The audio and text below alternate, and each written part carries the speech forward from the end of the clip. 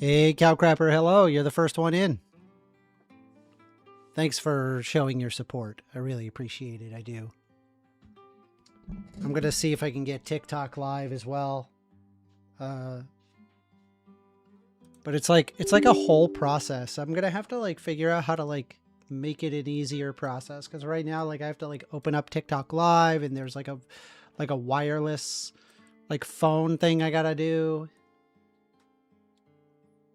And I thought I updated this just yesterday. It's doing another update for 757 megabytes. Dude, this download live studio it's bigger than the Elder Scrolls 3 Morrowind. What could possibly be in TikTok live studio where it needs to be bigger than the Elder Scrolls 3? That's bonkers.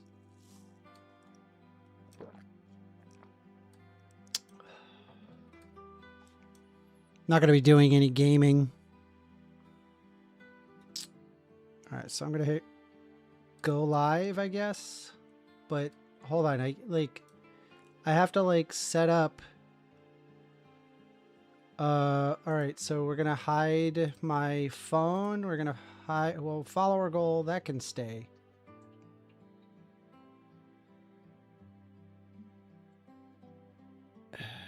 All right, let's get the phone camera going. Allow. God, it's such a pain in the ass. I gotta connect this every single time I use TikTok. Oh boy. I wish there was a way that I could just get it like to integrate with OBS, but it's like no. No OBS. So I gotta hit the live. Next. Close. Live studio. Share camera. Scan QR. Confirm connection. Confirmed. It's such a pain. I'm going to flip the camera against my friend's wishes. Hit apply. And the phone camera is like not working. That's wild. It's like, hey, I just did all that integration and now it's not working.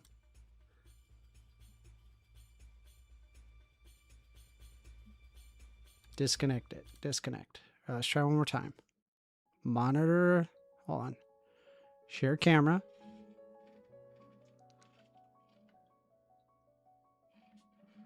Do the fucking thing. Like,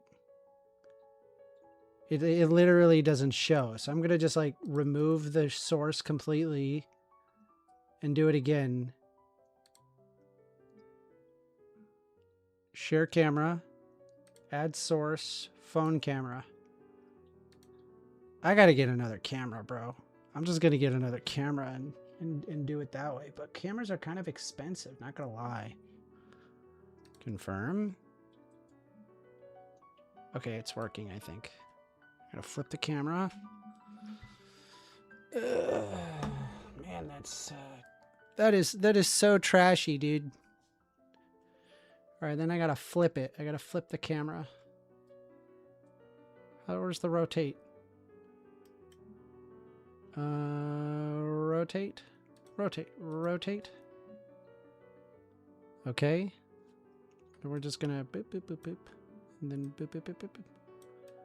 I guess.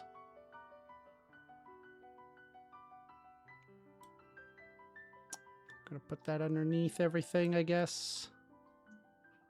It's not horrible.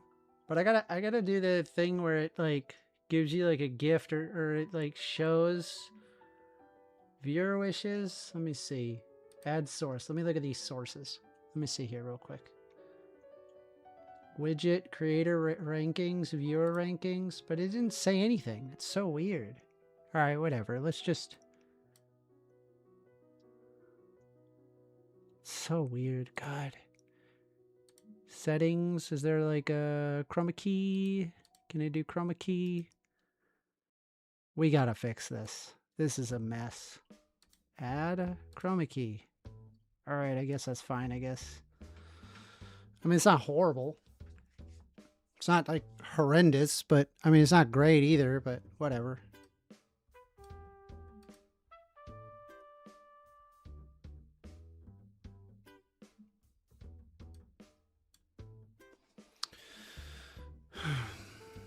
All right. Now I got to get my,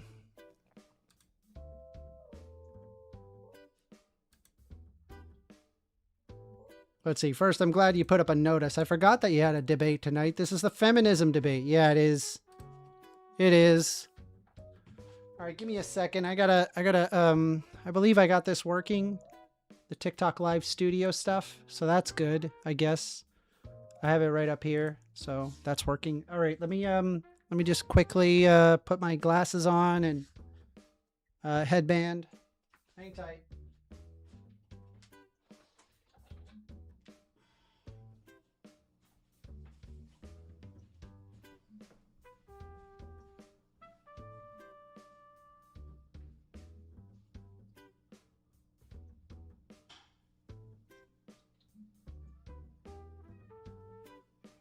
Yeah, baby. Yeah, baby. It's okay. Yeah. I know. I know. I'll be up there in a second, okay, puppies? I love you. I love you. Give me a second, okay, puppies? I love you.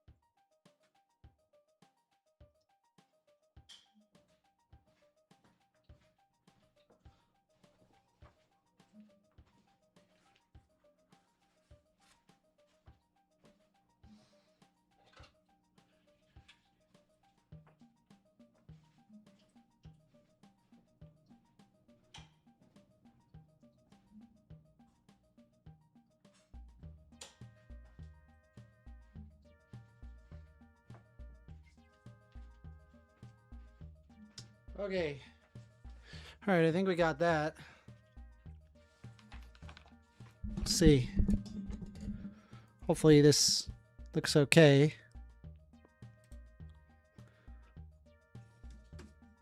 Somebody said to me that, oh look, a majority of the people that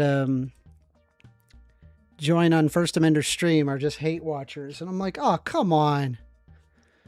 Throw me a bone. You know? All right, let's take a look here. So 1stAmender show. Let's see. Going on modern day debate live. Go live. Okay. We're on TikTok. Let's see here. First is going to have to lock in. All right. Yeah. All right. Let me get comfy. Take all the crap out of my pockets.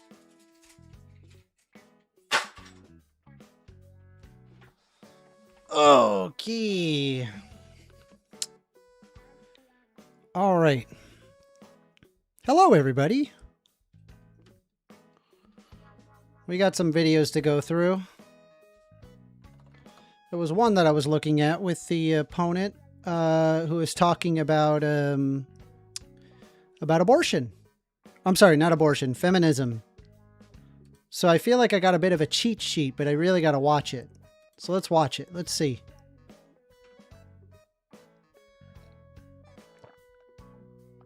God, I have so many windows open, guys. You have no idea.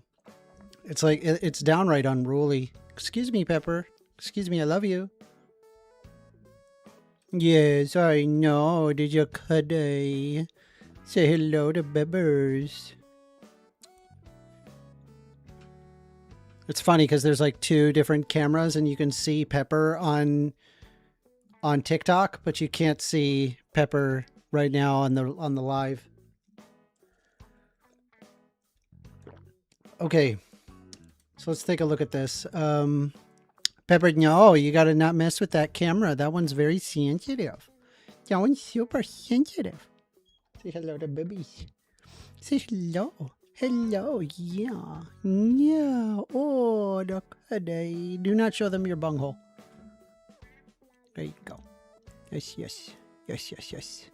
Oh, little lady. Little lady. JI99A James says, probably some rookie. No, this lady's got 77,000 subscribers.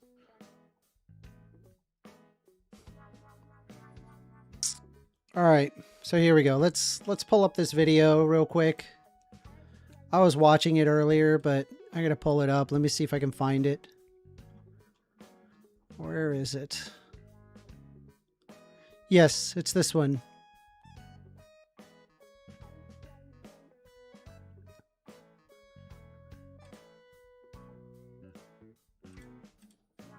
All right, hold on. Let's pause the music, go on the main, feature my Chrome. I was watching a bit of it, so we're kind of going to be sinking like right like middle into it.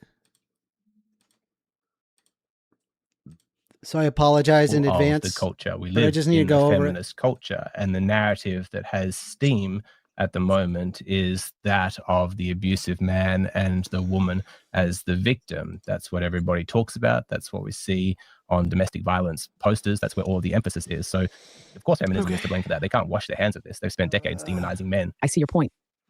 They've been doing that, as I said, from the beginning, decades, over 100 years. And yeah. But I disagree. It's true that feminist discourse has shaped cultural narratives. However, framing feminism as solely responsible for male victim invisibility oversimplifies the issue. Societal norm. Sometimes the issue is simple. And sometimes the people who want to make it complicated are the people who are feeding you a line of baloney. Like associating masculinity with strength and stoicism also contribute.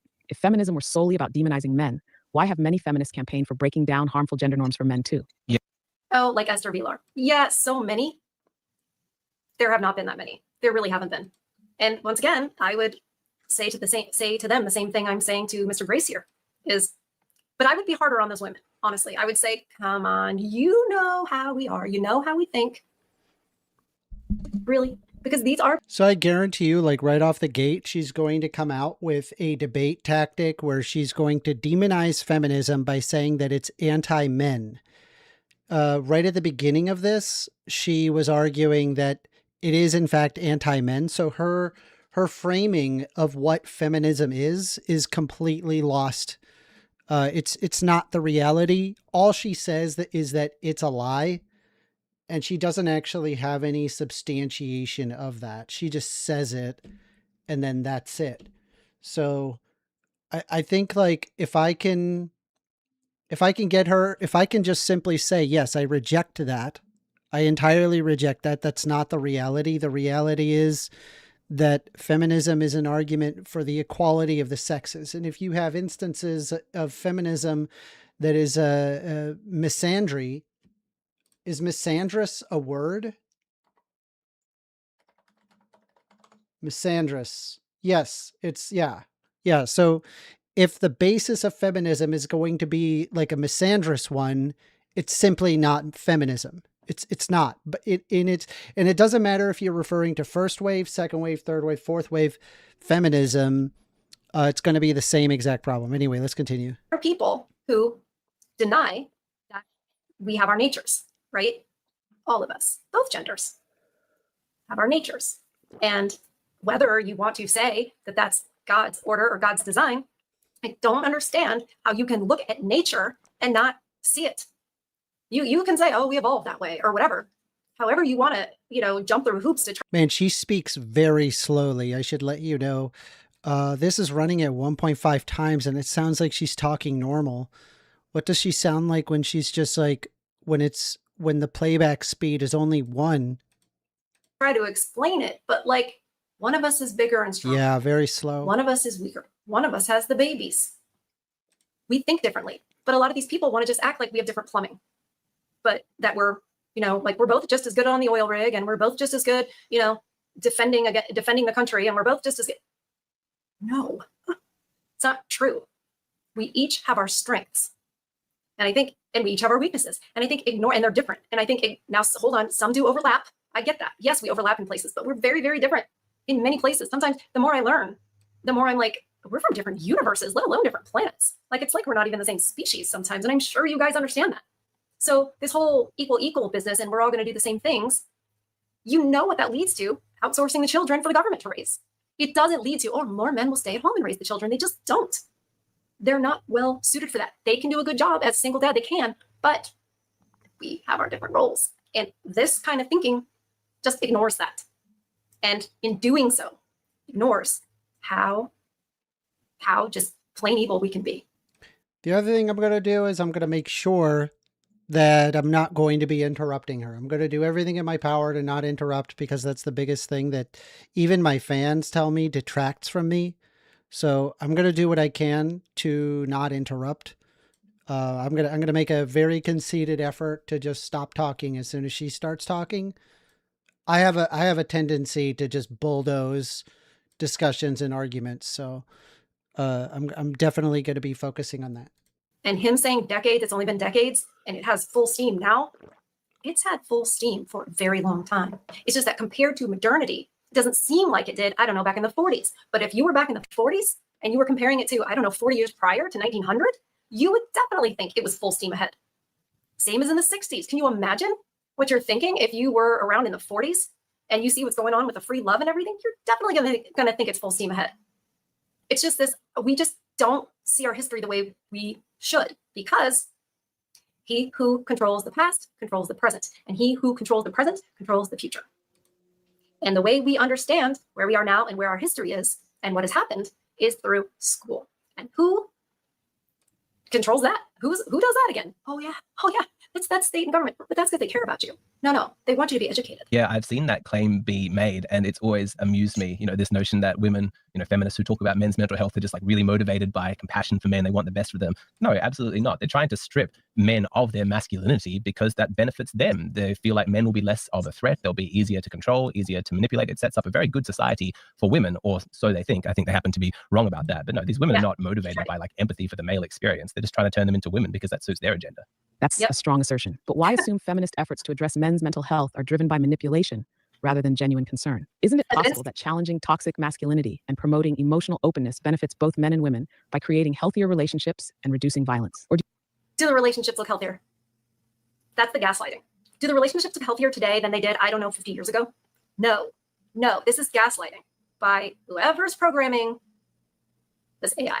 Do you think any challenge to traditional masculinity is inherently harmful? Well, I don't agree that what they're doing is targeting toxic masculinity. What I see is an effort to paint masculinity itself as toxic, because if they were genuinely a movement that was criticizing toxicity as it appears in all its forms, toxic masculinity and toxic femininity, then that's a movement that I could get on board with, because I acknowledge individuals of either gender can be toxic. But that's not what we see from feminism. The female side is conveniently ignored. We don't talk about the ways that women can abuse men and how we're sugar and spice and all things nice. We don't do that. That relates to the gender. It's always the same narrative of the awful man who is taking advantage of the poor victim woman. And that is a very convenient narrative to say, hey, like, we're just after toxic masculinity. But no, it's completely gendered one-sided. Like, you always see the women's story taking precedence. That's suspicious. I hear you. It's true that mainstream feminist messaging focuses heavily on male-perpetrated harm, but that's partly because the public narrative has long marginalized women's experiences. Baloney. Baloney. She'll say something and then justify it. She sounds like she's being somewhat agreeable and understanding your side, and that can trick some people, believe it or not. But it's just still more gaslighting. Feminists argue they're correcting that imbalance. Do you think the pushback on toxic masculinity comes not from painting all masculinity as toxic, but from trying to redefine it in healthier ways? Okay, that part makes me really mad. Redefine it in healthier ways? Right there, that's an admittance that we don't like masculinity. We think it should be more feminine. We think your masculinity is just... So here's the thing, right? Like, her entire argument, it stems on the concept that men are pushed underneath. And I think that's where a reframing needs to happen, because the reality is that feminism does not argue that, despite what the right wants to tell you, or what the right-wing manosphere wants to tell you. It simply does not argue it. You're just arguing against misandry, in which case a feminist should be against misandry. All wrong, and it's not good. Man bad. This is where we get man bad. When you start attacking masculinity and calling it toxic and really, sneaky. There's nothing toxic about masculinity. There's nothing toxic about pointing out issues that exist with men, just as there exist issues with women. It's arguing for the equality of men and women.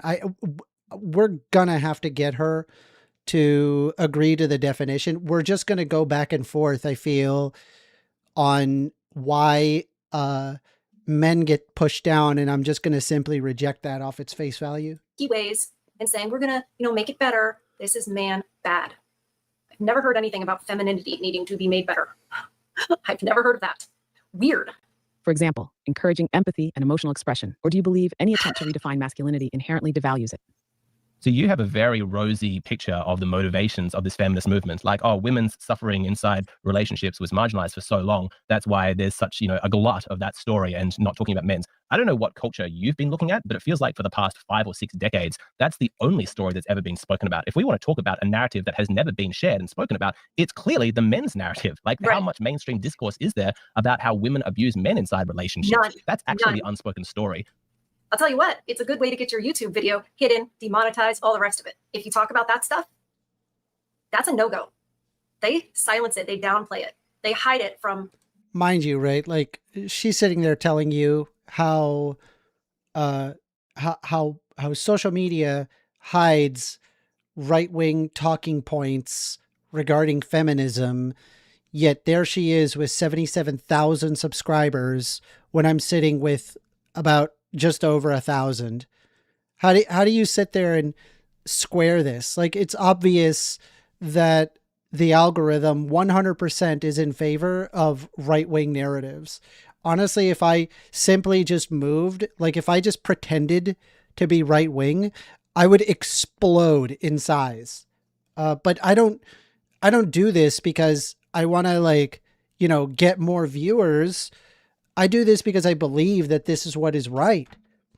I think that we've lost the handle when it comes to this stuff. And, I'm listening to her talk and she's acting like that she's the victim, but she's the one that is being rewarded for the right-wing manosphere content. I mean, right here in her title, it literally says hashtag MGTOW and hashtag Red Pill. If AI, I'm sorry, if social media is so against you here, why is it that when you hashtag MGTOW and hashtag Red Pill, you get crap tons of viewers? You get tons of people that just agree with you and love you for being against your own, being against other women. You don't see it anywhere mainstream. You certainly don't see stories about it. You don't see movies about it. There's tons of movies with women with, abusive husbands. Sleeping with the Enemy, with Julia Roberts, Enough, with Jennifer Lopez. Yeah, because it's common. Actually, just so many. In every single episode of SVU, practically. Where is it the other way around? It's not. So to look at the past few decades of mainstream discourse and to conclude that women's story has gone unspoken, and that's why they need to dominate the narrative now, just seems like bizarro world to me. Like, I cannot relate to where you're coming from at all in that. You're absolutely right that the male victim narrative is less visible in mainstream discourse. But I'd argue that's more due to broader cultural discomfort with seeing men as vulnerable, rather than feminism's intent. Yes. No. She just said she's just contradicting herself every which way. These people will just move goalposts and shift and turn. They're arguing with AI right now. So you don't. They're just arguing with AI. Reality. And that's what we women are being programmed to do too. Sometimes I look at these younger women and I just think, goodness, forgive them for they know what they do. And then I see how they hurt you guys and I think, oh, I don't know. That's a hard ask. The dominant narrative has focused on male violence against women, but that's because it's such a widespread issue. The relative silence around female perpetrated violence may reflect societal reluctance to portray women as aggressors. Would you agree that this reluctance is rooted in long-standing gender stereotypes? Societal reluctance. Whose reluctance? Because we're begging for it, okay? Societal's reluctance. How about the overlord's reluctance to show that at all, to show that it's a problem? You know why? Because if they showed that was such a problem, which it is, it would destroy the arguments of the feminists. It really would. And it would destroy it. And then what are they going to say? Cultural bias, this, that, and the other, systemic oppression, widespread abuse, blah, blah, blah. And man, they go on and on about that a lot in Australia. Tell me, some of you, I know Rob Cat, you're from Australia. We got some other Aussies in the chat. It's bad there, right? They're constantly telling you how bad it is in England too. They're telling you how bad it is. Really, when you know actually who's doing it, there's some newcomers who are doing more of that. Not so much the men who've always been there, right? So it's infuriating. Rather than in feminist advocacy. All right, let's see if we can meet each other halfway here, because I will grant you that men have actually pushed for their own benefit sometimes. This men are strong, men are tough, we don't have feelings narrative for their own benefit because they... How, all due respect, and I would love to get this answer, but how have they done that for their own benefit? Because what I would say is that I think men, especially in the 20th century, even, in this century, but as far as the draft goes with World War II, I'm not sure if there was a draft for World War I, probably. Definitely for Vietnam, we know there was. Men have been, there's definitely propaganda for it anyways. Even if they weren't forced to go, they were propagandized to go. All right. We know Let me just also make sure that I've got my PowerPoint good. Like I just have to, where's PowerPoint? It's like underneath everything. Let me just shove it right up here. Okay, there we go. There's my PowerPoint. It's ready to go. But I also need I need that to show that on TikTok. Add source, window capture, add, select. I don't know if it's this one. That's not it. Add source, window capture. It's so annoying, dude. I don't, TikTok's weird, man. It just does weird crap. All right, let's open up my notepad. I've got an entire series of notes here ready to go. New file open. Desktop. Sorry, just give me a second while I pull up all my notes. Yeah. We didn't want to get involved in World War I, and obviously they had to do the draft for World War II, so everyone was like, I don't want to do this again. Anyways, they were shipped off to do this stuff. What are they going to do? And you're saying it was to their advantage to be strong and tough? Oh yeah, that was your advantage. Come home in a box. What do you mean it's your advantage? See, oh, you benefited because, your great-grandfather, whoever, he benefited because he had to go down and help build the Panama Canal. The coal miners. Hey, Abe Blinken just submitted a dono. Thank you very much. Saying a dono. Thank you very much, Abe Blinken. I really appreciate that a lot. It's very, very nice of you to do that. Oh, I just realized I also got to hide the phone. Make sure that the phone does not show. Self with chat. Let's remove the phone for now. We don't need the phone. Dono. Thank you very much for the donation. That's very friendly of you. I appreciate that very much. Benefited from being strong and stoic. Clearly, the thing that benefits you here in the West and has for over 100 years is being a victim. When you paint yourself as a victim and you can convince other people, suddenly you're going to get privilege. So and you guys answer me in the chat because maybe I'm missing something. Please tell me if I'm missing something.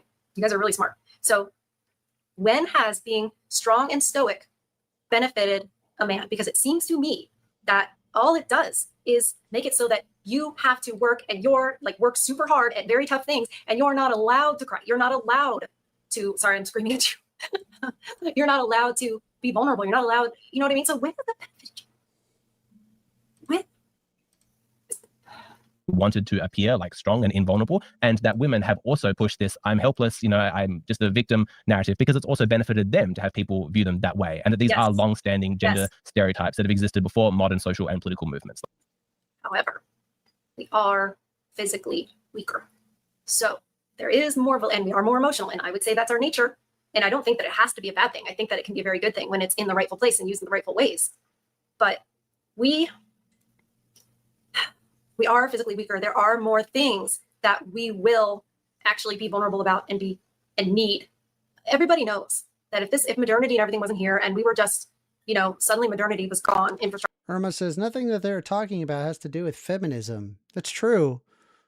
Because again, if you understand what feminism really is, which is the argument of the equality of the sexes, and it doesn't matter, again, what version that you have, first, second, third, fourth wave feminism, it's all the same thing. It's just addressing specifically different groups of people.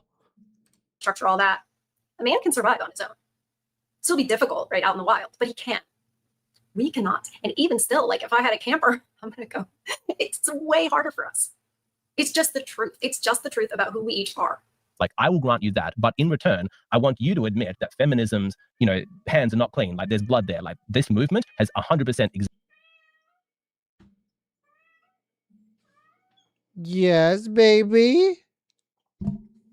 What? Bubbies, what? Come here. What? What do you want? What are you mowing about? You here to give me toys? You're such a sweetie.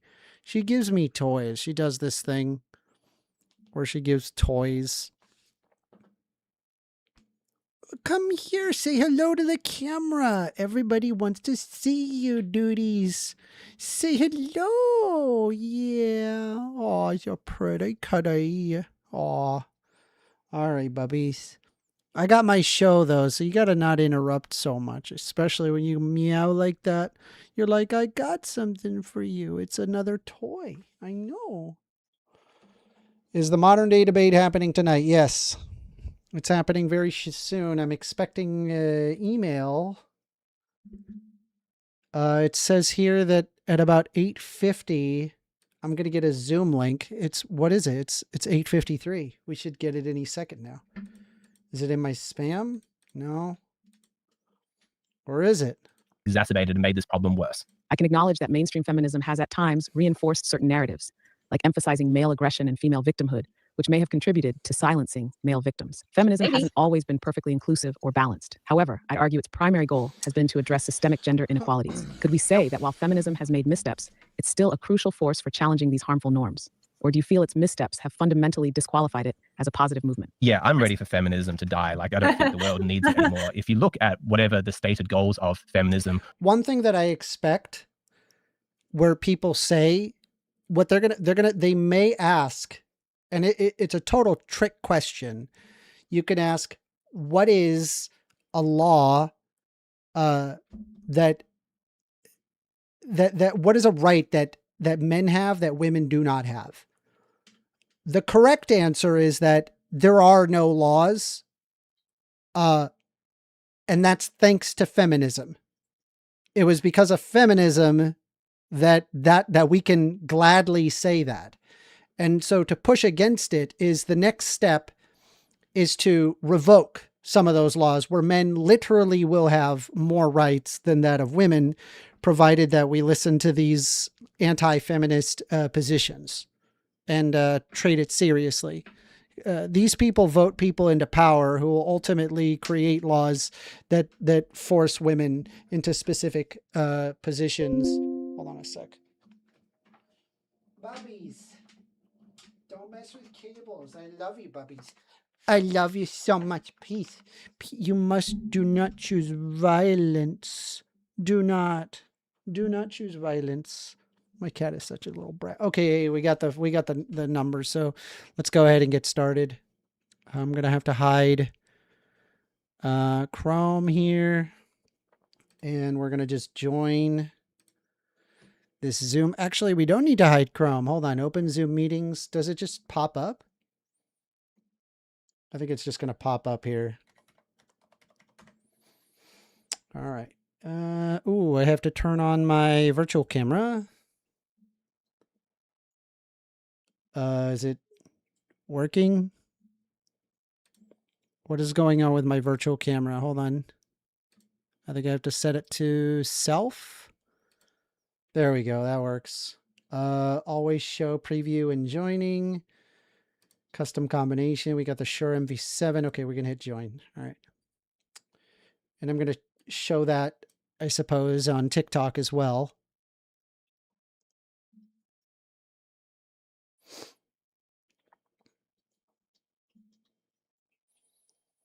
Let's see.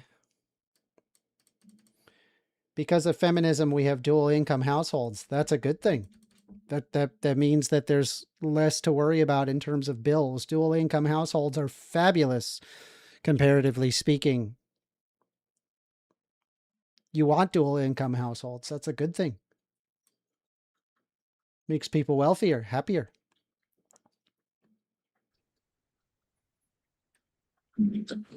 Hey, James, how you doing? Hello, hello. How are you guys doing? Doing great.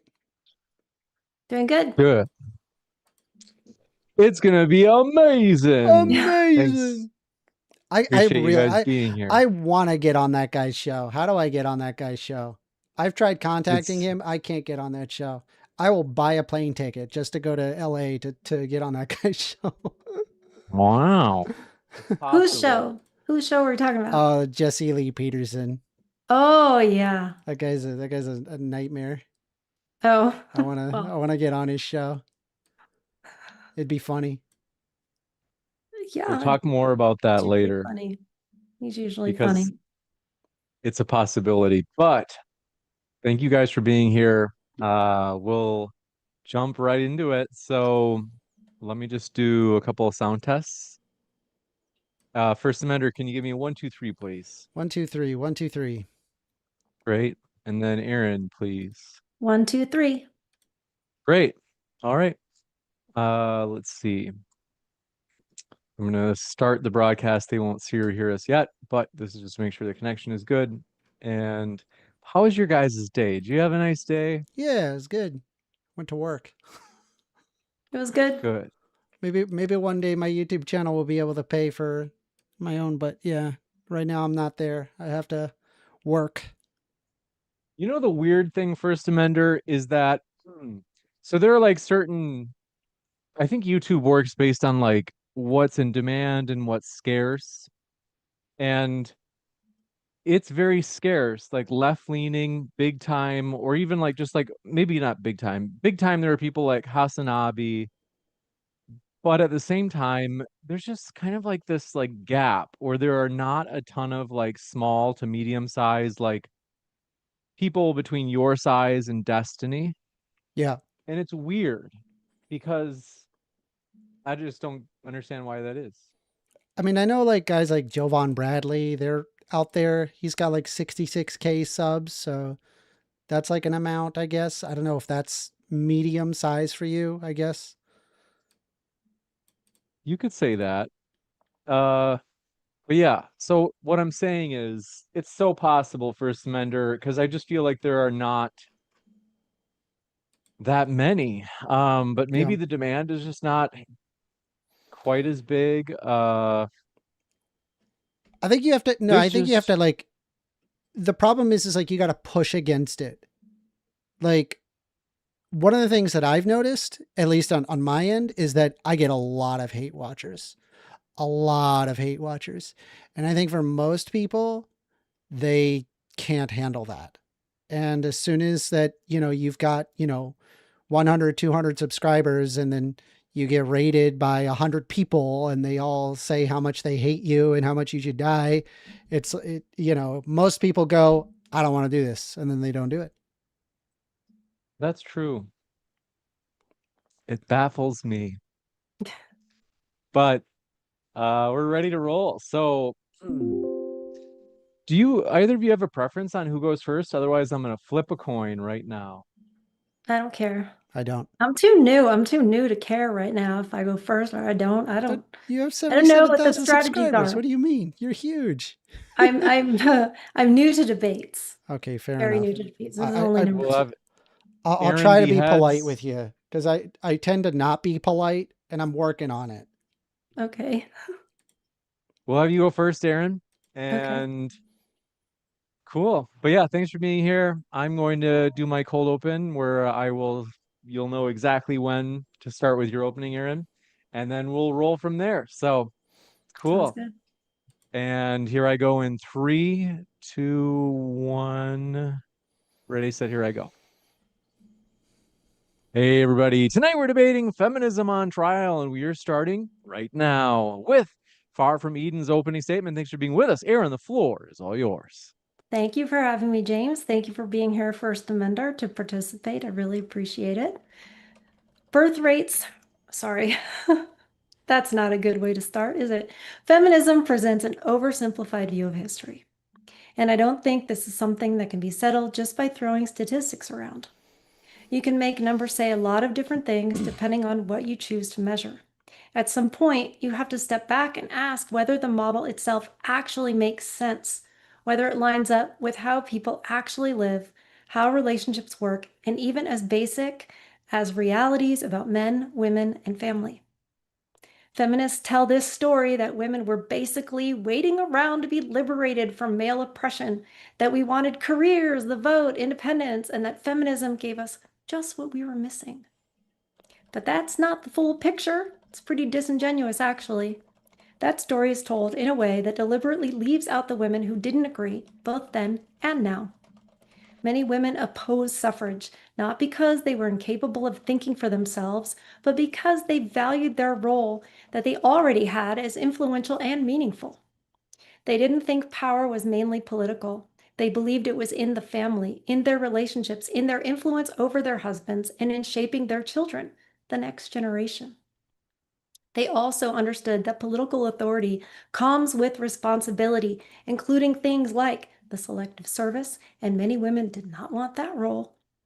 Feminists would have us believe that men were free and independent while women had no choices and no voice.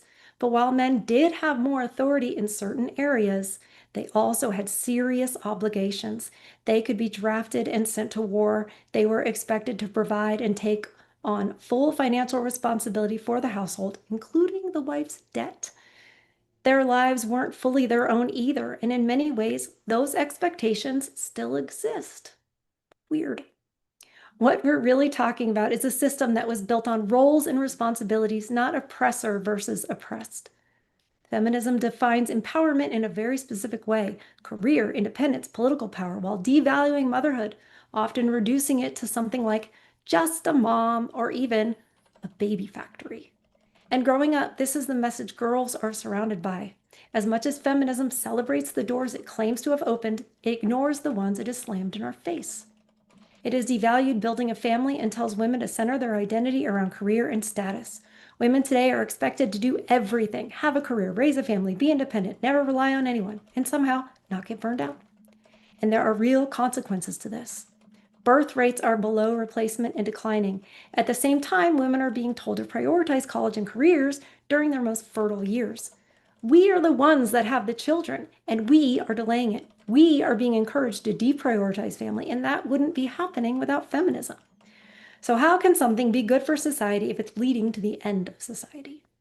Feminists should be willing to reconsider their definition of success and whether it is for inherently superficial and personally selfish reasons at the expense of things that actually sustain life and society.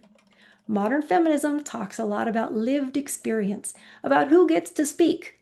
No uterus, no opinion. We've all heard that. But at the same time, we're comfortable being told what's best for women, even when it doesn't reflect what many women actually want. Progress does not necessarily mean we are moving towards something good, after all. And feminism is one of the clearest examples of that. We don't have to treat it as a theory anymore. We can look at the results, and the results aren't good. Thank you. Thank you very much for that. Thank you very much for that opening. We are going to kick it over to 1stAmender for his opening as well. But first, folks, if it's your first time here, I'm Dr. James. I'm your host, and we are a fully neutral platform hosting debates on science, religion, and politics. If you have not heard, if you've been living in a cave on Mars with your fingers in your ears, and you didn't know, Modern Day Debates official conference, our flagship event, DebateCon 8, is happening July 25th and July 26th in Dallas. Folks, I'm putting the tickets link in the description box right now. Early bird tickets are only available a couple more weeks. Grab your tickets while they're at a discount and come out to the biggest debate conference of the year. It's going to be amazing. With that, we'll kick it over to 1stAmender. Thanks for being with us as well. The floor is all yours. I need to share my PowerPoint. Give me 1 second. Ready. Give me a moment. I believe it's... And if you haven't yet, folks, hit that like button. We do appreciate your support of the stream. It means a lot. All right. Is that working for you? Do you see it? I just have to crop it. Okay. Appreciate that.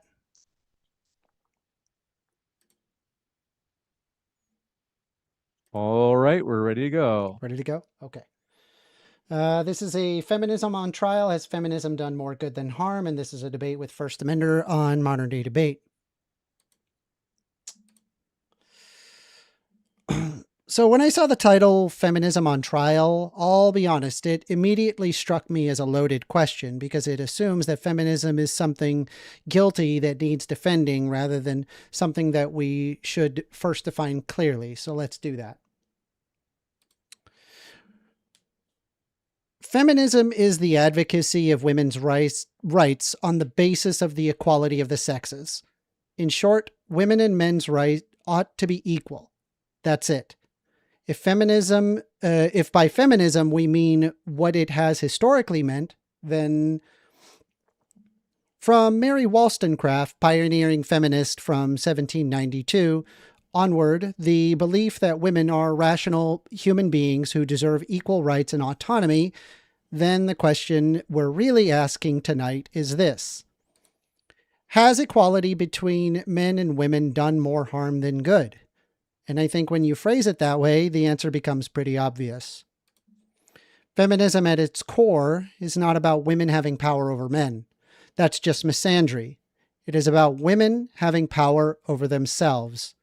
As Mary Wollstonecraft put it, I do not wish them to have power over men, but over themselves. That is the foundation. Because for most of history, women were denied basic autonomy. They could not vote. They could not own property. They could not open bank accounts. In many cases, they could not leave marriages, even abusive ones. Their legal and social identity was often absorbed into their husbands. Feminism is the movement that challenged that.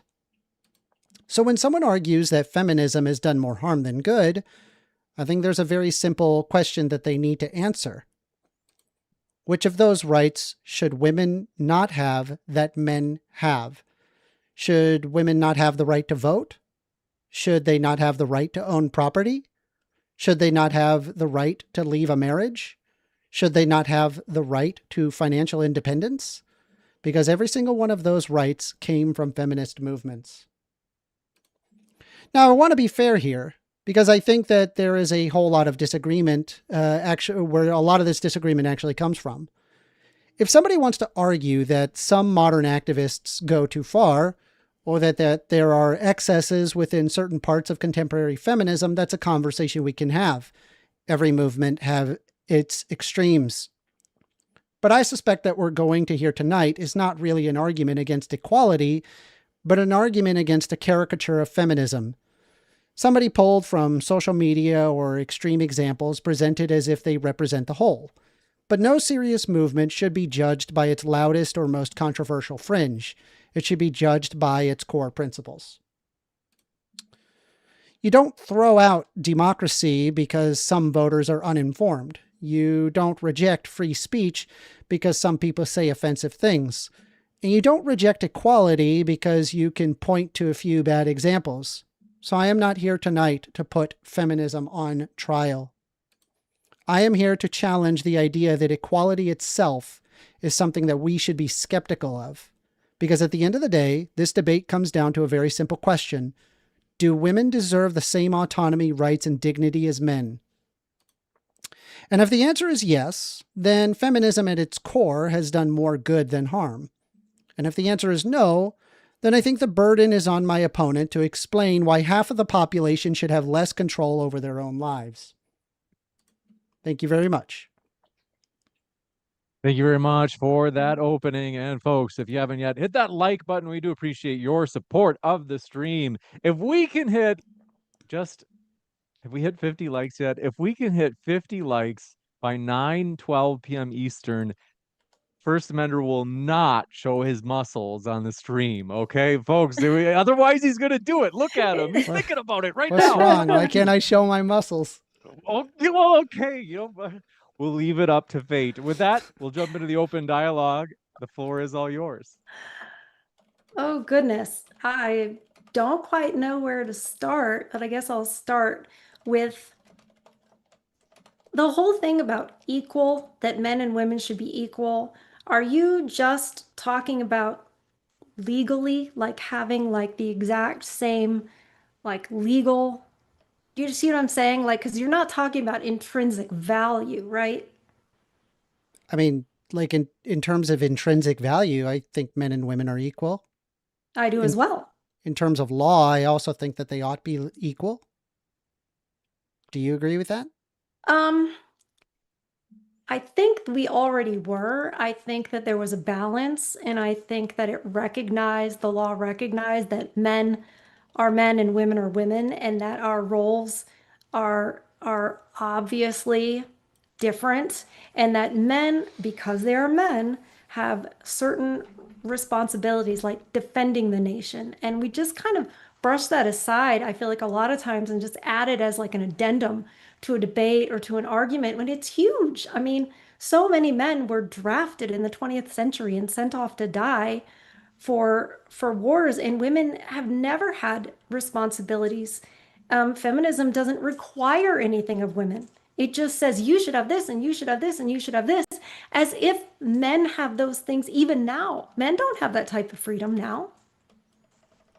Are you referring to the draft? I'm referring to the draft. I'm referring to, the idea that men have to be the protectors in general. So something goes down, well, it's expected that men do that. So women are also protectors of their children, I would imagine. And What I are we can gonna also do? say that Are we gonna duke it out? women can also be drafted. But they're not. But women they can also not have like the vote. legally and women can speaking, also not have the vote. legally speaking they can. In terms of like overall legal rights, both men and women, they have the same legal rights. There's no explicit law that says women can't do this, men can do that. It doesn't exist. And that's actually thanks to feminism. So I guess like I don't want to address like a caricature of feminism. What I want to address is like the underlying core, and it doesn't matter what wave of feminism that you choose, first, second, third, fourth wave. It's arguing the same thing. It strives for the equality between the sexes. So I guess my question is if you're against feminism, then what particular law or right should be revoked from women? I think that we have not earned the right to vote through responsibilities and duties. I don't think that we should have that kind of political power when we aren't the ones that go and defend the nation. So I'm not pro 19th Amendment, but I'm also not pro universal suffrage in general. I don't think that if you don't have skin in the game, that you should be voting to take things away from the people that do have skin in the game.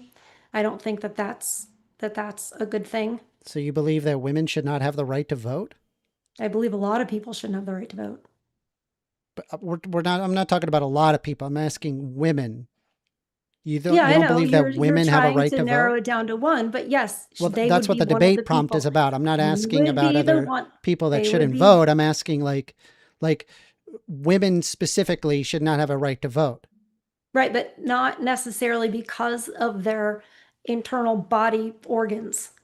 It's because of their role, because of what we can provide, because of what duties and responsibilities we're able to provide. So, just as a curiosity, should women be able to own a house? Yes, they should be able to own a house, and they had times in the past where they could inherit property and be the stewards of their family property. So yeah, but I think if you look at the So, amount so of that debt that we're in, would entail that they pay property taxes. yeah, that would entail property taxes. Yeah. Okay. So, don't you think that they should have a say in what their property taxes go to? No. No, they could just screw them. Men should have the say, despite the fact that women pay property taxes. Who's going to be protecting that property at the end of the day if there's an invasion? There's a People. principle to this. It's a principle. People, do you know why women aren't drafted? Do you know why women have not been in Women combat? legally can be drafted. Do you know why they haven't been? I would imagine because they're physically weaker, but we're not in like 20th century like guerrilla warfare style where you have to like be in a trench. A lot of this stuff is very electronic. You don't necessarily have to be on the front lines. Like I agree with you, like women tend to be weaker, but that doesn't mean that women can't be drafted. They can be drafted. And I guess like I'm a little lost as to like basically what you're effectively arguing is that uh, half the population in the United States basically does not deserve taxation without representation. You specifically are okay with the idea of taxation without representation, which fundamentally goes against the founding fathers. Are you in favor of what the founding fathers' teachings and thoughts on that, or you just reject that? I'm not especially fond of taxes. As you said, that's not what the debate is about. So, do we really want to get into all that if that's not what the debate is about? I mean, I guess it's not about that. It's just, it's a little weird that you seem to be okay with the idea of women not being able to vote, but they still have to pay taxes. And now you're saying like, okay, well, are you saying that women shouldn't pay taxes in order to avoid this problem? I didn't say that at all. I'm asking. I'm not saying you said it. I'm asking, answer. Is that what you mean? I'm trying to answer. No, women should be able to have the right to own property. However, I don't think that if things were ordered the way they should be, that we would be owning property as much because we would be not prioritizing career and money and all of that. And we'd be prioritizing family, being a wife, being a mother. And that is where we are actually happier. Studies show that's where we're happier. So, and I mean, women like, are not happy I agree right now with all these rights and all the rest of it. It's not just because you say, oh, well, it'll be equal and da da da da. This way, the way it is not working. We are not happy. We are not fulfilled. We are not thriving with this. So the whole theory of feminism, it's a lie. It's been a lie from the beginning that men and women should be equal. We can't be equal. We're very different. And we can be inherently valuable and equal in value. But that doesn't mean, like, I don't believe that laws make us valuable. I don't believe that a law saying you can do this, you can't do this, whatever, is what makes us valuable. I think we're valuable without that. I don't need that to say I'm valuable in the world. What makes us valuable is what we do and what we contribute. And feminism does not ask anything of women. It just wants to give us stuff. And the stuff it's given us is not the stuff that actually makes us happy. It gives us lies as we are growing up as a little girl. Growing up, you're told this is what you should do. This is what you should have. This is what will make you happy. This will define you. And it's not. And you can see that now. We're finally at a phase now in history where we can see it all coming to fruition. And it's coming to fruition with women incredibly medicated on SSRIs, incredibly unhappy, and burned out. So, I mean, there's a bunch of stuff to unpack, but just for starters, women incredibly medicated. Women were often overdosing on drugs because they were so damn bored in the 1950s, being stuck at home all the time, and they weren't happy. They were extremely unhappy and often stuck in abusive relationships. So like the idea that like women would suddenly no longer be medicated by staying at home, I have no idea where you're getting that. I never And then said the that. second thing Did I is, say that? That's a straw man. and the second say thing, that. you said women are incredibly medicated, and I'm saying if women stayed at home, they would also be incredibly medicated. There's nothing that would indicate if they stayed at home that all of a sudden they would no longer be medicated. In fact, there's a lot of historical evidence that shows that women were not happy being stuck at home all the time. And then the next thing is, you are basically saying that we're not happy now, but if we take away rights, women would be happier. Do you really think that if we take away women's rights, women would be happier? Okay, that's like a straw man on top of a straw man. So let me do the first one. That wasn't a straw man. That was a question. And I'm saying, is this what you mean? No, it's not what I mean. It didn't say that. Okay. The So first why don't you clarify thing, what you meant? Because you said that trying to. we have too many Will rights. you let me? Hold on. I just need you to understand what I'm trying to ask you I here. know what you're saying. Well, Okay. just to be sure she gets a chance to respond, though, if you want to say it one more time very succinctly, and then we actually. Okay. So you said we have too many rights now, or women have too many rights now, and women would be happier if we took away some of those things, like the right to vote. So that's why I got, by taking away rights, women would be happier. Now you're saying you're not saying that. So what are you saying? Well, first of all, I didn't say that at all, but I get that that's what you would hear. I wrote it down. I get that's what you would hear. Oh, Congratulations. You wrote it wrong. When you say in the 1950s, I'm not referring to the 1950s. The 1950s, feminism was already doing its thing, and women were home alone. Of course they weren't happy. Of course they weren't. We're not supposed to be home alone. We're supposed to be there with our sisters and our cousins and our mom. It's not supposed to be single family home. The whole reason they have the term single family home is because it used to be multi-generational. We used to live an agrarian lifestyle where we would have multi-generational homes and have families working together.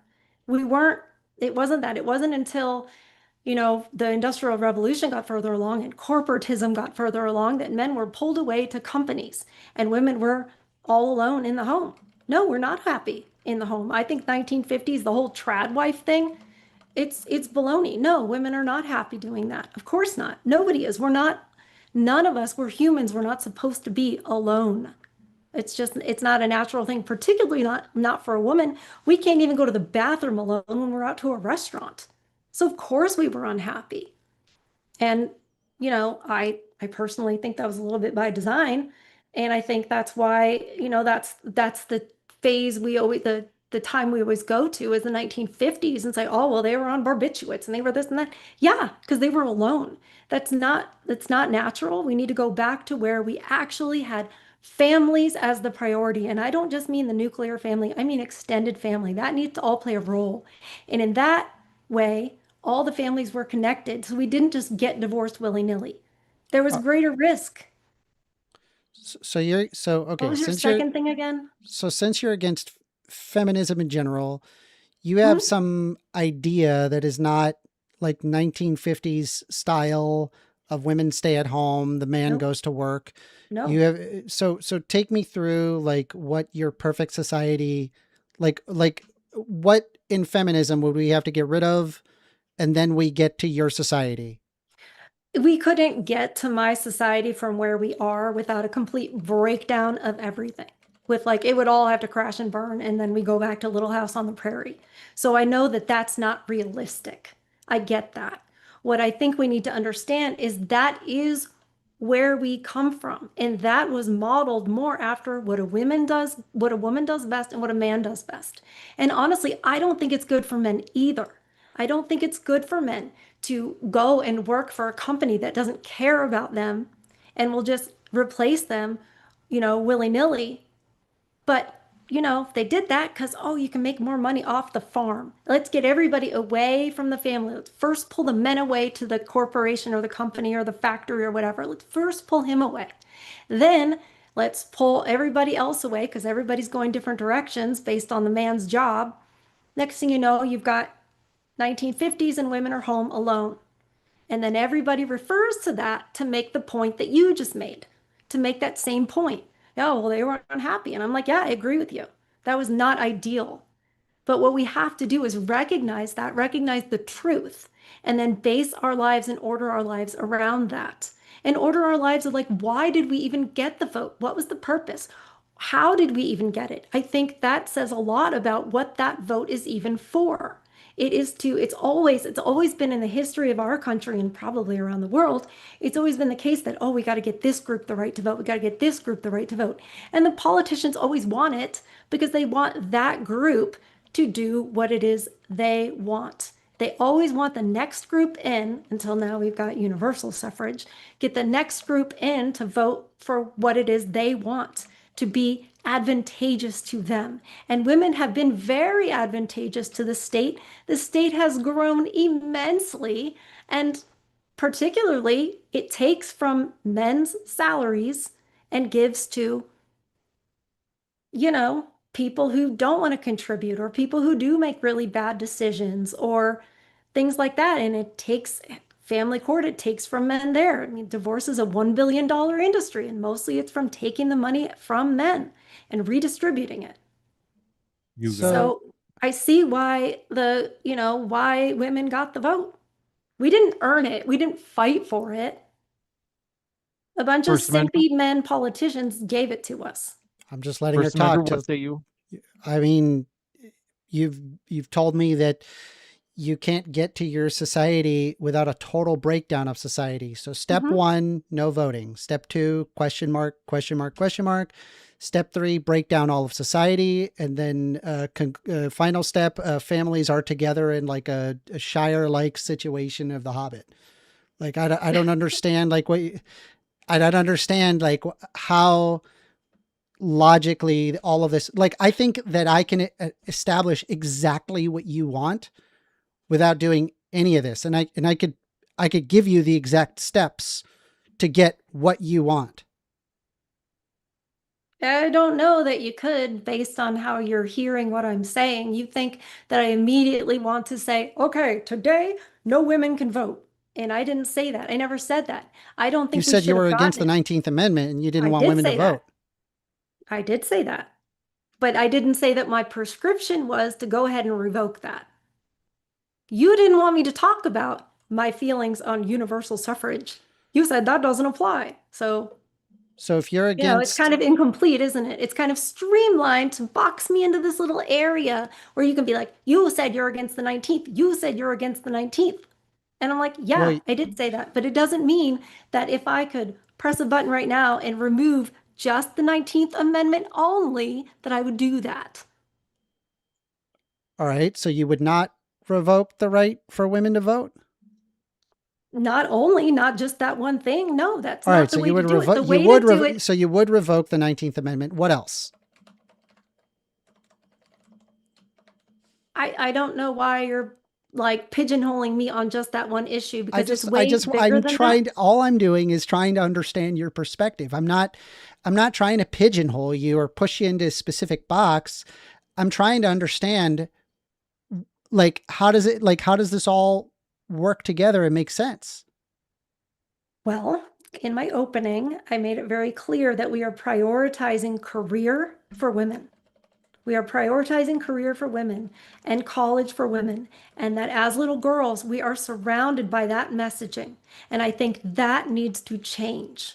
I think we need to stop saying that if you say, you know what, it's great to be a mom, it would be a great thing to be a mom and a wife, that's somehow less than. So I think we should stop saying things like, oh, never depend on a man. I think we should stop saying that. So I, as a feminist, would not say that it's bad for a woman to be a mother or to be a stay-at-home mom. There's nothing wrong with that. Congratulations. I'm not talking about just you. I'm talking about the Okay, messages but that you understand women that feminism is arguing for the equality of the sexes. I'm sure we could argue like the caricature of feminism, but I'm talking about what feminism actually is, right? Feminism in and of itself isn't going to say, oh, you can't be a mother. That's ridiculous. Right. They don't say you can't be a mother, but they push career and everything above it. College. Well, Make yeah, sure that because you have a backup I'll be plan. honest. Let me give you just a quick anecdote. There was a old lady, that the husband had died, and the husband had actually put the house under a second mortgage in order to trade in commodities, and he was just losing everything. He lost the house and everything. And by the time that he died, the wife didn't understand finances. She didn't understand anything at all.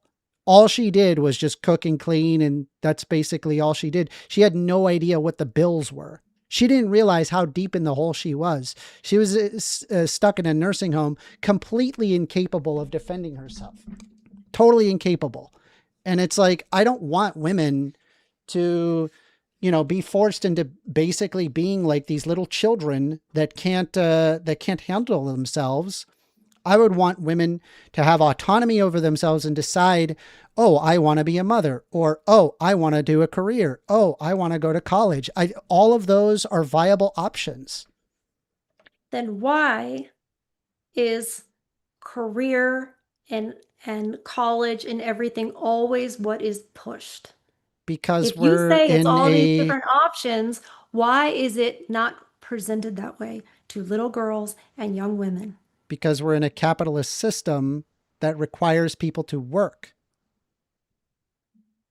Why does it require men and women to work? Because things need to move from point A to point B, and it's hard to move things from point A to point B. So that way there's like grocery stores with food and products and things that people can buy. And there's only so much of that that's physically available, which requires people to work. Okay, well, we didn't used to have women working, and we had those things. The quality of living standard that we as Americans live today strives above of, I don't know, the 1870s. Like, we don't have to go back that far to where, I don't know what the golden society that you're thinking, because you didn't say it was the 1950s. Like, what is the... Stop with the golden society. It's not all about that. We've moved to women. So are you saying women need to work now because back before we were in the workforce to this degree, we had this horrible standard of living, like 1870? You could look at, for example, just as an example, the Islamic golden age, which is often touted as like, oh, this was the time when the Islam, I'm not Islamic, by the way, that was doing very well. And it's actually turns out that the reason why they were doing well was because the Christian European societies specifically forced women to not be able to work. However, that was not the case in the Islamic Golden Age. They effectively doubled their workforce, which increased their overall productivity, which created the Islamic Golden Age. It's only until when you allow women to work, you double the overall work, and therefore you double the output.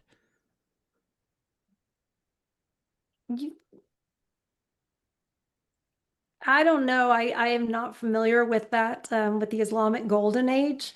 I'm not familiar with that, so I don't know what else changed. I don't know if they shifted to more capitalistic type stuff when all of a sudden the women started working. Did they shift their overall model, or was it just we have the same exact model and now we're just putting women into it? All right. Well, I'll tell you what. The way that you can have the society that you want is we need to reemphasize unions to ensure that workers can actually compete with the owners and actually get a decent wage. It doesn't matter how many workers there are, they would be able to pay more for their workers because there are people that are actually negotiating wages. You could also have rent to own buildings that could be created. They could be high rises that are designed to last 200 years, which enable you to pass on any equity that has been gained onto the next of kin. This would allow for there to be more close familial relationships and the building of equity, and it would reduce overall poverty, and then more women would be able to stay at home if they wanted. So I can give you the exact society that you're looking for, minus the women don't have a right to vote. Why do you so need everybody to have the right to vote?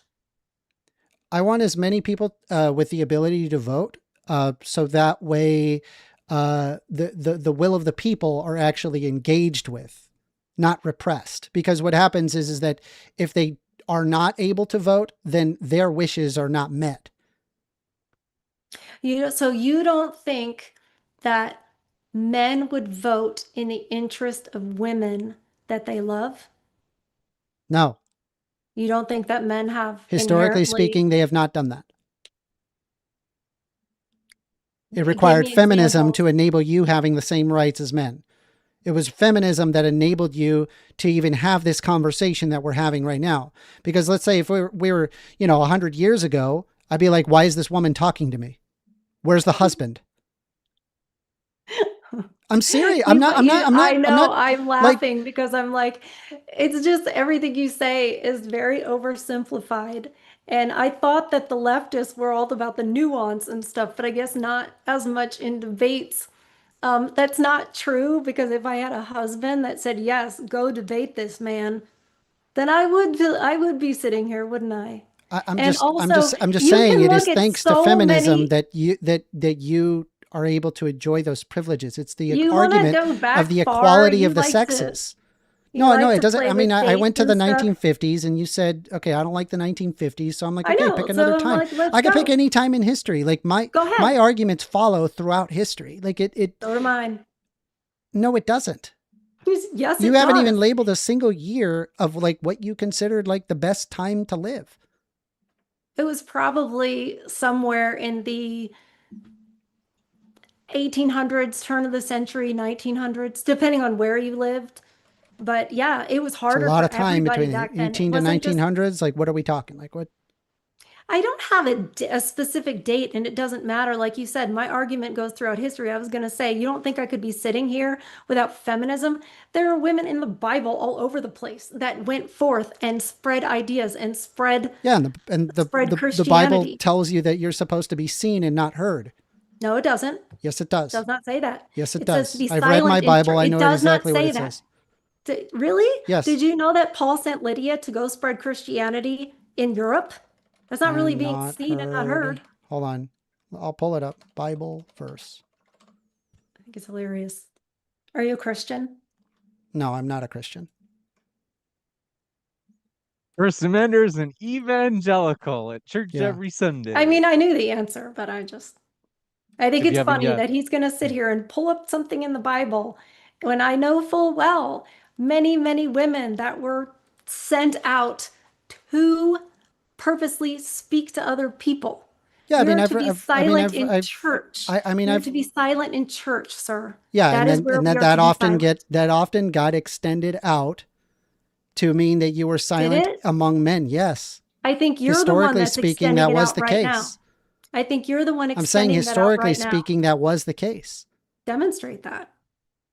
You want me to demonstrate that women were not supposed to be speaking among men? How do you know, historically speaking? Women told to speak? Yeah, because I've looked this up before. Like I know about this. Okay, congratulations. Enlighten me. Okay. Enlighten me on how that women should be silent in church means that we are to be silent everywhere. And if that's true, then how could feminism have even ever gotten started at all? Let's see. If that's what everybody thought, I think They didn't think that. The public medievalists saying, yes, throughout much of history, women were explicitly and implicitly told to not speak in front of men, particularly in public or authoritative contexts, often framed by societal pressures to remain silent and submissive.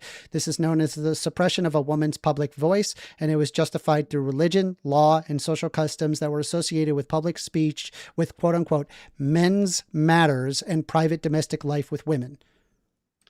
Who is public medievalist? What is this that you're quoting to me? Is it like some dude's opinion on the internet? No, it's a Gender and Sexism of the Middle Ages by Vanessa Corcoran. Okay.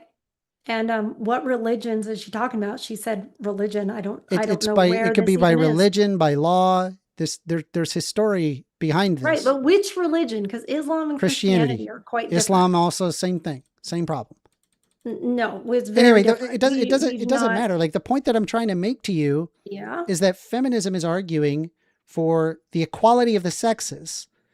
And I mean, you argued that women shouldn't have a right to vote despite having to pay taxes, effectively making taxation without representation.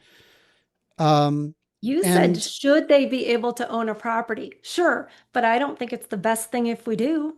I think we need to keep our minds and everything directed at what we're really good at. So I'm going to ask you again, should women be able to own property? I don't think it should be illegal for us to own property, but I think it should be known that that is not the best use of our talents, abilities, and everything. We've got way more important things to do than vote, own property. We have way more important things. So establishing like things like equity is like, forget that. That's stupid. Women shouldn't do that. Establishing equity. Do you mean equity in like the leftist way, or do you mean like financially? Financially. I think that we should do that through our family, through our entire family. What is the number one way that you establish equity in the United States? Probably one way. Real estate. Yeah, housing. But here's the thing. It's not all about money. The thing that's weird to me is the anti-capitalists are the ones who do make it. I'm not an anti-capitalist. Okay. Well, earlier you referred to, capitalism does that, but whatever. Yeah, I mean, I'm aware of the faults. I'm aware of the faults of capitalism, and I can point out the problems that exist with capitalism. Okay. But that doesn't mean. Fair enough. I apologize. Okay, so with that being, I apologize for that assumption. So with that being said, I feel like you can have what you're asking for if you just argue along with me regarding unions and ensuring that we build high rises where people can actually own specific pieces of property, increasing their overall equity, requiring their less money going towards your mortgage or rent, and therefore going to a bank, and instead you being able to build up your equity, which means that a lot of the financial burden is reduced from overall families. Women can stay at home. They end up having the choice to stay at home. They end up choosing to stay at home and take care of kids. Why can't we have that without getting into unions and mob bosses and union dues and all of that, which is just another little democracy in and of itself? But why don't we just reduce the number of workers? And if you reduce the number of workers, then now the companies have to entice the people to come to work. And so they would have to pay more if they want somebody to work for them. And that's how it used to be before women decided, I'm going to go be a girl boss too. So in the 1870s, women, they did work, but albeit at a far less pay, because there was not equality in terms of the sexes for pay. So it was feminism that allowed that to happen. Yeah. But it's not like men were really paid a lot of money. They were paid very little. In fact, they could barely survive in this free market capitalist system. It required regulations to ensure that workers were paid their dues. In fact, there was a heavy amount of union representation when post-World War II era, and we had eroded away against worker rights. And so as a result, workers get paid less. If a business owner can get away with paying you less, then they're going to. And it's sticky both ways. And when I say sticky, I'm referring to the economics term sticky, as in you're not going to see necessarily a large pay bump unless if you're finding another job, and you're likely not going to see a large pay drop. So the amount is sticky unless if you can adequately negotiate those wages. And unions help you do that. And even if you include union dues, you still get paid more. That's why that there are people in, say, Pennsylvania, where there's greater union representation as opposed to Florida. The quality, the amount of money that workers make in Pennsylvania is a lot higher than in Florida. Okay. Fine. Unions, great, whatever. That's fine. I feel like part of it is just helping me argue against the Industrial Revolution, but that's a whole other matter. Because I don't like families being pulled apart. I don't like when we're so far away from the home, all of us. And I think that we didn't mitigate that with any kind of safety bumpers, because nobody thought, hey, what happens when the man is not working, on the family farm? What happens when he's now in the factory? What happens back at home? How does that's a big deal. And no one cared about that. And so it led to, we just are used to that now, where men work outside of the home, off the property, most of them. There are very few farmers left. But it wasn't good. It was the beginning of the end of the nuclear family. And in the beginning, I can't remember if it was Elizabeth Cady Stanton or which one said it, but they wanted to dismantle the nuclear family. They felt it was oppressive to women. So as far as feminism being about equality only, like, I don't know. I mean, it might say that in the books to make it seem like it's a good thing, to make it sound, warm and fuzzy, but that's not actually what it was intended for. It was intended to bring down the patriarchy and dismantle the nuclear family, and it sure has done that. So and here we are. So when you say that, like, what would have happened if men worked in the farm versus the factory, and that ended the nuclear family, you're off by about 50 years there. So number one, I didn't know we were talking about certain years. I'm sorry. Yeah, I mean, you're off by a lot of years there, because the end of the nuclear family, you're talking about like mid 20th century, and like men working at the farm versus the factory, that's like the 1850s. Are you aware of that? Tell me why. Tell me why you think that. So hold on, just to be clear, like you want to move away from the industrial era and go back to an agrarian society? I like the agrarian society better for my morals, my principles, and what is inherently good for people. Okay, so just so you're aware, what happens when everybody is in an agrarian society, they don't have time to do other things. They don't have time to, say, work on their education. They don't have time to work on artwork or to work on large building projects.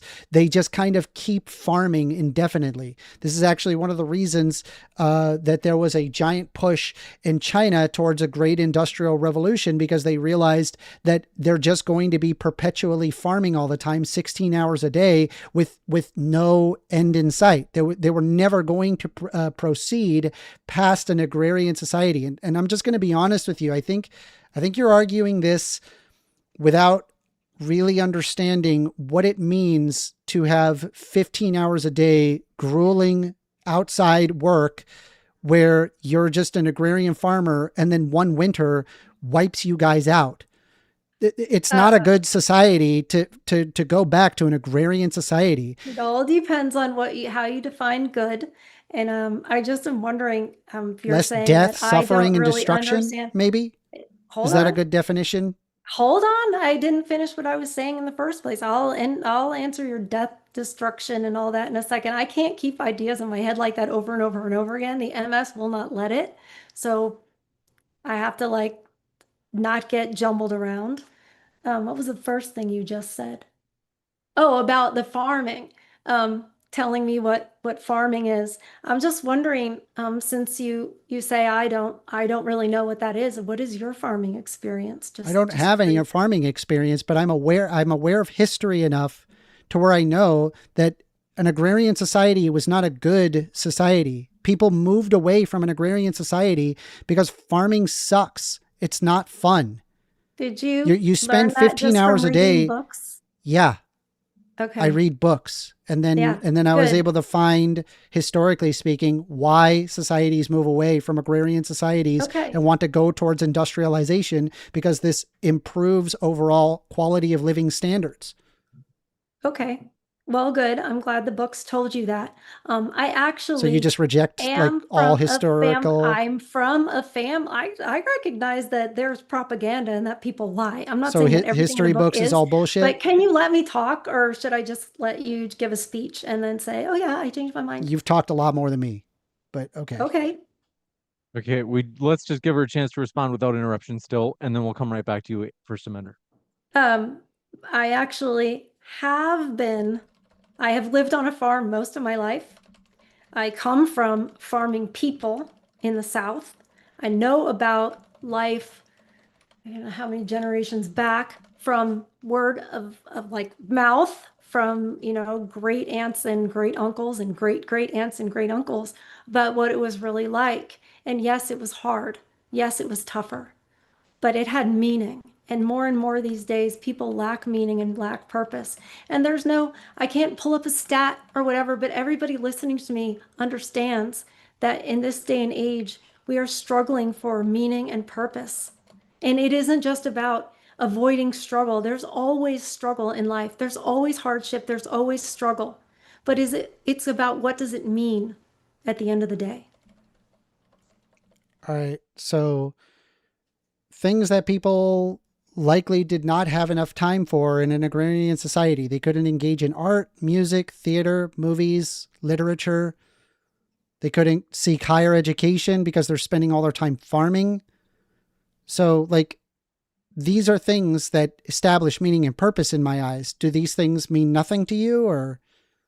I mean, I think it's funny that you think that they were every single day, 15 hours, and there was no room for that. Most of society, before the Industrial Revolution, which happened like 5 minutes ago, everybody was basically an agrarian society. How do we have music? And how do we have art at all? If nobody ever had time for it, if nobody ever had time for anything like that to create anything beautiful, we wouldn't have any of that. Through the tiny amount of people that were able to be taken care of by farmers, I agree with you, but we have more people now than existed back then. That means more art, more music, more theater, more movies, more literature. Okay. I don't think that's what life is about. I don't think life is about all of those What is life external about to things. you? I think Farming? a lot of it is, I think it's about family and hard work and doing it for a purpose greater than yourself, greater than your own satisfaction, and greater than just avoiding suffering at all costs. You can't. You have to decide, which suffering do you want? Do you want this modern version, this unhealthy, everything gives you cancer? Do you want that type of suffering? Or do you want the things that draw you closer to God, that make you understand what reality is? Reality is watching your food grow from the earth, not having it trucked all the way across, society. But we have to have grocery stores and we have to have restaurants. We have to have all that so women can go and be girl bosses and feel now like they're equal. I know we've always been equal. It's feminists that don't think we were equal. It's feminists that think that we need some law that makes us equal. So I think that feminists in general are basically anti-woman. I look at today, and in preparation for this debate, actually, I brought it up to different women I saw, a medical assistant and somebody who works in a salon. And both of them were like, yeah, this sucks. I don't like it. I would go back. Okay, well, number one, I'm not revoking suffering. There's always an amount of suffering. Yeah. And then the next thing is, do you think that people should have more or less suffering compared to now? I think people should have more meaning and purpose. That wasn't my question. I didn't ask about meaning and purpose. Should people have more or less suffering as opposed to now? That's a question set up to be like impossible. What am I supposed to say? Yes, I believe people should suffer. Like, what do you expect for the answer? I want people to I would have hope meaning you and would say purpose. the obvious, which is you would want less suffering. I don't want people to suffer. I'm not out here saying So that we should people have suffer. less I'm or more saying suffering? Suffering is inevitable. I It's inevitable. agree with you. We should Should people have prioritize- less or more suffering compared to now? We should prioritize meaning and purpose. And Why what can't you comes answer with that comes question? with that. Because it's a disingenuous question. It's not like you could ask me that question. Should people have less or more suffering? I'd say less.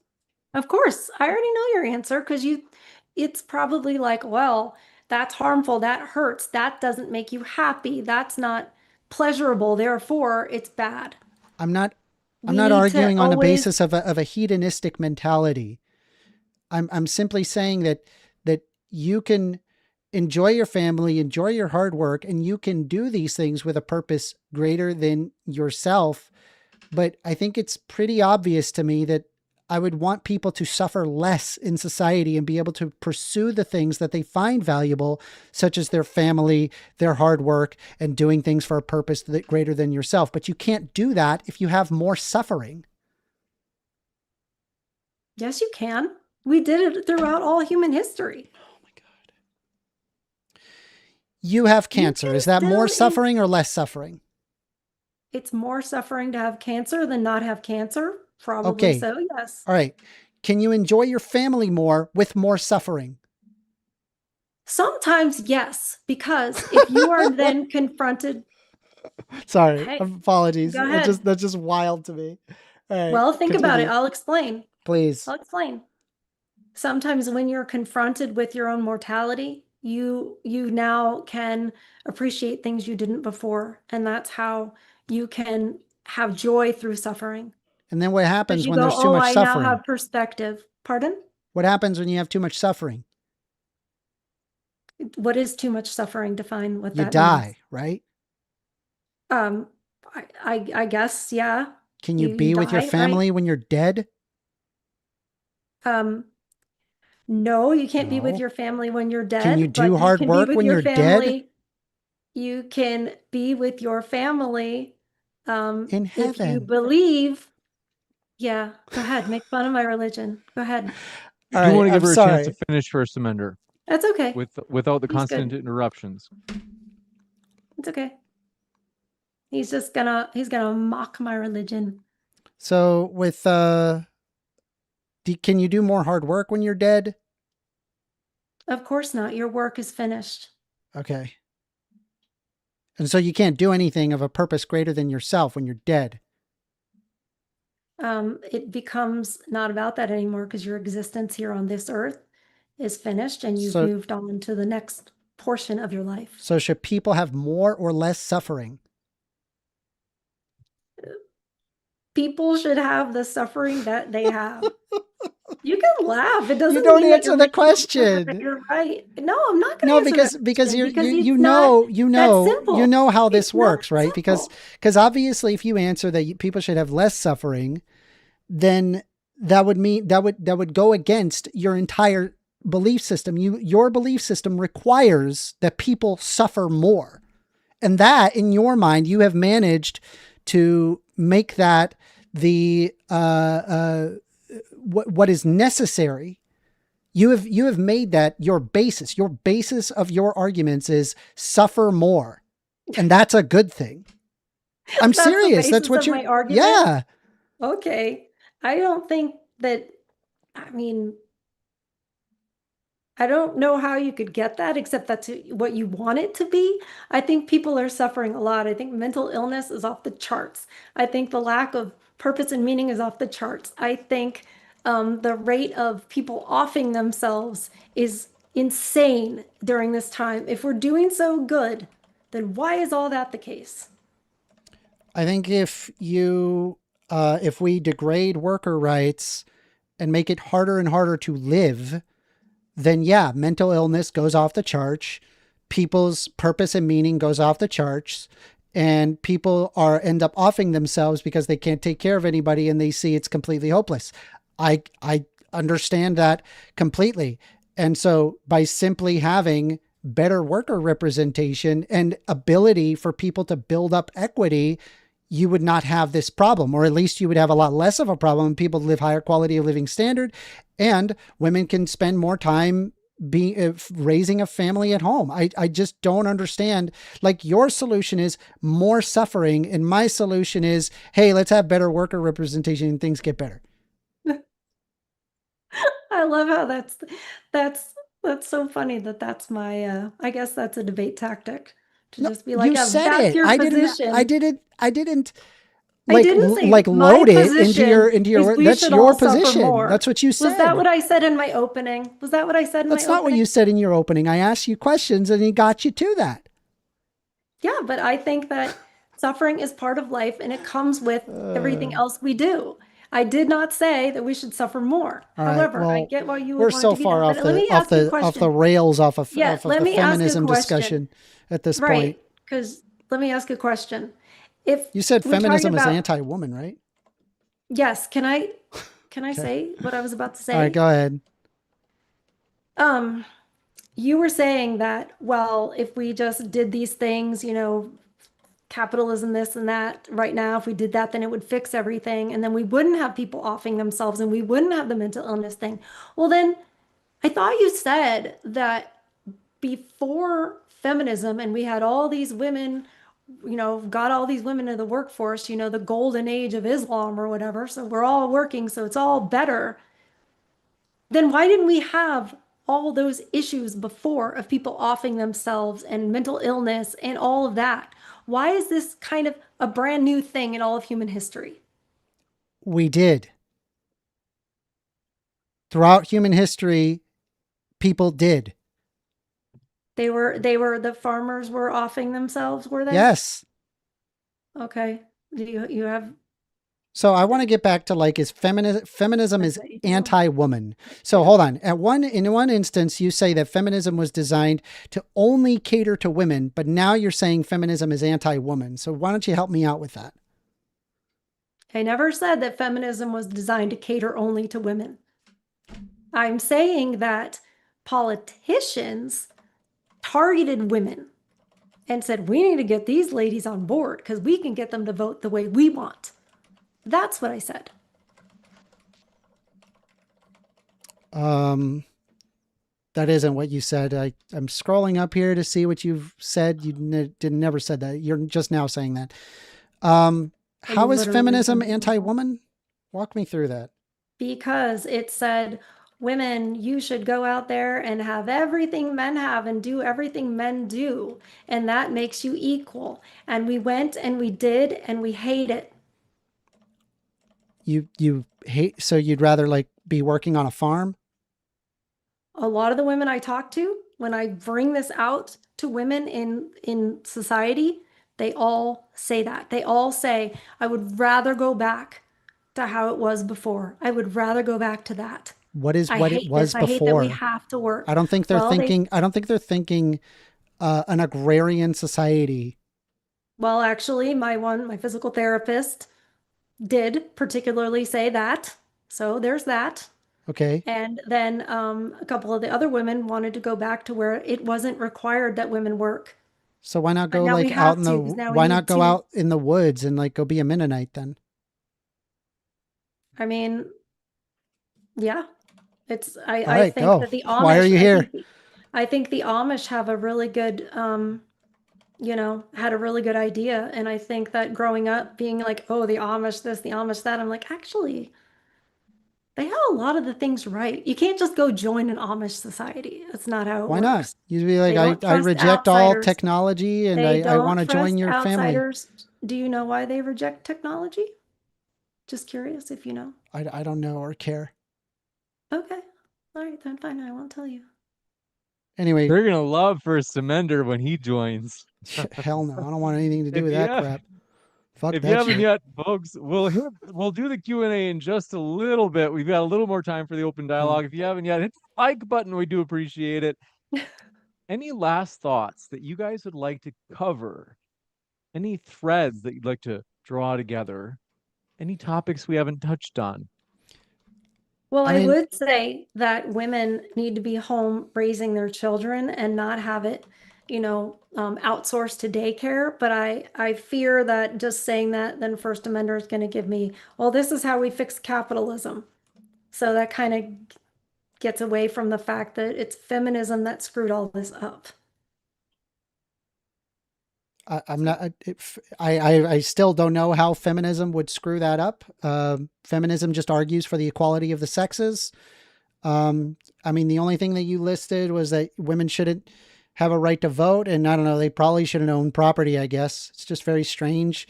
They shouldn't. My system they is perfectly shouldn't capable want of to. giving exactly what you're asking for, and you don't have to revoke any person's rights away in Would order to women do still it. be in the And workforce to the degree that they hey, are? Maud, are you going to let her know that she's interrupting me? Just want to be clear that it's fair here, Apologize. fair Well, moderation. Given I given you don't did it remember what you're 100 saying. times, Yeah. she's Oh, done okay, it a yeah, got it. handful. Got it. She's done it a handful Oh. compared to your 500 times. But Yeah. go ahead, we'll give you a chance to finish, First Amender. Yeah, I mean, like you can have women at home raising children in my society. There's nothing wrong with that. There's nothing that's going to stop you from that. The only difference is in my society, women have a right to vote. So anyway. Oh, so okay, so that's the only thing that you want in feminism. All the rest of it was not so good? Or that was the only thing good? I never said that. No, I'm asking a question. I'm addressing your position. I said no. Okay. So what do you think about women being in the workforce? I am perfectly Think they okay with should- women being in the workforce. Okay. Women have a right to choose if they want to be a stay-at-home mother or if they want to work. I think if you improve worker rights, people can get paid more and would be able to bring in more money, which enables there to be more free time, which enables women to decide if they want to stay at home versus go to work. What are the duties of women in a society? The duties of women, they can work, they can take care of kids, they can help people, they can submit to art, literature, music. I didn't mean contributions. They could do it just about everything that men can. I'm not asking about what their contributions can be. I'm asking what are their duties? I just gave them to you. No, you gave me contributions. A duty is something that you have to do. What women have to do? Yeah. I don't think people have to do anything. Nobody has any duty to anybody else where it's like, you have to do this. You need to do this for That's society. correct. Yeah, you don't have to do anything. You can just be like, screw it. I don't want to. So you want to live in a world where nobody has any responsibility to anybody else? No. I'm okay with responsibility, but the question is whether or not people have to. The answer is no, you don't. You could go out and live on the woods and go hang out with wolves all day. I can't stop. I can't stop you. It's actually illegal to just go out and live in the woods because somebody owns those woods and whatever. Then it shouldn't be illegal. I don't know what this argument is. This argument is that we should have duties unto each other. Like if you want to be Diogenes, go be Diogenes. I don't care. None of this matters. It's the point is people have a choice. I like the idea that people have a choice. Engage in anything. I engage with every single one of your questions. You have thought about, and you go to like making jokes or whatever, and it's like I'm being serious. I am being serious with you as well. That's why I had an actual solution. Your question and your answer was no voting. Step 2, question mark, question mark, question mark. Break down all of society, and then families together in a Shire-like situation. It's very weird. This is not what I said at all, but it's literally what your argument was, and I still don't understand how you get from point A to point B. My argument is this: feminism has not been good for society, and we can see the results of it right now. Okay, so by getting rid of the right to vote, and then making sure that we do not emphasize that women get to own property, how do we get to the Shire-like situation? Help me out. We can't. I said we can't get back to that. It's too industrialized. Corporatism and the overlords, the politicians, there's way too much. So we got to burn all of society down to get the perfect society. I think we're getting there. I think that will actually happen. Empires fall. They will. And then there is dust. Yeah. And I think we're seeing the fall of an empire. Actually. I agree with you. But that's that's about the Trump administration. Has nothing to do with this debate. I understand. It's not anything about an administration. I think they're all crooks and they're all evil. People who rule over, people who have power don't give up power. How much time do we have left, James? You can't take it anymore. I'm Usually driving we him have about crazy. 10 minutes, but We can go. We if can keep you're ready going. for the Q&A, we I can mean, go into the Q&A. I just don't know what else to contribute. She's not really providing anything outside of this vacuous idea. Reason women should be at home raising children. I wasn't against That's where that. we should be. You'll find I was never against that. We have the responsibility to do it. You don't have to. No, women don't have to have children. I'm sorry. They don't. You don't have a right to tell a woman, hey, screw you. Doesn't matter what you think. You have to have babies. Nobody is going to agree with that. Nobody's going to agree with that? That's correct. Okay. I've had go to your neighbor's house and be like, you have to have babies. Have babies now. You are forced to have babies. And if you don't have babies, then you're not doing your duties. Like, what is this argument? This argument is that men have a duty to protect society. Women have a duty to procreate. I'm not saying every individual woman has to have babies. I'm saying as a whole in society, women need to have the babies. You said women had the duty, have a society, which means they have right to. Now, they're not doing it. Oh my God. Well, with logic and reason, if you had the duty to do something, that would mean you would have to do it. That would imply you do it. Yeah. And it should be okay. So that the whole idea that women don't have a right, but then they do have the right. Like I don't understand any of your positions. It doesn't make any sense. You're contradicting literally everything you're saying. Because you think everything's legal. That's why you think. No, it has nothing to do with legality. It's like a moral position to uphold, like whether or not women are forced to have babies. Like I don't believe all women are should be having children. Like I don't believe that. I think that women should be able to decide if they want to have children. That's a deeply personal thing, and that ought to be up to the decision of the woman to decide. How's it going? How's it going with this what? attitude? I mean, again, like this has to do with the question of the dealing with worker representation, and we can already deal with that. Birth rate is declining everywhere, and it's never going to come back. It's never going to come back. Why is it declining? It's declining because of numerous factors. Number one, if you have a higher quality of living standard, things get more expensive. And as things get more expensive, it's harder to take care of kids. And so people don't have children. That's how it works. But if you want people to have more children, you should make it livable so people can have children. It's that simple.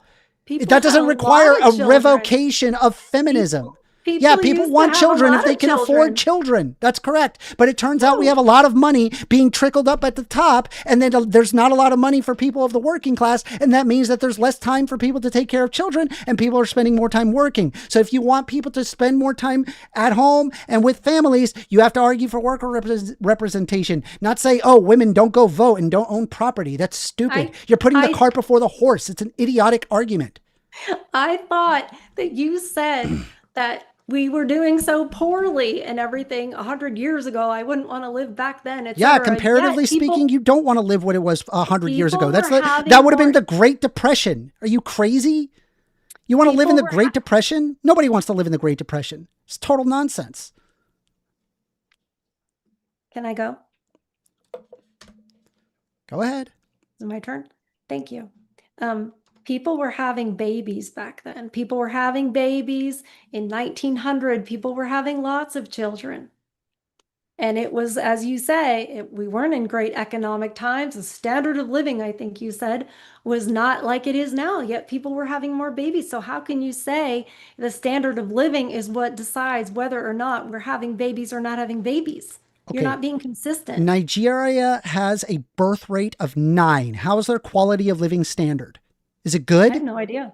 I don't know. You have no, do you think, okay, if it's a birth rate of 9 as a comparison to the birth rate of the United States, I think it's like sub 2, I think it's like at 2.1 or whatever, or maybe it's slightly lower than that. Okay, so just a quick question, right? Do you think people in Nigeria are living a better quality of living standard than in the United States?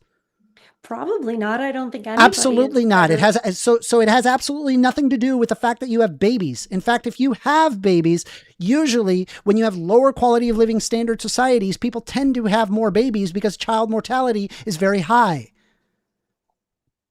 And you need more helping hands on the farm, like what you're saying. So a lot of dead babies. Most kids don't even make it till like 4 years old. You're lucky if you make it past 4. Okay. This is just changing the argument to infant mortality. What I'm saying is people I'm just had more saying, like, your babies. argument is it's a garbage argument. It's like a worse life overall in general. And I think, like, the fact that you have like this giant like cat bed thing, cat tree thing in the background, and like an air conditioning and like a light that turns on and off like it's freaking nothing is you literally enjoying much higher quality of living standard than your ancestors. It is insane that you're sitting there arguing that we got to go back to an agrarian society when people would literally live a much worse life. Who the hell wants to live in a society where everybody has to be like a farming hand? That's idiotic. I didn't say that that's what we have to go back to. What I said is the values that we had then and the roles that we had then is something we need to recognize now. And we need to not say that that was all wrong and that women were oppressed by men. And yeah, the reason I have all this is because men built it. And what have women done? Women have also helped. They're Oh, doubling the workforce. Do you think women do absolutely zero in terms of economic output? I think the jobs that women have compared to the jobs that men have, women could just go like that and be out of the workforce and we'd barely see a problem. Men would step up and do all those If jobs. you But drop half the the workforce, it makes opposite, the quality of living much lower. And that doesn't matter if men drop out or if women drop out. It would be bad on both angles. you think that's equal? You think it would be equally I don't know bad if it's equal. I have no women idea if it's drop? equal. Yeah, no. I have no who idea. keeps the There's also who a lot keeps of the like grid unpaid running? labor that happens Oh, on behalf Lord, of the women where they're unpaid taking. labor. Yeah, I mean, like they often deal with unpaid labor situations. They're often taking care of kids at home and they're not paid. I get They're it. not paid? Yes. Okay, so is there not a roof over their head? I again, like, I just don't believe like this Is is there like an not argument like for food? slavery. Like, what is Is this there argument? not food in their bellies? Do they not Okay, have a yeah. So if I say in fed my financial slaves and I things? clothe them and house them, is that cool?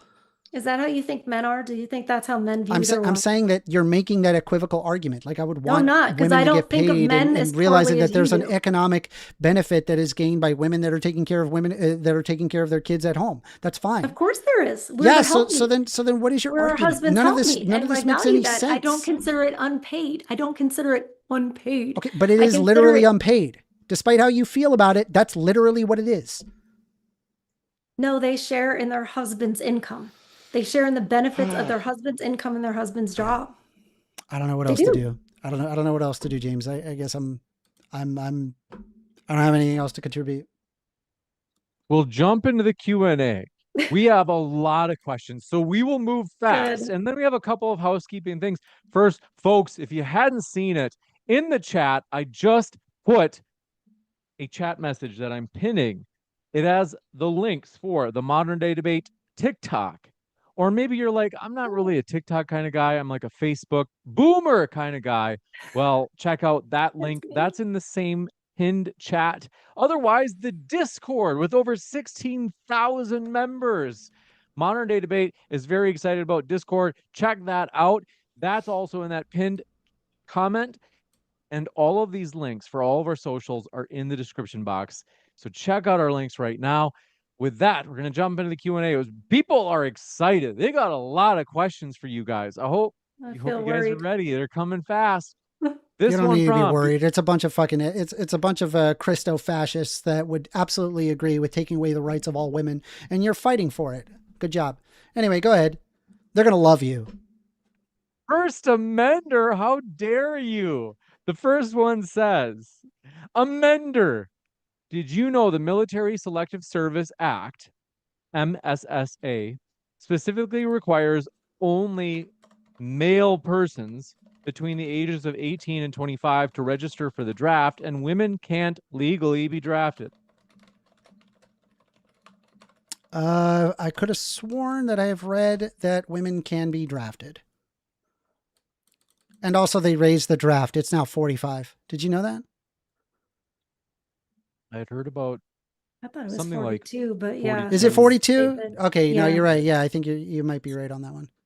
Yeah, this one from they Bless did. My Vibe. Scary. Go ahead, Aaron, if you want to say something. Oh, I was just going to say they did, and that is terrible. That's scary. And it's interesting, isn't it? They raised it for men. If they want more, they decided to go for, okay, we'll get the older men. They didn't say, oh, well, we'll go for the younger women in that same young age bracket. I find that interesting. Just saying. Yeah, I wouldn't want men to go through that either. I would like an equality between the sexes and therefore feminism. So it's good for men too. Well, this one from Bless My Vibe Code is for you, First Amender. They say, of children, oh, never mind. They say, why are you wearing those goofy glasses? They aren't cool or edgy. That coupled with your position is super cringe. Okay. How's that a question? Sorry. We love you, First Amender. Don't take it personally. I used to, believe it or not, I used to go on debate channels. That's why I started modern debate. I went on the Non Sequitur show, and I would get these too. And I would just say, I'm not even going to respond to that because it's so stupid. You don't let them get to you, First Amender. This one from Sunflower says, First Amender, can you name 3 major contributors to civilization from the Islamic Golden Age? I think we can all name 10 from ancient Greece. Wow. I don't think I can name because the names are very difficult, but I for sure know that there were significant contributions in algebra as well as geometry. Mathematics we were using Roman numerals. It's completely incompatible with algebra. And in fact, if you just hear the word algebra, like you really think that was a Western European thing? No, it's called algebra. Like it's absolutely an Arabic term. Anyway. This one from SMC says, which Bible is Top Gun First Amender looking it up in? I usually like to refer to the NIV. I just think it lists it pretty plainly, and so I think it's a good. But I mean, I've heard people say, "Oh, you got to do King James version," but it's very often that like people say, "Well, the Bible is the wrong translation," and so then I bring up the translation and find that there's very little difference between one and the other Bible. So I just think it's like an obfuscation of what it says in the Bible. This one from Even Lord says, for the debaters, which society had more work hours, medieval serfs or modern office workers? There's more modern office workers, so modern office workers. I think they mean like on average for a given person.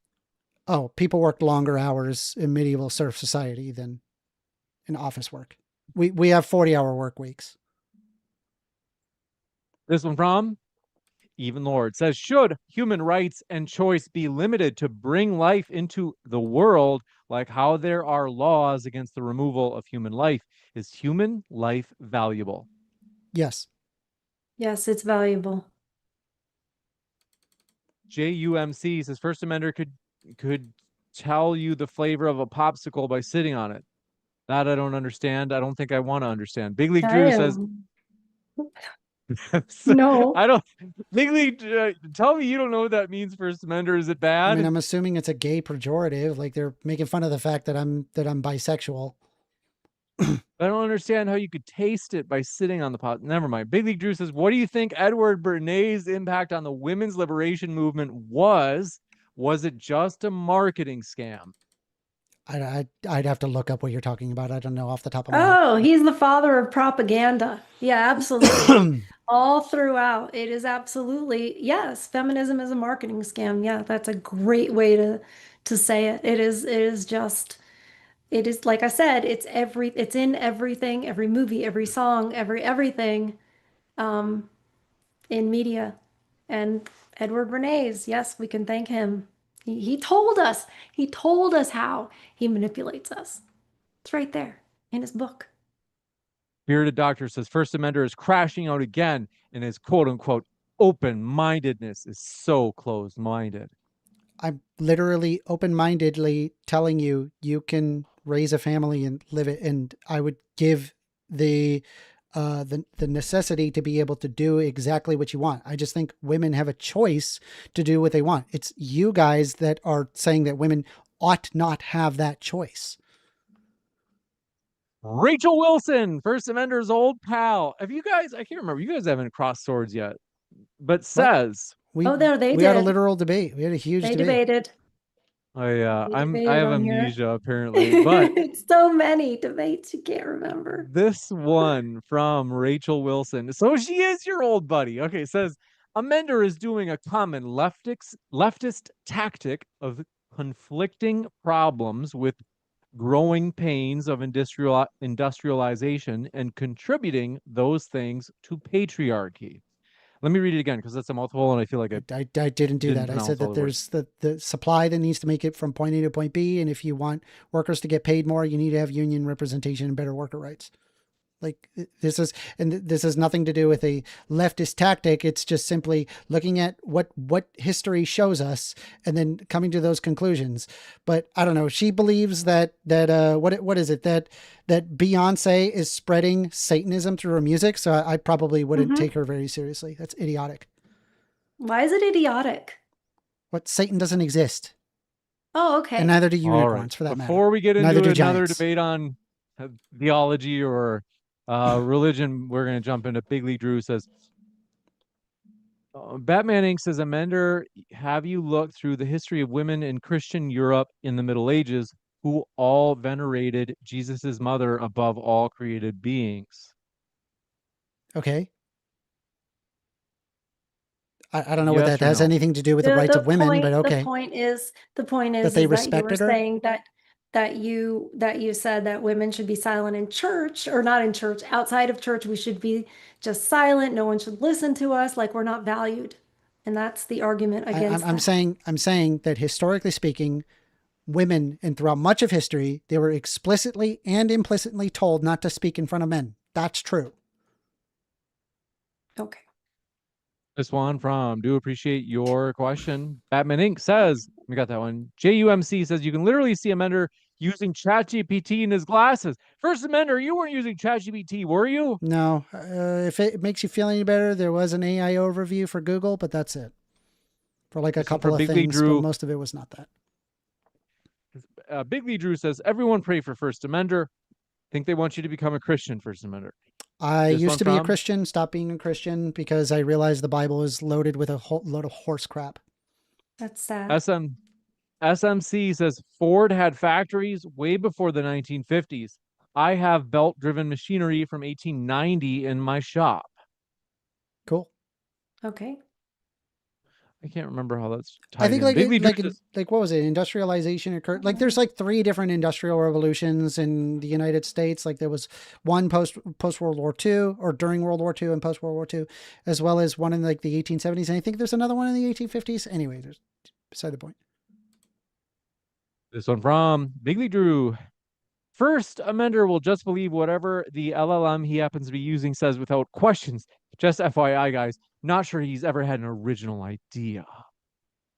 So in order for me to be correct on something, I need to appeal to books and reading and not my fifis.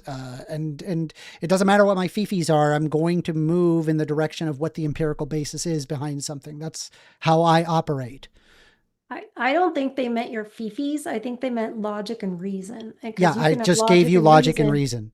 Yeah, that you read from. I appeal to an empirical basis, right? Usually through studies, usually through books that are authoritative of people who are experts in their field. So not you need podcasters else to tell you what to think. And you don't. I use other people to determine things in order to get correct interpretations on things. How do you know it's correct? Because it's authoritative.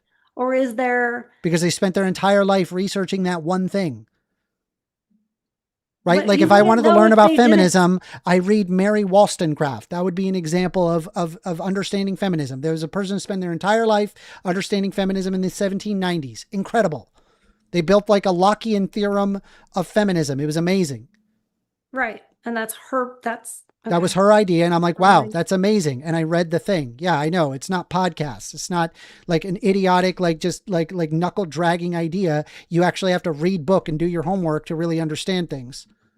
Yeah. You don't have to read books to know basic things like men are men and women are women, and we're not going to go protect the nation. You don't have to learn that from a book.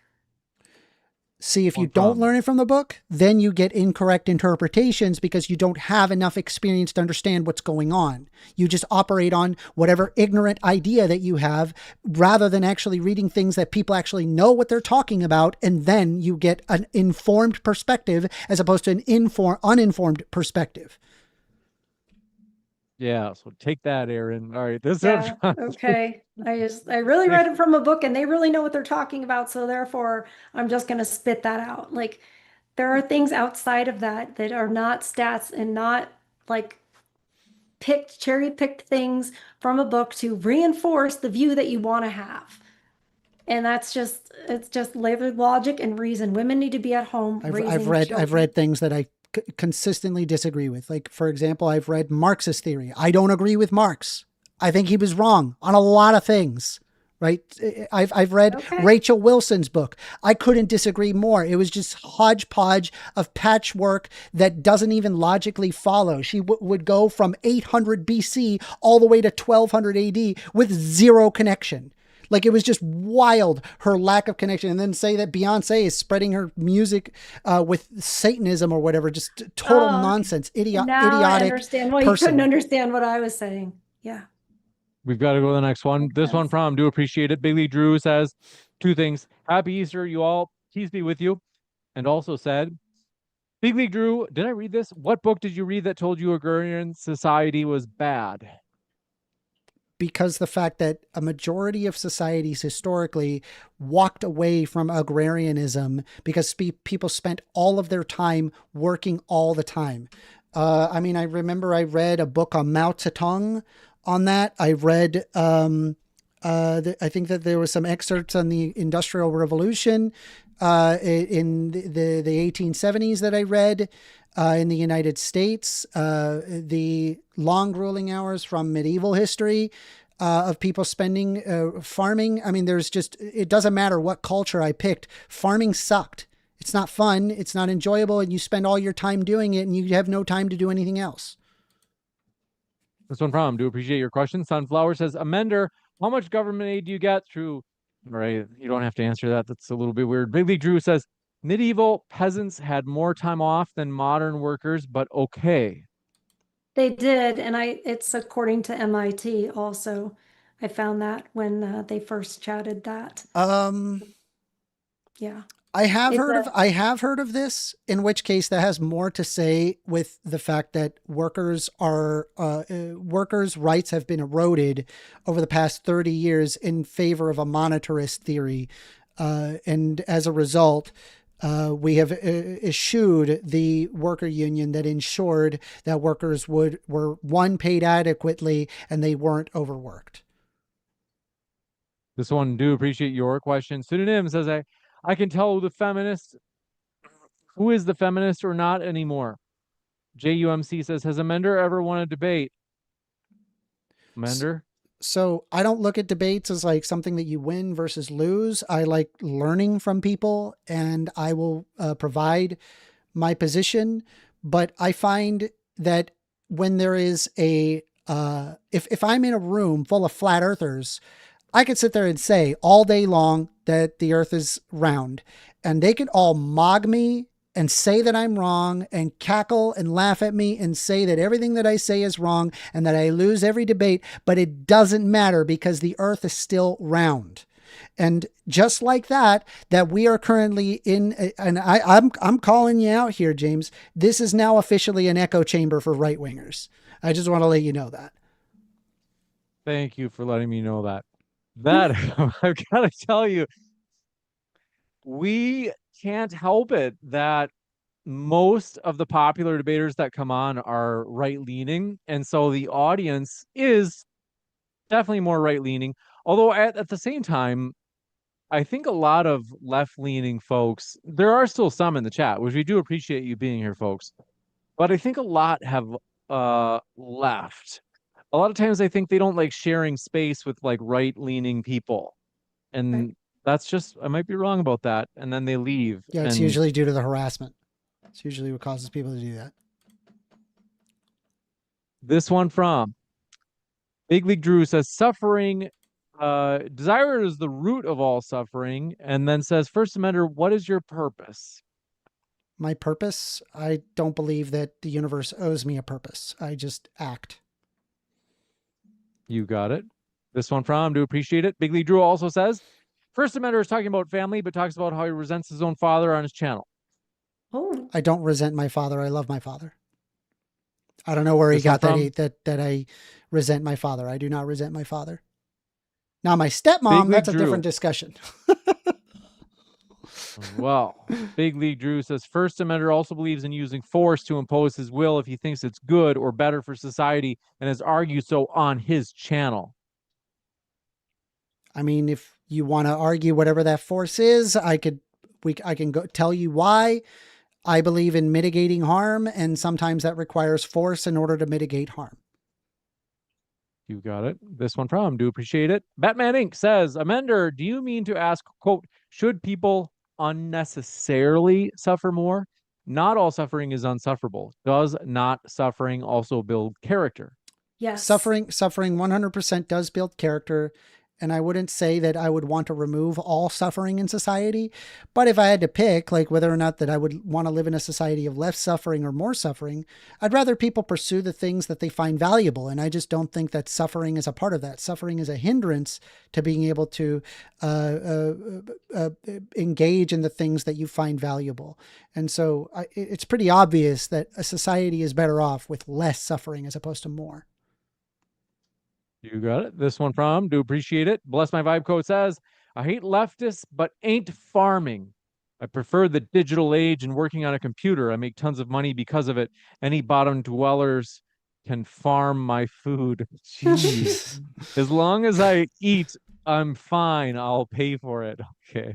I don't know if that's a parody account or not. We need our farmers. Farmers are good. There's nothing wrong with farmings. It just is, we don't need to increase suffering. And I don't honestly, know how many farmers you know. That's so funny though, talking about farming. It's like, you don't know any farmers, do you? First Amender, do you? I'm trying to think. Do you know farmers? I don't know a farmer. Look at that.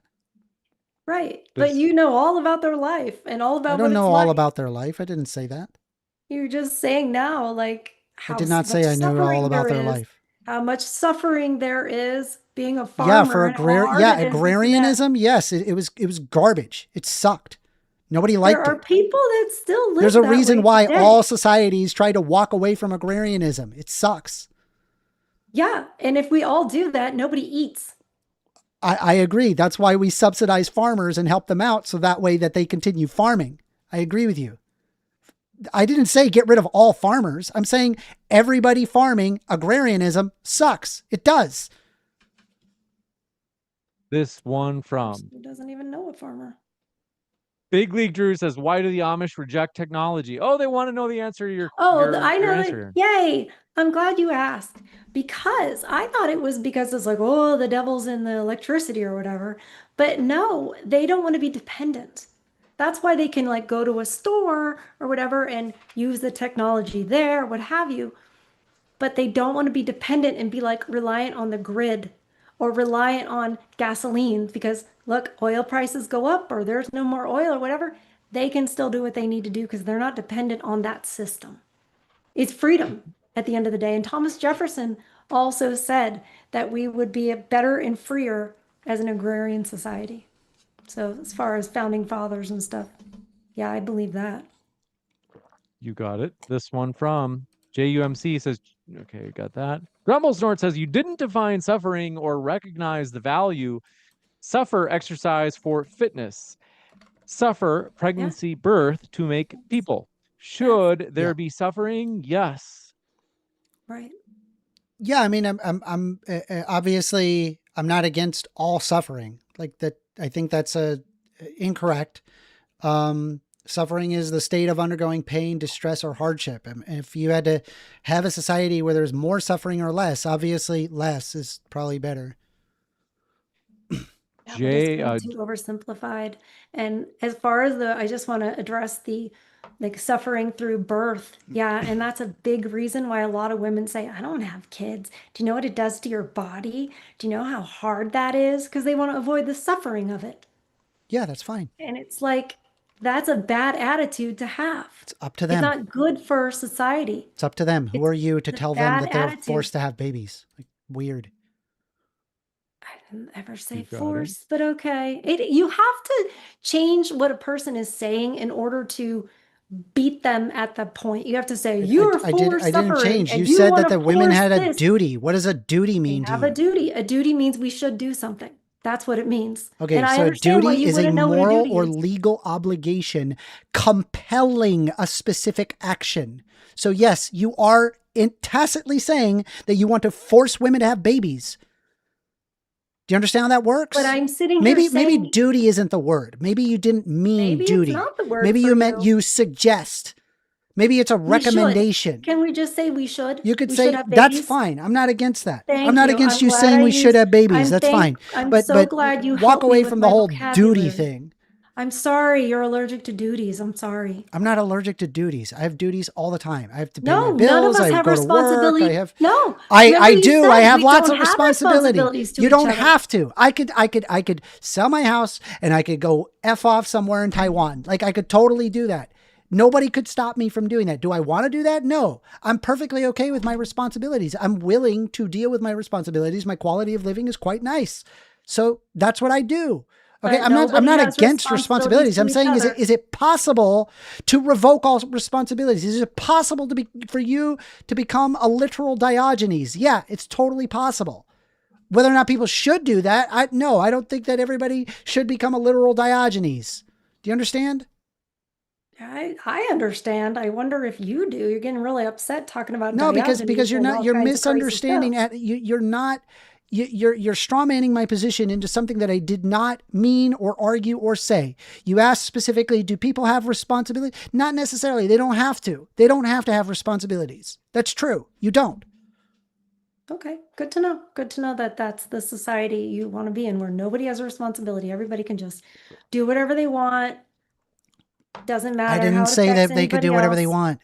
We have You did. duties. You We said have you could go off to responsibilities. Taiwan and you Technically could go off to Taiwan speaking, that's and you could possible. go live Do I in the think people should do woods. that? No. Let's go to the Jesus. next one. This one from Yes, that's the right thing to say. Call on his name. JUMC. Thank you for your question. JGM says, for Amender, since feminism is about women's rights, what is a woman? Are you... Depends if you're We'll just talking end about with that gender or question. sex. If it's by sex, XX chromosomes that result in secondary sex characteristics such as fat placement that goes around the boobs and your hips, less on the belly, but sometimes on the belly, receded brow ridge, a more triangular shaped chin. Creation of a uterus, that's woman, and 18 years old. That would be woman by sex. By gender, it's an internal representation of female. Okay, And 18 years old. Trans men get drafted? Do trans men get drafted? Yeah, women and men can get drafted. But actually now, there's actually specifically discrimination against trans people, so actually the answer would be no. Should trans men get drafted? Yes. Or you think... I mean, yes, hold on. Let me rephrase that. I don't think anybody should get drafted. I think that the draft is horrendous. I think we need to stop funding ethno-states. Okay. This one from, if you haven't yet, hit that like button, folks. And this one from JUMC says, all right, we got Grumble Snort says, isn't the problem with feminism that equal rights have been corrupted by narcissism and greed, pushed to be selfish and materialistic?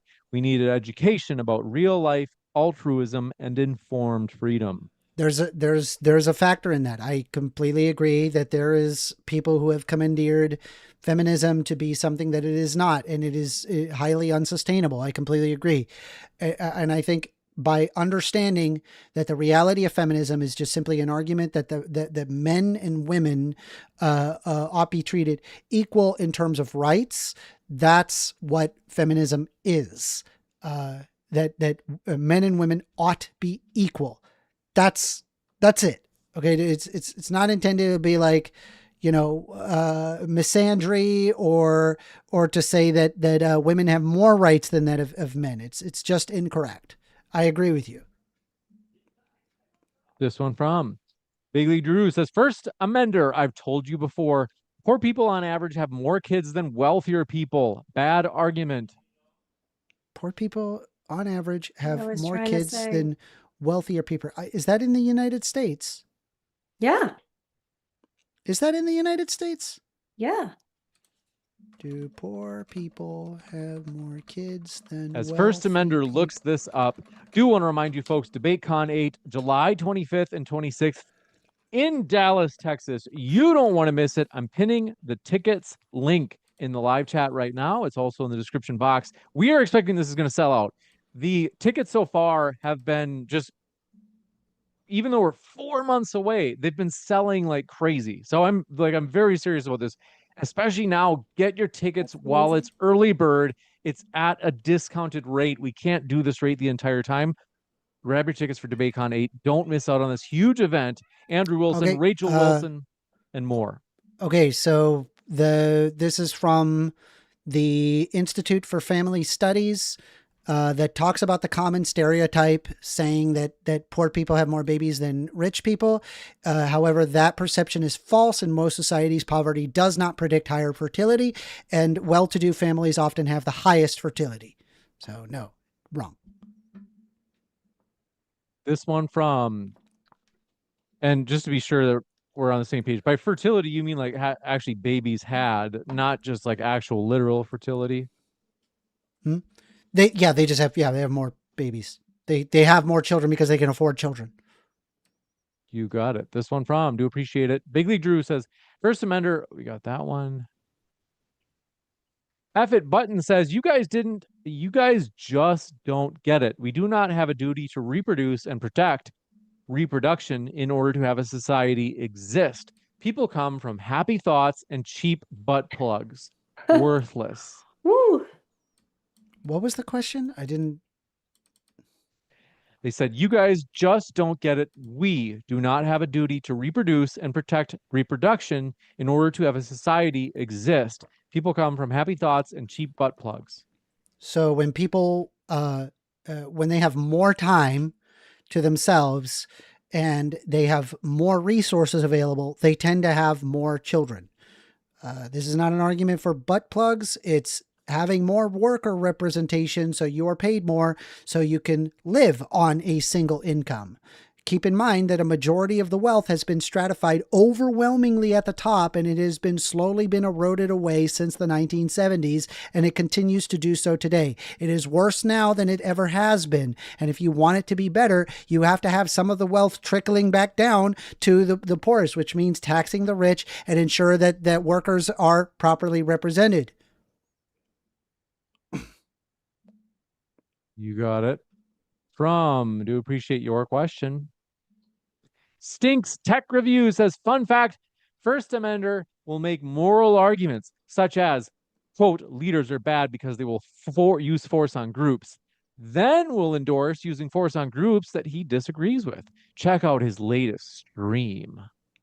That is not any of my arguments. I don't know what he's talking about. You got it. Census Bureau. And thank you for your question. From Batman Inc. says, were families happier before feminism, and why? Were what happier? Families happier before feminism. I don't think so. I don't, because if women are just spending all their time staying at home all the time and they don't have a choice over their own autonomy, people tend to be less happy when they don't have they cannot act on their own autonomy. If you want to say something, Aaron, I'll give you a chance, but if I you don't have think to, if you that don't they want to. I mean, a lot of women do want to stay home with their children, and we've come to a point in time agree. where that's just not an option. But I you're just agree. going to say, oh, unions and apartment, like whatever. And Yeah. that's just to get out of the argument that feminism No, is wait, for I agree. religion. Hold on. I agree with you. Yeah, a lot of women do want to have babies. Mm-hmm. I agree. And they want to but stay people home. won't have babies And they if it's can't. expensive to have babies. Like, if you want it to be better, you have to improve workers You have to improve worker rights. That's literally how you can have more babies. That's how it happened post-World War II. You had the baby boomers because people had a bunch of money lying around and they had a lot of free time. That's how the baby boomer generation happened. It was only called a baby boom because they were comparing it to children that were had during the Depression, which the birth rate. It was called a baby boom because of all the babies that were being had. Like what? Would you like me to explain why they called it a baby boom? They were comparing it to the 1930s. But if you look at birth rates in the, before that, before the Depression, it was way more kids. Yeah, because of child mortality. Kids were dying before they were 4 years old. Man, I would really like to not have that high child mortality. 10 living children. That's just so idiotic. Dude. They still had like 10 living Yeah, and they children. had to have like 20 children in order to make sure that they had the 10. Why would they want to make sure they had 10? I don't know. They needed more helping farming hands. It's just a lower quality of living standard. It's garbage. Yeah, and you just said you're giving that a they wouldn't horrible have prescription children. that would not result in seeing it. people's I'm lives glad being that the empirically audience is worse. seeing it. I know the audience is seeing No, the audience it, is seeing it because they're a bunch of freaking Christo-fascists. Yeah, they would like to control women's bodies. They would like women to not be able to vote. They would like women to be forced to have as many babies as physically possible and force women to have sex with them. And also, by the way, that they're perfectly okay with the idea of there not being consent and that as long as they're married, it can't be rape. Yeah, it's really common. About? Yeah, I argue with these Christo-fascists all day long. Those are the people that are agreeing with you. You're on their side. I hope you enjoy. They say. You're not listening. They do say that. They say that all the time. No, they don't. They say that all the time. They really don't. You're angry about something. I'm angry because there's thousands of people that want to take away the rights of half of the population, and I think I am justified in being angry about that. And I can't believe that I have to argue with a woman that wants to take away her own goddamn rights. I'm going to drag you kicking and screaming to having rights. You're going to be like, no, I don't want to have rights. I don't want to have rights. Fuck you. You're going to be made to have rights. You are forced to have rights. I'm going to drag you along and you don't, and I don't care what you have to say about that. Are you okay? Yeah, I'm fine. This one from SMC says, I don't want to take away just rights of women, but also feminine males like yourself. All right, loser. This one from your pal, Rachel Wilson, says, Amender. You're on a first name basis. It's like informal. It's Amender, not 1stAmender.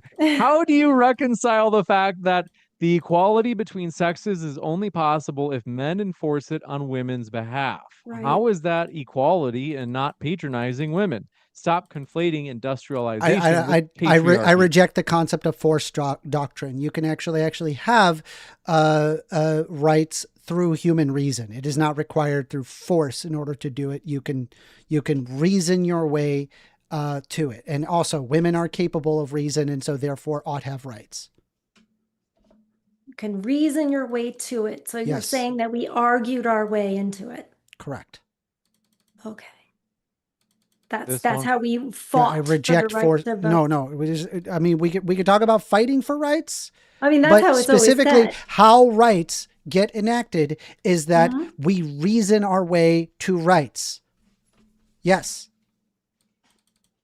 Okay. This one from Do Appreciate It. Big League Drew says, 1stAmender, how is feminism different from egalitarianism?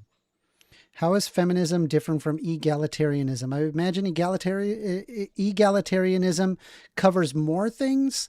I've heard of concepts such as like equality of outcome, and I don't agree with equality of outcome. I don't think, and honestly, I don't think any leftist necessarily agrees with equality of outcome. It's just this weird thing that people say that leftists believe, and it's not real. You might want to tell them that because that is what they are. Right-wingers say that leftists believe that, but I've never heard a leftist say that. No leftist actually literally wants everything to be equal across all people. Obviously, there's going to be differences in terms of quality of living standard. Obviously, there's nothing that we could do that would magic everything being perfectly equal. It's not possible. Oh, I agree with you there. I totally agree with you. But I think that that's what they think their communist utopia is. I think the classless money. No. Communism is the classless, moneyless, stateless society. It doesn't imply Whatever. that everybody, literally Marx tells you that that's not the case. Marx himself says that. Read Marx and you would know that. Okay. I don't want to get you upset. I'm sorry. This one from H says, First Amender, barring preference, you have no standard for good. So if we say repeal the 19th is good, what is your actual contention outside Human reason. feels? Human reason. We use our reason and realize that that the outcomes of life would be worse if women were not represented in terms of voting. Oh, I don't agree with that at all. I think that our Let's just take away influence. the women's right to vote. Like a fucking idiot you are. Anyway, go continue. I mean, is that helping you to call me names? I love calling you names. Better? Y'all are a bunch of fucking right-wing chuds and Okay, I've I'm trying lost to my have a patience with debate. you. I'm trying to have a conversation. I don't care. And at I this just point. think We're in the that Q&A. The debate's reduces- over. Okay. First Amender, weren't you saying that leftists I were try to be leaving the polite. modern-day I'm debate? having a hard time. I'm having a hard time. I hate It's all these about people. emotional I do. I really. regulation. No, it has nothing to do. Yeah. No, it has a Listen, lot I'm to a do with human, emotional and it regulation. drives and it drives me insane to know that there are people like you that are striving to take away their own rights, like a moron. Yeah. You're just a horrible human being, and people that agree with you are also horrible human beings because they want to drive us back to the 1870s because they think that somehow that's going to make your life better. When in reality, it's the fact that workers don't have enough say in what they get paid. First, It is about emotional regulation. I mean, you can make these points.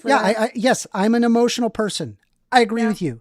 I'm a very emotional person, but I think I am justified in being legitimately angry with people that want to rake us back to the 1870s as if that's going to make the world a better place. Y'all are idiots and ignorant and morons, and I'm going to drag you kicking and screaming to having rights. Yeah, you want to force people. You're just proving their point. I want to force everybody to have rights so people can choose to do with what they want to do with their life. Yeah, no, I want to force people to live their life as they see fit, and then I leave them alone. That means you can live your tradcon life. Go live your tradcon life. Nothing is stopping you from or whatever the fuck nonsense argument that you have where you want to like get away with voting and also women shouldn't have property. Fucking stupid. This one from you call it names. It's just so typical. It amuses me. I'm sorry. And also, just want to say something. You talk about you have the right to be angry and you're an emotional person. You're sitting there. You've been ridiculed my religion. You've called me all sorts of names. Yep. Do you think that I am not angry? Do you think that I do not have emotions? I'm sure you're probably angry. But you don't see me giving into that. You see me emotionally regulated. Great, then you're a better person than me. What do you want? A cookie? Can you listen? No. I had a strong father who taught me emotional regulation. Yeah. Okay. I have a strong father as well, but I'm an emotional person. I don't know what to tell you. I'm not a robot like you. Comes from the father. I don't care. I don't care. I don't care you psychoanalyzing me, having literal zero education on this. So I don't know what the fuck you're doing. How do you know what my education is? What I know, you're not a psychoanalyst. I know for a fact you're not that. Okay. You're way too dumb for that. Go ahead, continue. This one coming in from Manny Fresh says, I can't think of a single feminist policy or bill that had anything to do with equality. Voting came without selective service. They said, one second. They said divorce rights still held men financially responsible and took their kids away. Yep. Yeah. First Amender, you agree? No, I completely disagree. I had an entire PowerPoint slide that specifically stated what were specific. Women couldn't vote. They couldn't own property. They couldn't own bank accounts. They couldn't leave marriages. Their legal and social identity was absorbed by the husband. They had to, they couldn't initiate divorce. The guardianship of children was often endowed upon men in the medieval ages. Marital rape was allowed. There was a lack of domestic violence protection. You couldn't work in professional fields. You couldn't access higher education and And guess what? Now you can vote. Now you can own property. Now you can have your own bank accounts, your own credit lines. And this wasn't even a thing until 1974. You can leave marriages on your own. You could decide that you are your own autonomous human being. You can initiate a divorce. If you're unhappy in your marriage, you could have more say in the guardianship in your children. Marital rape is not allowed. Domestic violence is illegal. You can work in professional fields, and you have access to higher education. All of these things were fought because of feminism. This one from Rachel Wilson strikes again, says, isn't it weird how Mary Wollstonecraft, Yeah, Wollstonecraft was allowed to write books advocating for feminism Right. and even tour around the world giving speeches and having kids out of wedlock before feminism? Almost like women were not oppressed, huh?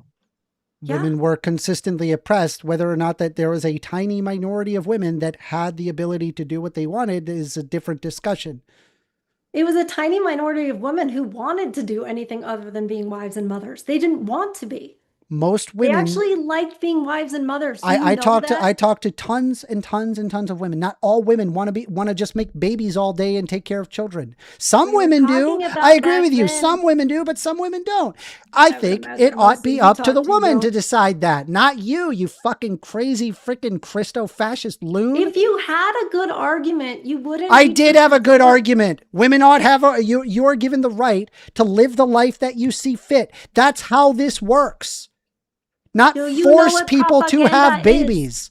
Yes, I know what propaganda is. You are literally the product of propaganda. You are the product. Yeah, the fact that there's thousands of people that tell me how I'm wrong about literally everything when I'm sitting there telling them things as obvious that the earth is fucking round. Yeah, I think you're steeped deep into propagandaville. No, you haven't woken up into anything. There's an anti-intellectual movement. There is a push to ensure that people know as little as possible. That's why we're pulling away money from education, to ensure that people are as idiotic as you. So that way they end up taking away the rights from you, and more money gets thrown away at the top while workers at the bottom get the scraps. And guess what? If our leaders get what you are asking for, you're going to sit there and be the one saying, why did leopards eat my face? You're such a fucking idiot. Move on. Why did leopards eat my face? Yeah, you voted in a leopard and then the leopard ate your face. Do you understand? Oh, you mean like we voted in mass immigration and the leopard? Nobody voted in mass immigration, idiot. What are you talking about? Are you talking about asylum seeking? This has nothing to do with anything. Move on. This fucking idiot. I'm saying ever since, even in California, when Reagan wasting my granted fucking amnesty, time with his stupid ass every time you're wrong, and obviously wrong, you have that little. You have provided zero. You have provided zero rebuttal. Yeah, it's a tantrum because you want to take away the rights of half the population. I think I'm justified in being angry at you. Okay, I realize you think you're justified. I don't. Good for you. You're just very emotionally regulated. So yeah, it's more than just women who shouldn't vote. This one from Big League Drew says he just said for him to be correct, he needs to appeal to consensus or authority. Yeah. Is this true, 1stAmender? People who know what they're talking about. Yes. I need to appeal to people who know what they're talking about to have a more educated understanding. You can't just sit there and operate on your uninformed opinion and think that your uninformed opinion is just as valuable as somebody who has like a doctorate in that particular research. I'm sorry. We accept your apology. This one from Big League Drew, a follow-up, says, 1stAmender, how did people learn before books and writing? Thank you. I was going to ask that question. Thank you. They were extremely ignorant. Most people couldn't read. People barely survived. We literally, because of the erosion of education throughout the Middle Ages, we had the Black Plague. We literally forgot how to avoid diseases. We don't want to go back to the Dark Ages. The opposite of that, actually. Sounds like you're going to bite the bullet and you're going to say that there was no learning before books and writing. What I'm sure there was learning, but like in terms of higher education, a lot of it was forgotten. And because it was forgotten, we ended up almost killing ourselves. That's true. That's what caused the Dark Ages. We forgot what caused illnesses. You got it. This one from Big Lee Drew says, quote, everyone hates farming, unquote. Interesting. I aspire to have a hobby farm to provide for myself while doing other things. Great. That's Right. that's a good thing. That's good. I'm not against farming. I just think the agrarianism is the problem, where everybody is a farmer is an idiotic idea. It's a huge opportunity cost that just makes people's lives worse. Well, Thomas Jefferson disagreed with that, but I mean, Okay. you like your authority. I guess not there. This one from Sunflowers says, First Amender, your argument for why Beyonce isn't spreading Satanism in music was, quote, Satan doesn't exist. Right. But Satanism currently exists, whether Satan does Satanism or not. is literally a parody to troll Christians. That's literally all it is. They don't literally believe in Satan. This one from Effet Button says, I'm curious. Considering how empirical data is paying and you read it, I think they mean king, I don't know. What verifiable data do you disagree with most out of chapter 10 from Rachel's book? Empirical data out of chapter. I would have to look at specific. It's been a while since I read her book on chapter 10. I don't know off the top of my head. You got it. I'm going to link if people If it wanna makes you read feel better, I read it was her audio book, and it was just this freaking. I mean, it was like 4 hours long, and I just went through it, and it was just total nonsense.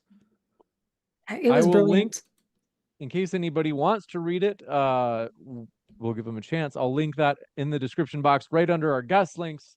It's also available at fine bookstores everywhere, or just Amazon. But Amazon's even more convenient than a bookstore. So it is on Amazon. This one from, do appreciate your question. Effet Button says, oh, we got that one. Manny Fresh says, Mary Wollstonecraft, the best example of overprivileged women who claimed marriage was prostitution, and upper middle case white women suffered like African Americans did at the time. Yeah, First Amender called it slavery. I mean, I remember with Mary Wollstonecraft, her position was simply that women has reason, and so therefore ought to have the rights of men who also can reason. If God had bestowed reason, then why would women not have rights? So I think it's a great argument. It's fabulous. I don't know what the hell you're talking about. I mean, I just read her book on a vindication of the rights of women, and I found it very compelling. You got it. This one from, do appreciate your question, is Bearded Doctor says, if women don't have kids, who will have them? Women can still have kids in my society. In fact, you'll notice that I would create a framework that enables more women to be able to have kids. You got it. This one from Knuckle Dragging Neanderthal says, James, would love to have some back-to-back debates. Love these, but wish they were longer. Thanks for your kind words. All credit to the speakers like First Amender and Aaron. They're both linked in the description box. At the very top of the description box, it's the first thing you see. Check out their links. Even if you disagree with them, there's a lot of value getting it straight from the horse's mouth. That way you're not getting a paraphrase. I will be taking calls afterwards, so feel free to hop on over if you want to talk. Jump into First Amender stream, throw your poop at him. It's going to be a great time. Look at him. He's got an enthusiasm for life. This one from JUMC says, he's still using ChatGPT. Oh, he said he didn't do it. We'll trust him. It's fine. I argue with ChatGPT all the time. It's totally fine. I'm not using ChatGPT for the final time. I mean, I have my YouTube analytics up. That's what's there. Yeah, I believe you. You're not using ChatGPT, because I do argue with ChatGPT, and these are not the arguments that she gives back to me. So I believe you. This one from Rachel Wilson strikes again. Says, Amender lied in 2023. The birth rate, parentheses, births per 1,000 women, was highest for families with incomes under $10,000 a year. There you go. Thank you, Women in Rachel. households below the poverty threshold had a birth rate of about 72 per 1,000 in 2023 per the CDC. It has to do in how you measure it. There's 2 data analysis errors. There's a failure to control for important underlying cultural stratification and the failure to adequately deal with the relationship between age, income, and fertility. So it sounds like you would still say you would disagree. You would say, I still don't think that there are more babies coming from lower. That's correct. Lower income families. That's why I didn't come into this debate looking to beat you in studies and statistics, because I knew whatever I brought up, much like you did with Rachel, you would just say, oh no, that study's not right. Here's my study. And then she poked all kinds of holes in your studies. And I'm like, I'm not going to have She didn't poke holes into any study at all. She just said, nuh-uh, and then that was it. I watched the debate. I watched the debate. She did exactly that. I literally had to watch it the entire time. I think you get angry and all in your feelings, and then you don't think straight. I wrote down what you said, and none of what you said actually even made any sense. I still don't even know how you even get to your society if women no longer have the right to vote, and you suggest that they don't have property. Where does the Shire-like situation start by reducing women's rights and autonomy?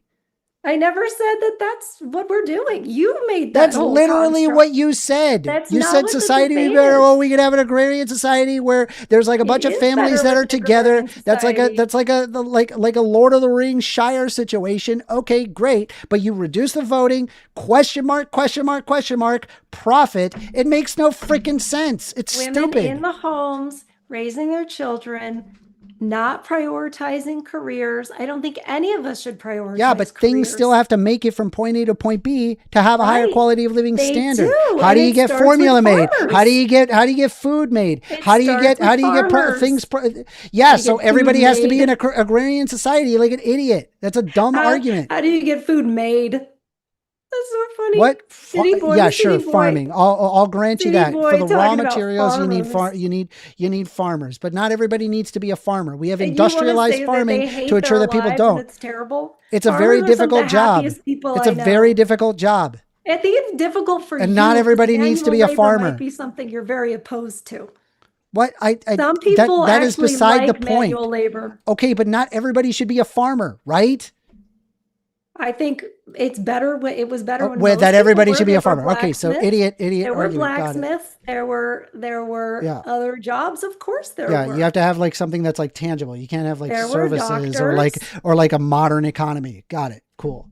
I don't think our modern economy has really helped us in a lot of ways, but we already said that. All right. You like all the comforts, and I get that. And turn off your air conditioning. What are you doing?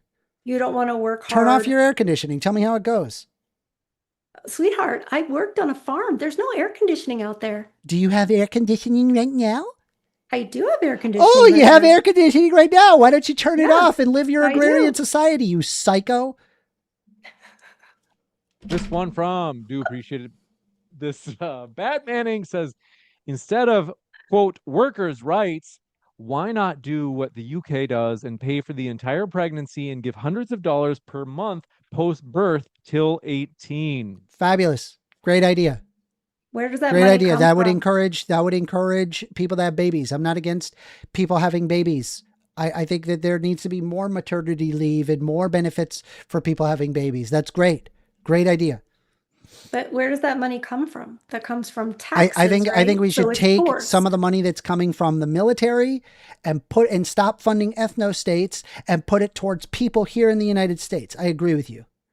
That's how you fix that. I also agree that ridiculous foreign wars are a complete waste of money and completely against, what my value system is. So that's a whole lot of wasted money that was earned by Americans that is not going to benefit Americans. So we can definitely agree there for sure. Yep. Yeah.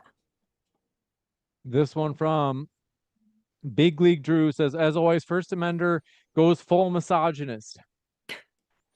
By Pseudonym having says, women have rights? Okay. No, I think they mean because, calling because me I'm yelling at you because you're an idiot that argues taking away your own rights.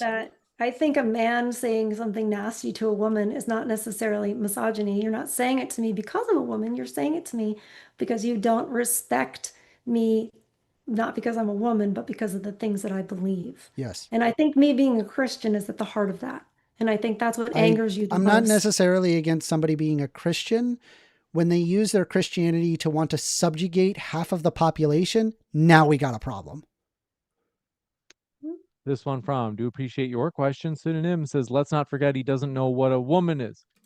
I've already displayed exactly what a woman is, very simply, and it's there. Fit Button says, Amender just spurred into admitting force doctrine remains undefeated by his threat. That's right. That I'm going to drag you kicking and screaming to having rights? Yeah, yeah. I'm saying the question is whether or not that, where do rights come from? I think that rights come from human reason.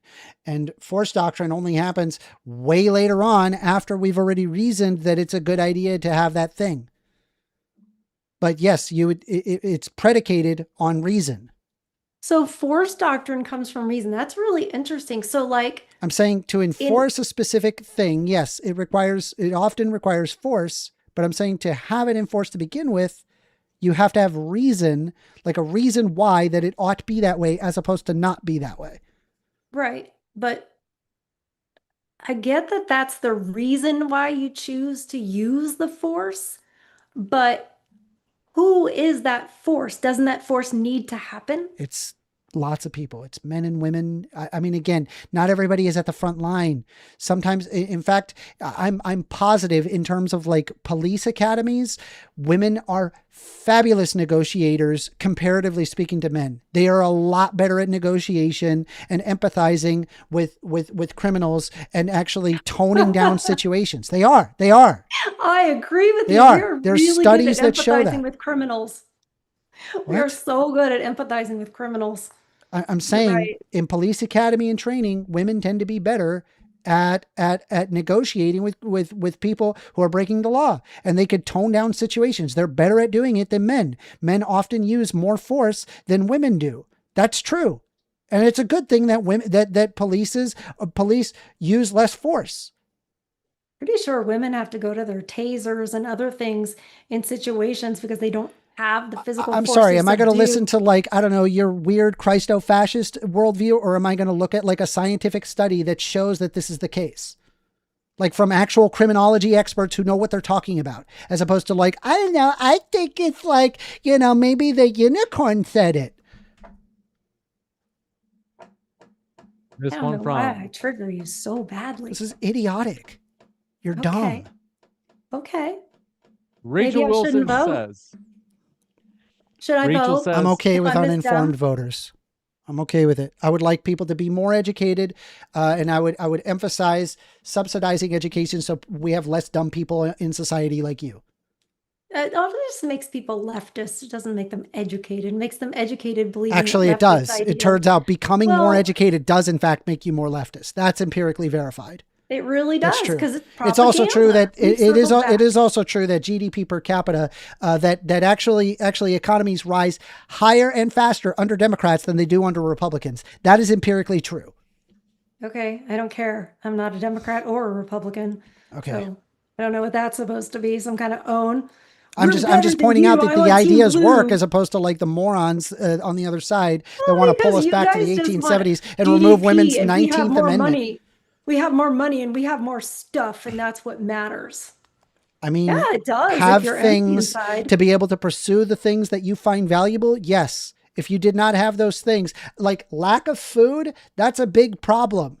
Lack of water, that's a big problem. You only are able to say that because the bottom levels of Maslow's hierarchy of needs are being met. You live in an intense level of privilege where you're like, oh yeah, I have all of my needs met. And I bet you if we're back in agrarian society, things would get better. But guess what? You'd have a lack of food, a lack of water. Those things were really common in agrarian societies. And you know what happened? People would have famines and they would starve to death. Thousands and thousands of deaths. We don't have that problem anymore. I'm sitting there eating a fucking avocado in the middle of December. How the hell is that possible?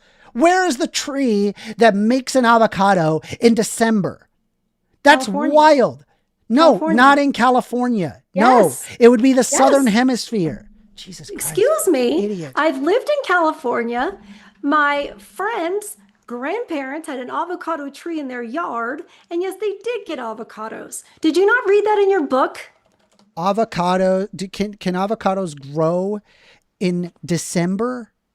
Yes, No, they can't. in Southern California, in No, San they Bernardino can't. County. Sir, are you calling me a liar?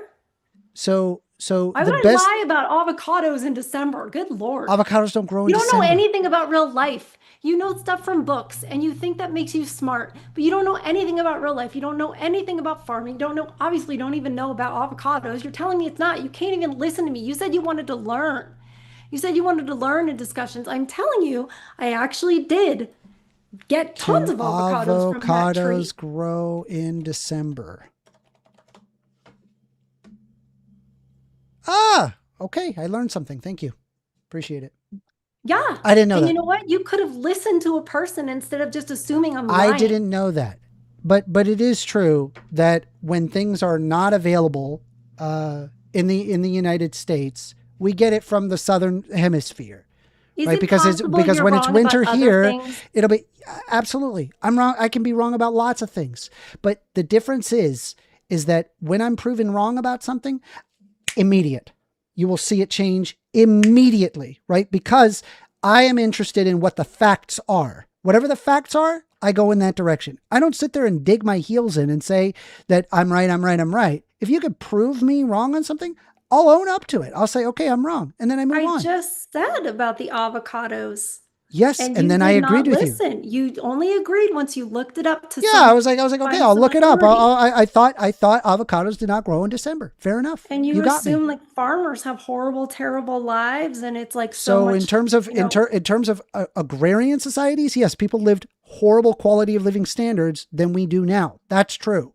We live a higher quality of living standard now, historically speaking, in comparison to the entirety of human history. That's true. If you base it off of money and things, that's if true. I base it off of like the fulfillment of the lowest levels of Maslow's hierarchy of needs, for sure, it would honestly, it'd probably be closer to like the 1960s, 1970s, but that's beside the point. I'm going to say something that's going to make you really mad, but I'm going to say it anyway. Okay. Man cannot live on bread alone. Okay. We'll jump to the next question. This one from, do appreciate it. Rachel Wilson says, Amender, why have women never collectively risen up against men and enforced their own rights through all of human history then? Right. Because they were often subjugated underneath the coattails of men. So it would not surprise me. Like it's like the argument, like what that most women did not want to vote, and as a result, but in reality, right? Like any survey that you're going to have, like during those times, there would have likely have been a crap ton of pressure from their husband to why they shouldn't have a right to vote. So it's like basically like living under Stockholm syndrome and surveying people under Stockholm syndrome. Like, oh yeah, things are great. Yeah. Like, yeah. All right, dude. Like if that's the life you want to live, then go for it, queen. Like whatever. No, you want to drag her kicking and screaming. That's true. I do. I want to drag her kicking and that screaming we're to have all rights. idiots. You And if you clearly want to think women are live, and if you idiots. you want to have babies and not vote, then you could do that. But not everybody is you. Done that.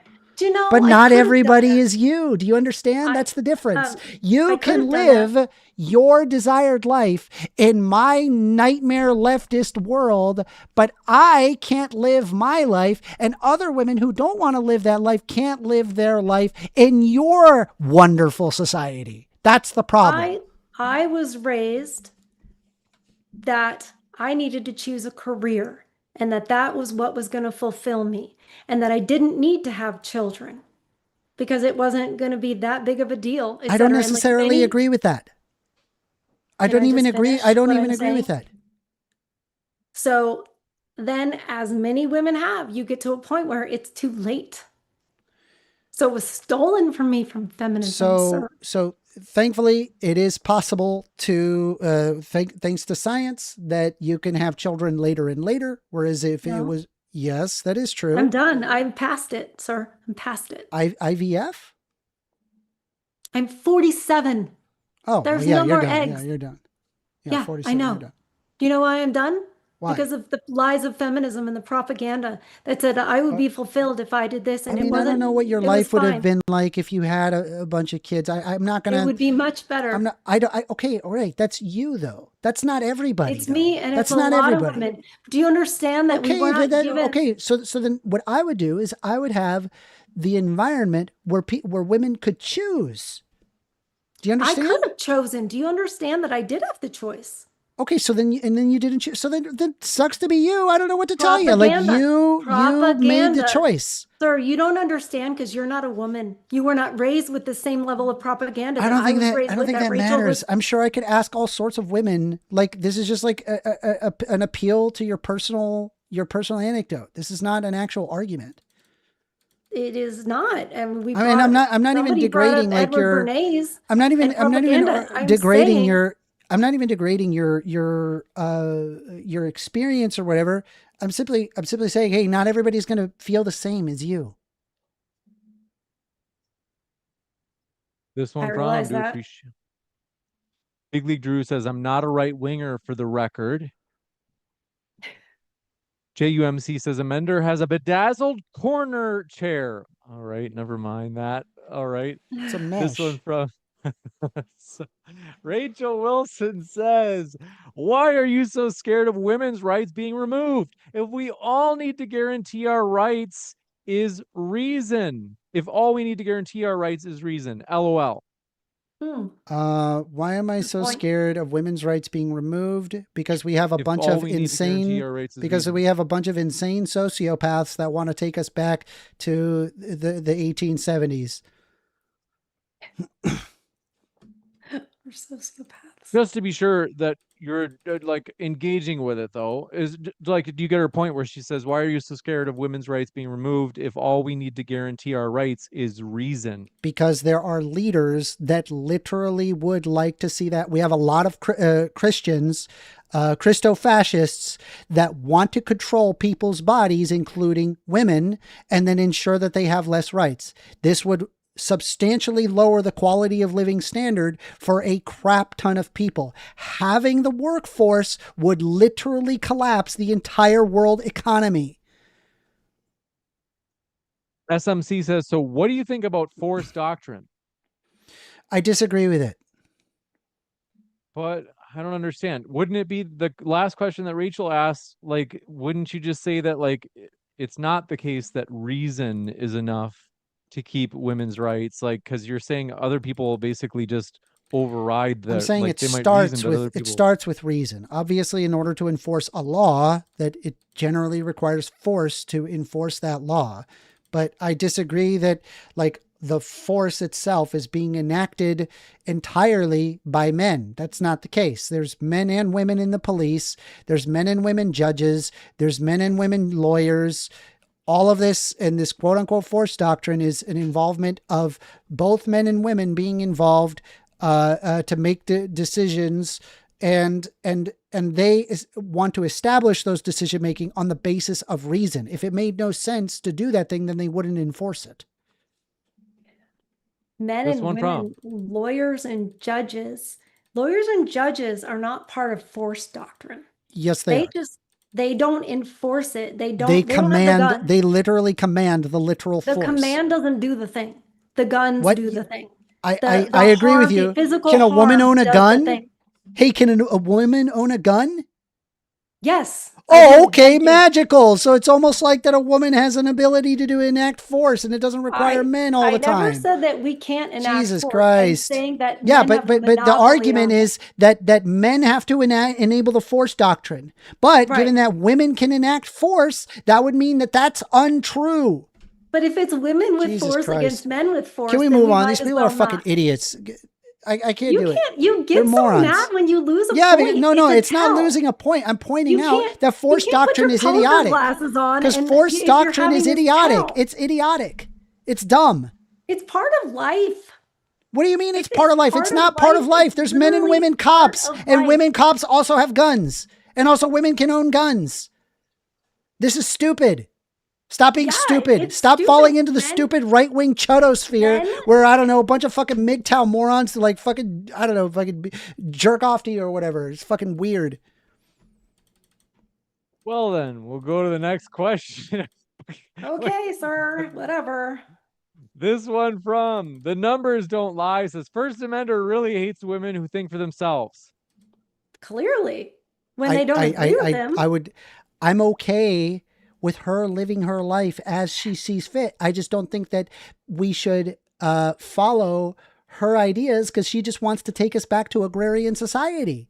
What if we were the majority? What if people were the majority who thought like me?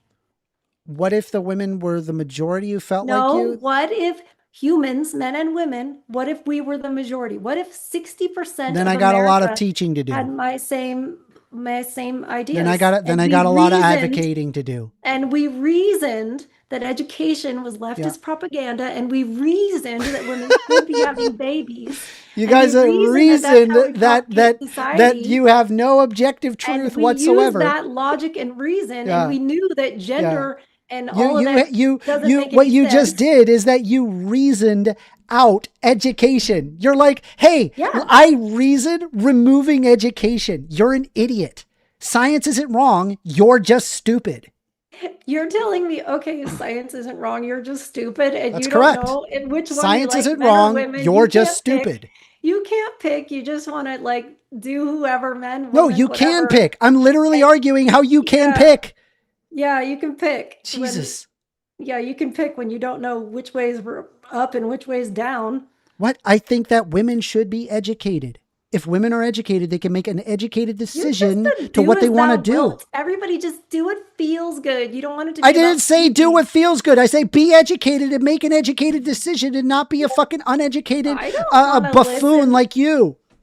I listen, I'm smart enough to know that why the school system was created. I'm smart enough to know. Do you think that we should get rid of the school system? I think that, the public school system? You're a fucking moron. You're a fucking moron. Read John Locke. It's daycare. It's just daycare. No, you're a dumbass. No, you're a dumbass. You literally want to get rid of education. You're a moron.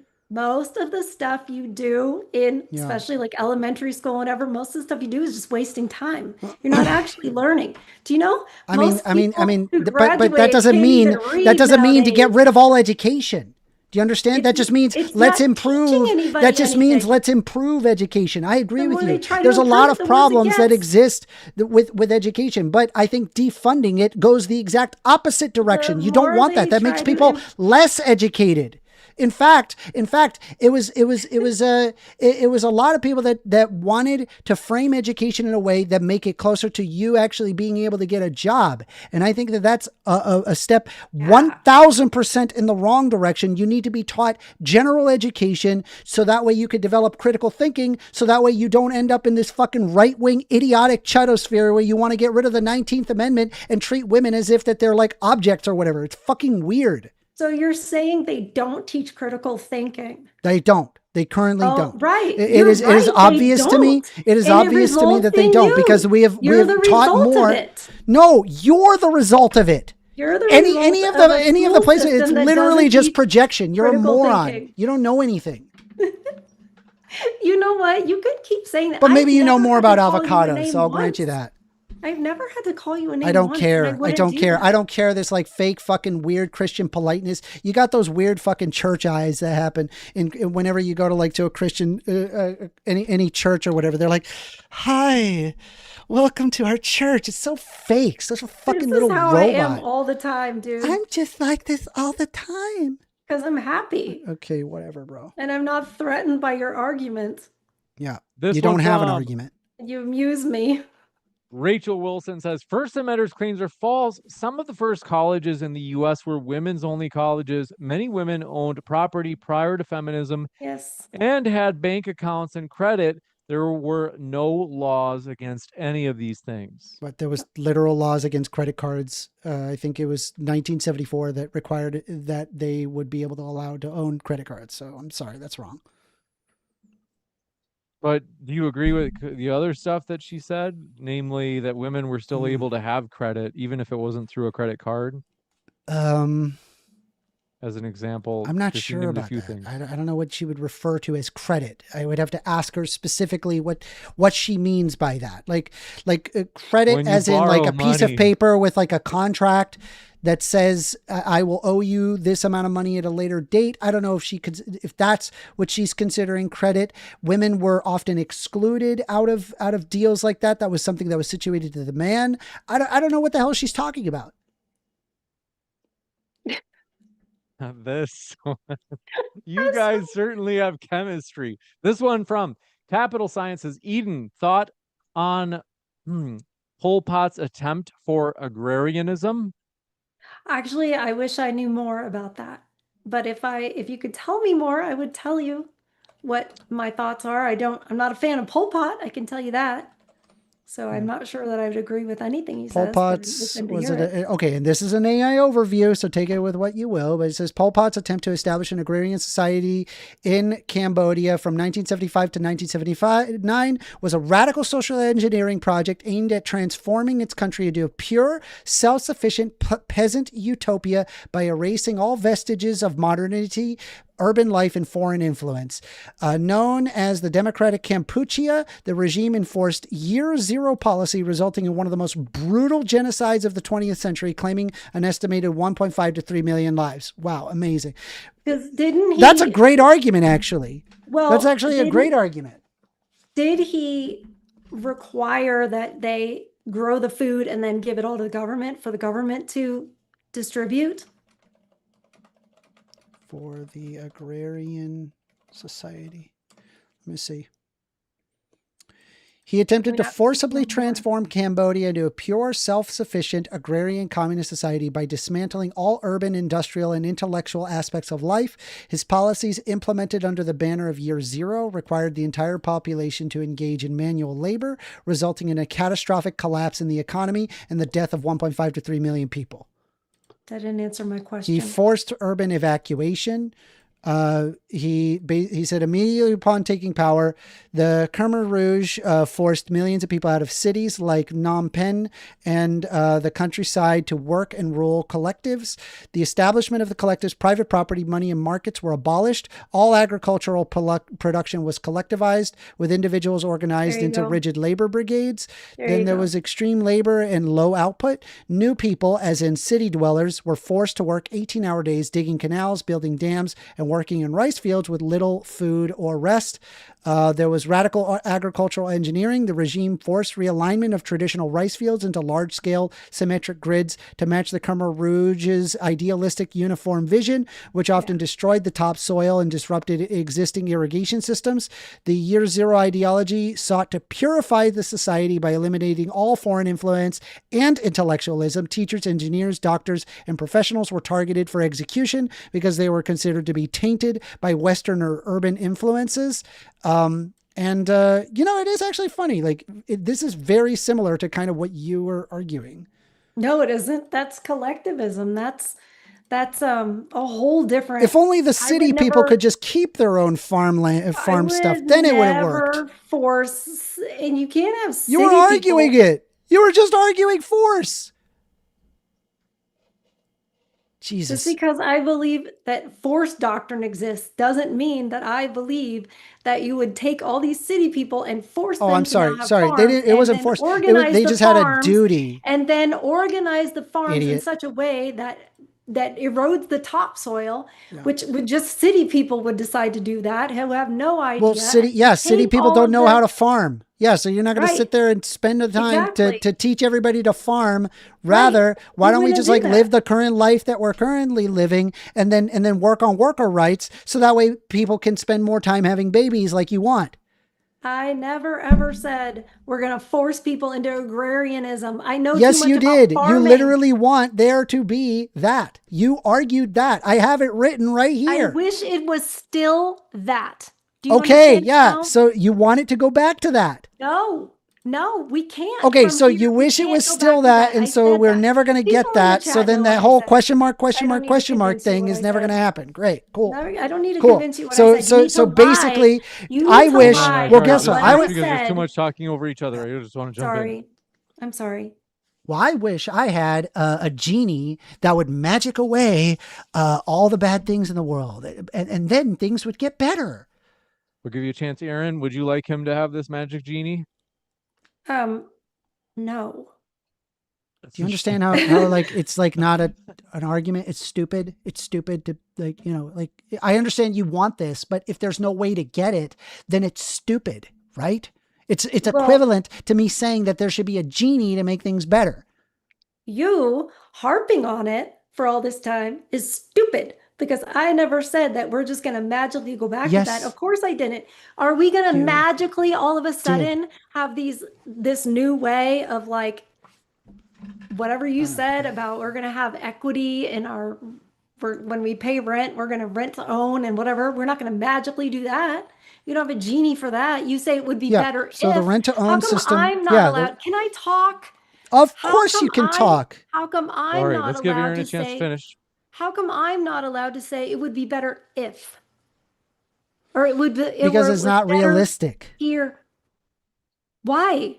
Because it can't go because back there's no you have no pathway. There's no way to do what you want. I am referring to something that already happened. What happened? Something that happened. How do we go back? How do we go back from now? We go back and we remember what was valuable then. Okay, I'm remembering that here. Are we there yet? No, I'm remembering. Help me remember. We're remembering. Hold on. It's going to happen because I'm remembering what it was like to live in an agrarian society. Now we're magically in an agrarian society. You're making a fool of yourself when you do that. You're the one that is making the argument on how we get. I'm asking, how do we get back? And you said, well, I think if we just think about it, that we have to have the same values that we valued then. You can have your values in my society, and you're well to live that. Valuing having babies, valuing motherhood. Okay, you could do that. What's wrong with that? Go do hey, go tell whoever to go do that. That's fine. There's nothing wrong with that. The problem is forcing people to do that. Aren't you part of the whole people? Maybe you're not. That say, well, you need to see yourself. You need to see a woman as an astronaut. You need to see a woman as an engineer, and then she'll be it. Right? No. I think you need to actually do something in order to become something. So many feminists say that women need to see that represented. I think you need to do something in order to become something. You can't just imagine something and then it'll magic into existence. Do you think that's what I actually said? Am I getting you know what I'm saying? I'm saying, like, do you think that it's important to have heroes and influences to inspire you? Yes. Okay. Well, there's not that about motherhood and wifehood for young women. Great. Okay. I'm not against that. And that was my point. Right, is that there needs to be. Then I'm not against that. What's your problem? I would even make sure a woman is the director. Because I believe in an equal society. Yeah, a woman should be a director of that. And we used to not in your society. Apparently they should be farmers. No, they should be taking care of kids at home. Not being a director. Men should be director. Okay, why don't you just sit here and have a debate with yourself and say what I'm saying and then say what you're saying. Because you seem like your that's what you want to do. Your argument entails to that. That's the problem. It's stupid. We'll go to the next question. How many questions do we have? Do appreciate it. It's stupid. It's 11:41. From Kilo says, is the emo swoop considered a forced right? No. This one from Bullet Bar. Listen, you have a nice emo haircut. This one from Bullet Bar says, if all farmers decided not to farm, how would you compel them if it is not their responsibility? Money. Ooh, that's a good question. Sunflower says, 1stAmender, your argument against why Beyonce wasn't spreading Satanism was, quote, Satan doesn't exist. Will you at least concede that this is incoherent? That's entirely coherent. Number one, Satan does not exist. Number two, Beyonce just likes spreading her music. There's zero indication that she's literally inspired by Satan and wants to spread Satanism. It's stupidity. She did say, it's called pattern recognition. You just recognize patterns and then you're like, oh, well, it must be Satanism, but it's literally just you being stupid. Are you aware of her alter ego called Sasha Fierce? I don't care. She's not. She's not a Satanist. How she has said that another entity comes into her body, and that is Sasha Fierce.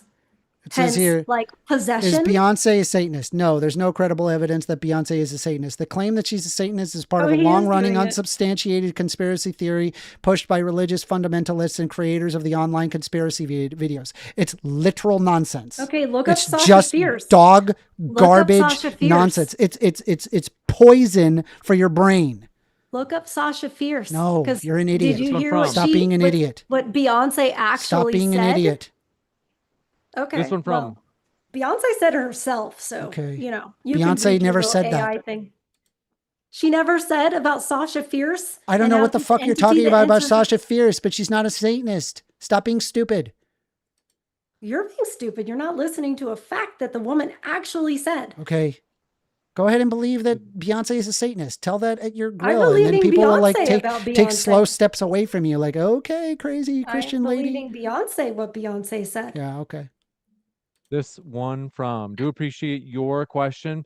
We don't have that many left. We're going to move through these. Droning in the Scenery says, how is this feminist yelling at this woman?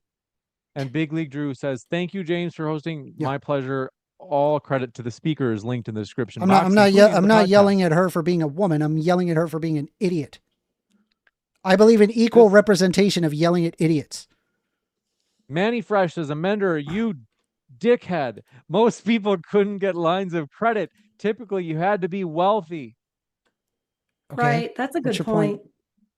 Okay. The point is, it wasn't against women. I don't even necessarily disagree with that. Like, the point is, but women in general were excluded from financial decisions. It's very common. Like, this is not historically a fight. Like, this is just historically true. This is not like, oh, we disagree on this. That's just what it is. This one from Pointy Raccoon says, First Amender says crashing out like I've never seen him crash out before. Thank you for this absolute cinema. All credit to the speakers linked in the description box. What are you waiting for, folks? Check out their links right now. Pseudonym says Amender. I take it as a compliment. So, if you want to watch me crash out, you just follow me on my channel. Subscribe. You just speak truth. Just let him hear some truth, and he's gonna crash out when he hears it. Yeah, women deserve less rights. Like we should get rid of the 19th Amendment. They shouldn't vote and they shouldn't have property. All I'm doing is just saying truth. You're a fucking idiot. Thank you for that. This one You're so funny. Do appreciate. I didn't know I was gonna laugh this hard. I'm sorry. This is from Pseudonym says Amender.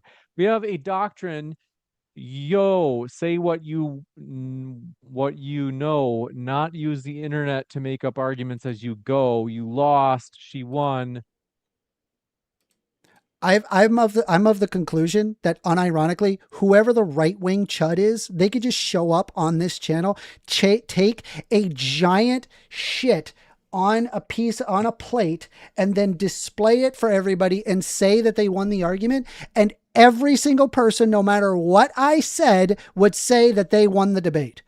I guarantee you guys are the biggest fucking glazers on planet Earth. You guys are 1000% in an echo chamber. And it's literally like being in a room of flat earthers as I tell you the earth is round. It's fucking idiocy. It is rank idiocy. I have a question.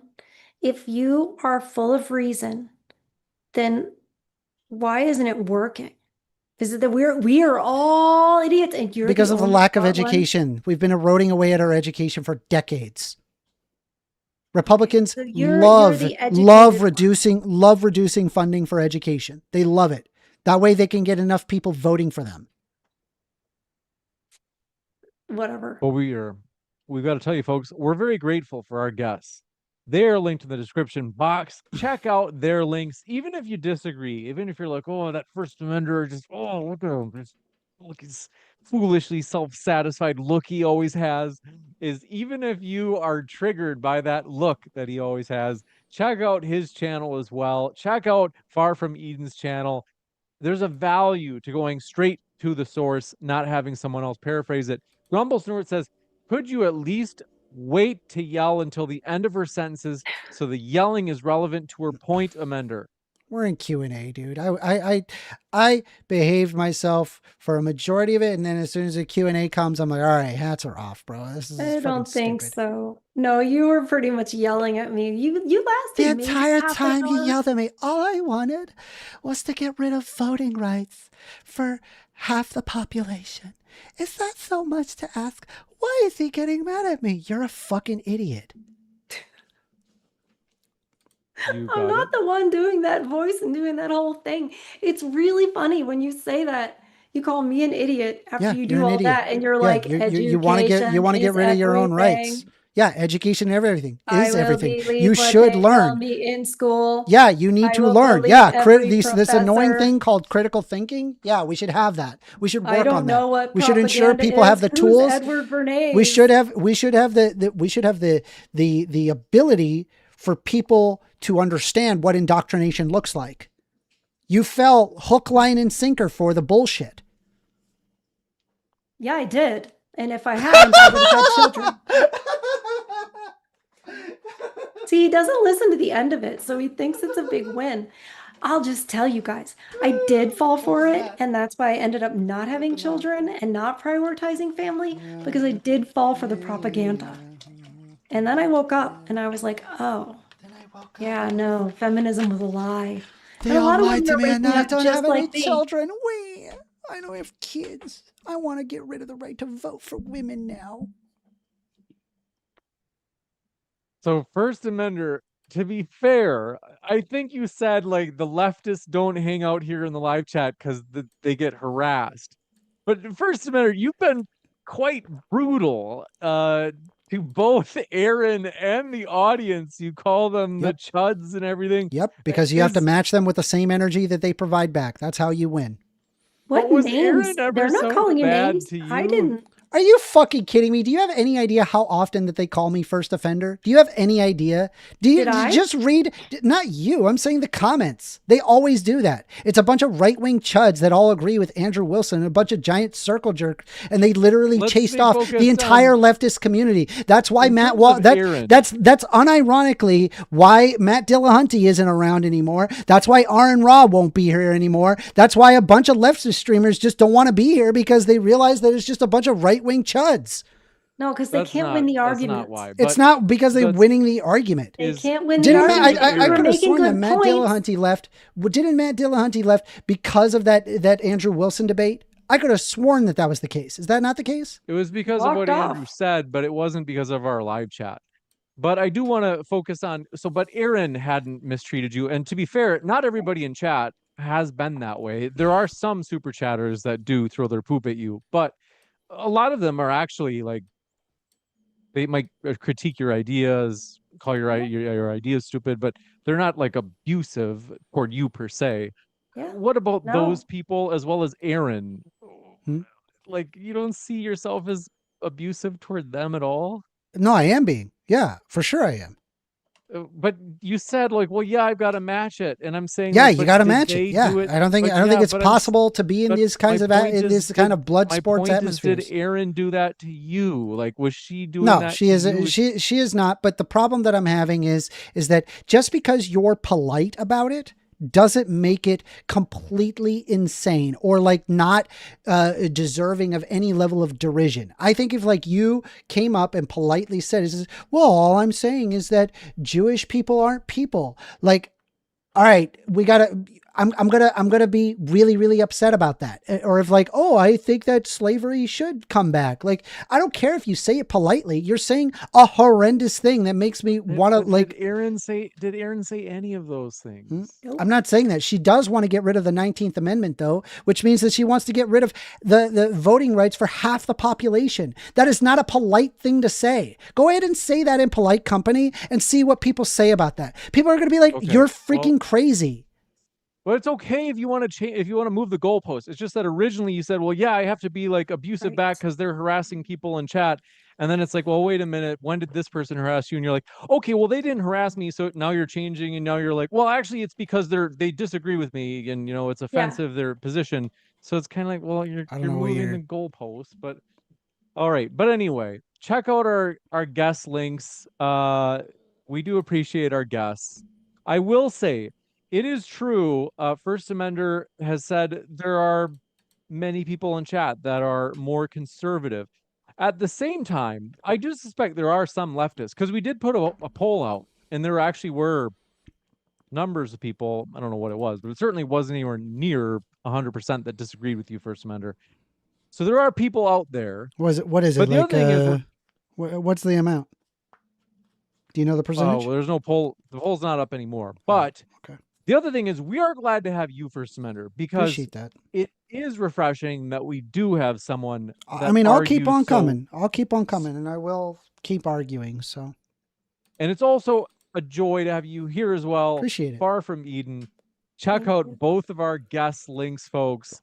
You can find their guest links here and at YouTube, or I should say at the podcast, in the description box there. And then this one from Manny Fresh says, Amender, I'm not right wing. I just think that you're incorrect. There was another, that was maybe why Big League Drew had a super chat earlier where he said, like, for the record, I'm not right wing. So there are like, it's true. But yeah, but want to say thank you guys for being here. Everybody, we appreciate you hanging out in the live chat. Thank you, 1stAmender and Aaron. It's been a true pleasure to have you guys. Thank you very much. I'll be back in a moment, folks, so stick around. I'll let you know about upcoming stuff at DebateCon this summer. Thank you, guys. It was a big, beautiful debate. I hope you guys have a great rest of your night. Thank you very much. Thank you, 1stAmender, for being here. No problem. Take care. Have a good night. Bye. Rest Good well. night, James. Good night. Thank Rest you. well. Good night.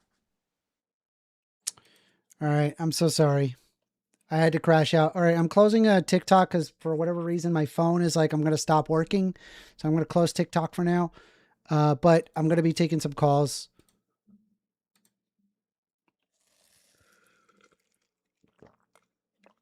All right. All right. Hold on. We'll take some calls. All right. And then let's have a quick after party. I'm going to open up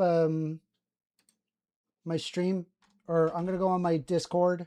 If you guys want, you guys can join me on the Discord. Give me a moment. Entire screen. It's going to be this. All right. Wow. Somebody sent me 1,000 likes. That's cool. Very nice. Very nice. Very nice. Cool. That's good.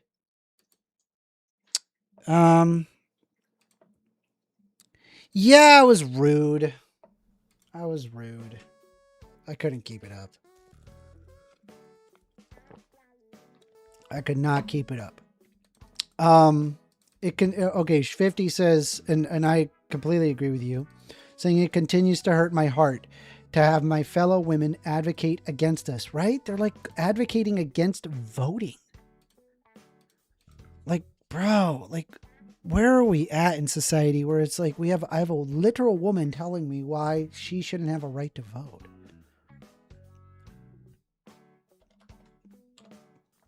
All right, we're going to take calls real quick.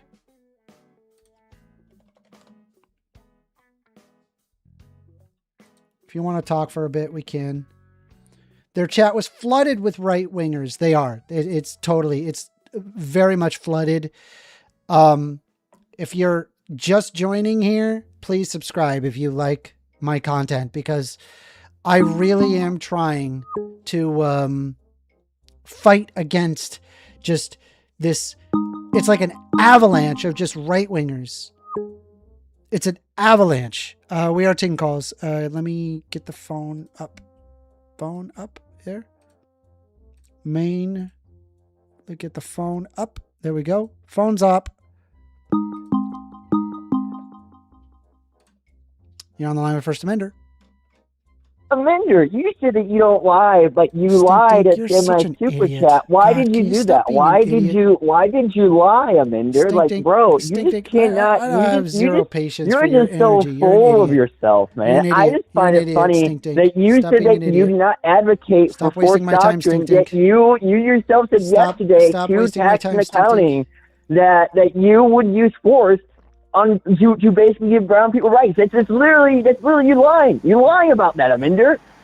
If you don't want people to call you out on that, then don't lie. Be consistent. You're like, yeah, I would like to use force doctrine. What about it, bitch? Right? It's that simple.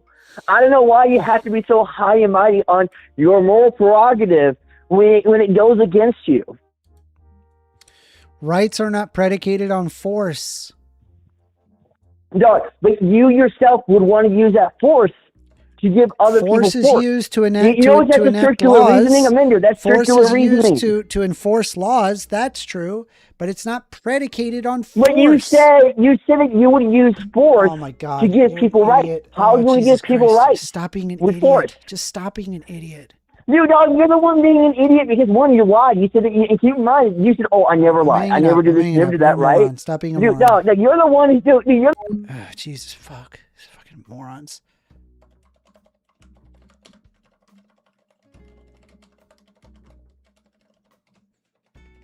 Apologies, I just can't. I can't. It's too stupid. Too stupid.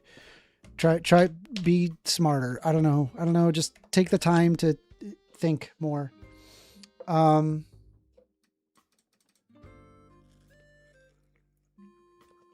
taking calls. Phone number is 202-998-5218. You want to call in? Now, if you're just here, if you're just showing up, another call. Here we go. You're on the line with 1stAmender.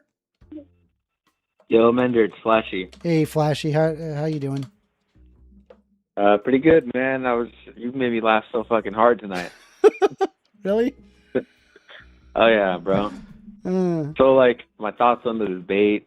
You really dog walked her in the actual debate section of the whole show. Yeah. Except for the weird last part where you just randomly like conceded and wanted to like move on, like to the Q&A. Like I don't know why you did that. Well, because there was nothing left to talk about. We were just going in circles.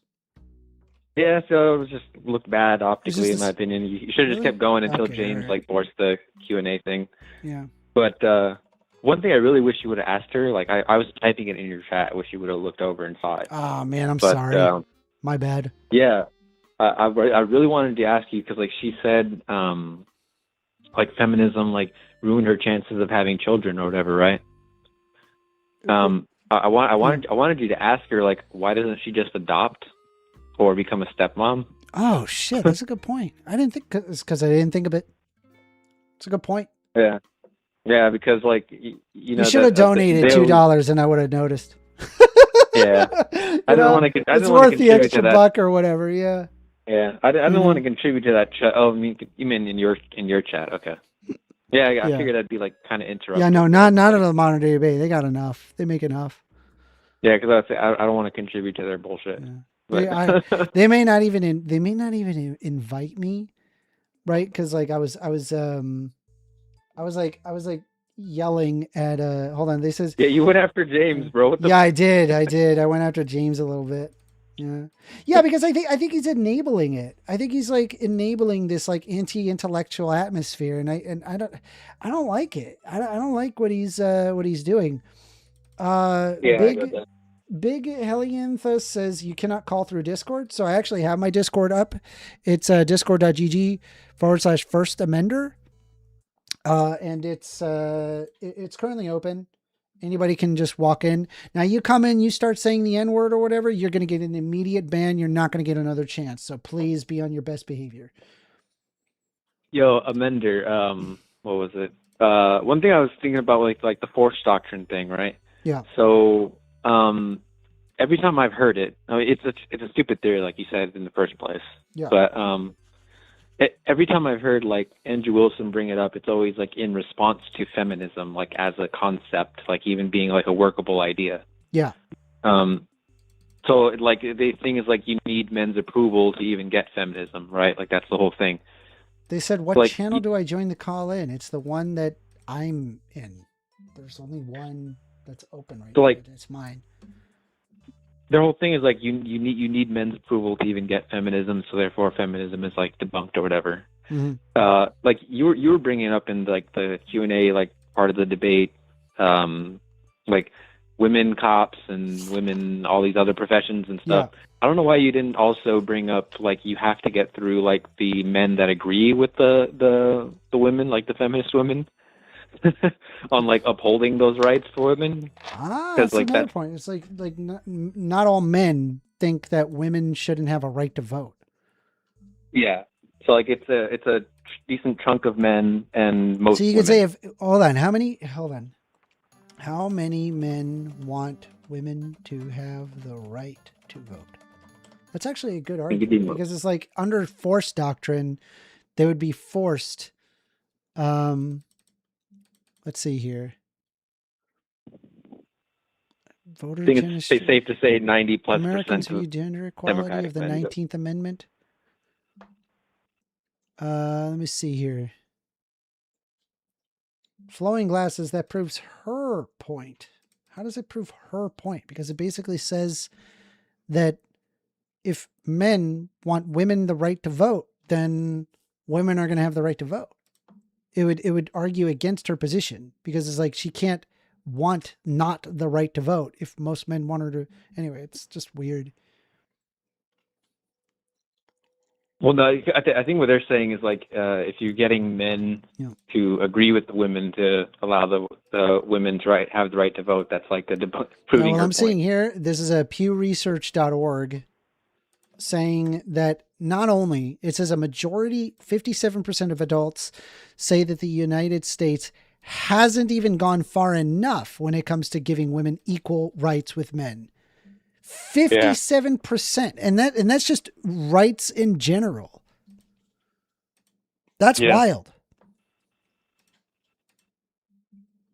Yeah, so like they're going to have a lot to go up against.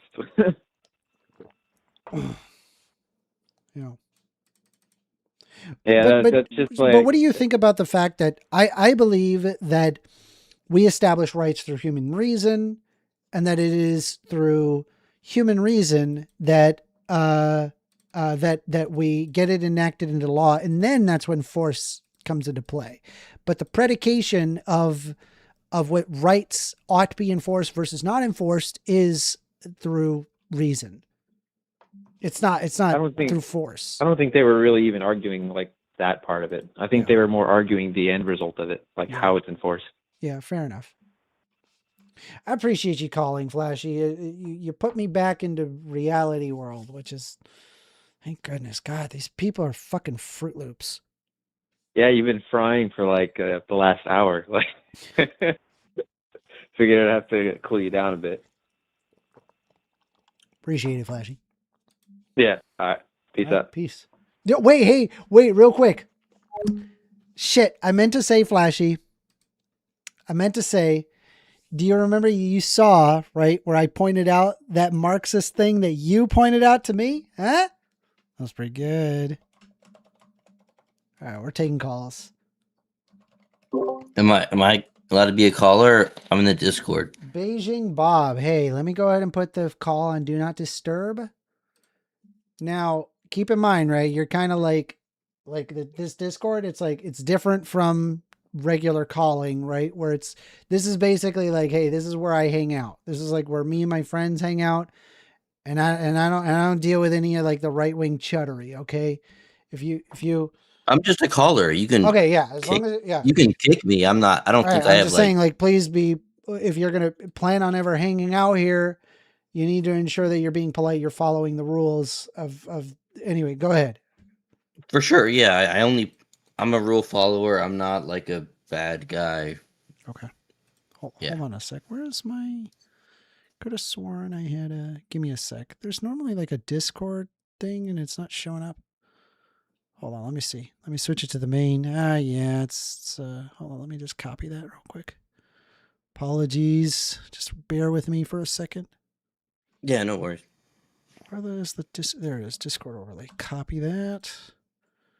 And then go to self with chat. We're just going to paste that. All right. Give me a sec. Beijing Bob, go ahead. Yeah. Yeah, so I mean, I remember there was kind of like there was a point of contention, I want to say, where someone brought up like, oh, I think like lower income is actually associated with higher birth rates. And I did look into that, and I think that it's pretty well proven. I mean, there's a Wikipedia called Income and Fertility, and the first sentence is there's generally an inverse correlation between monetary income and the total fertility rate within and between nations. The next sentence says the higher the degree of education and GDP per capita of a human population, subpopulation, or social stratum, the fewer children are born in any developed country. It goes on. There's a 1974 United Nations conference where a guy named Karen Sang said, development is the best contraceptive. So like this is almost I'd say it's among the most well-established and ubiquitous trends across the entire world. Like it's literally completely undisputed.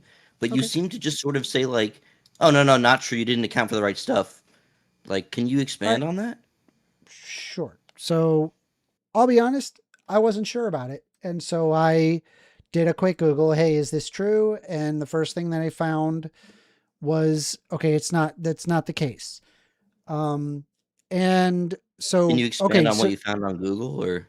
Sure. Yeah. I mean, I could pull that up, but hold on a second. Let me close out of TikTok. God, TikTok fucking sucks, bro. I fucking hate TikTok. Sorry. Hold on. Yeah, I could show you what I found on Google, but kind of what I wanted to go over is not what I found on Google, but rather I wanted to go over have you ever heard of consensus.app? Census.app? No, I mean, I've heard of census data that the U.S. Consensus.app. Specifically that, no. Okay, so it is an AI language learning model, but there's a big difference between it and all the other language models in that all it does is grab empirical studies. It's all studies. So you can actually figure out what is a scientific consensus on a particular question by just asking it a scientific question. You did ask, it's a scientific question. Is lower income associated with higher birth rates? So, and I wanted to go over that with you because honestly, I'm not sure and I'm here to learn. So do you want to go over that real quick? Yeah, I would love to. I mean, I'm coming from the perspective that it's like, it's so ubiquitous and so unanimous. It's not unanimous. So okay, then I would love is lower to hear, income associated with higher birth rates? It says evidence of income and birth rates is a mixed picture. Across modern societies, there's a link between income and birth rates. It's complex and it depends on the context, the country, the time period, the gender, level of income, whether looking at individuals or regions. Is lower income associated with higher birth rates? It's actually an even split. 50% saying yes, 50% saying no. Overall pattern of high income societies. Historically, as fertility declines, there is a shift from high status groups having more children to having fewer or similar numbers compared with others. Many modern studies find higher income is linked to more births, especially among men and in recent cohorts in rich countries like Sweden and the Netherlands. In several settings, highly educated or higher income couples are more likely to have first and second births, especially when both partners are highly educated. When lower income is linked to higher birth rates, however, like in Pakistan, household survey results show an inverse association between income and fertility. Higher income families tend to have fewer children. In Nigeria or the Benue state, lower income women have higher fertility. Income is significantly related to fertility income. In the United States county data, lower county per capita income is associated with higher teen birth rates.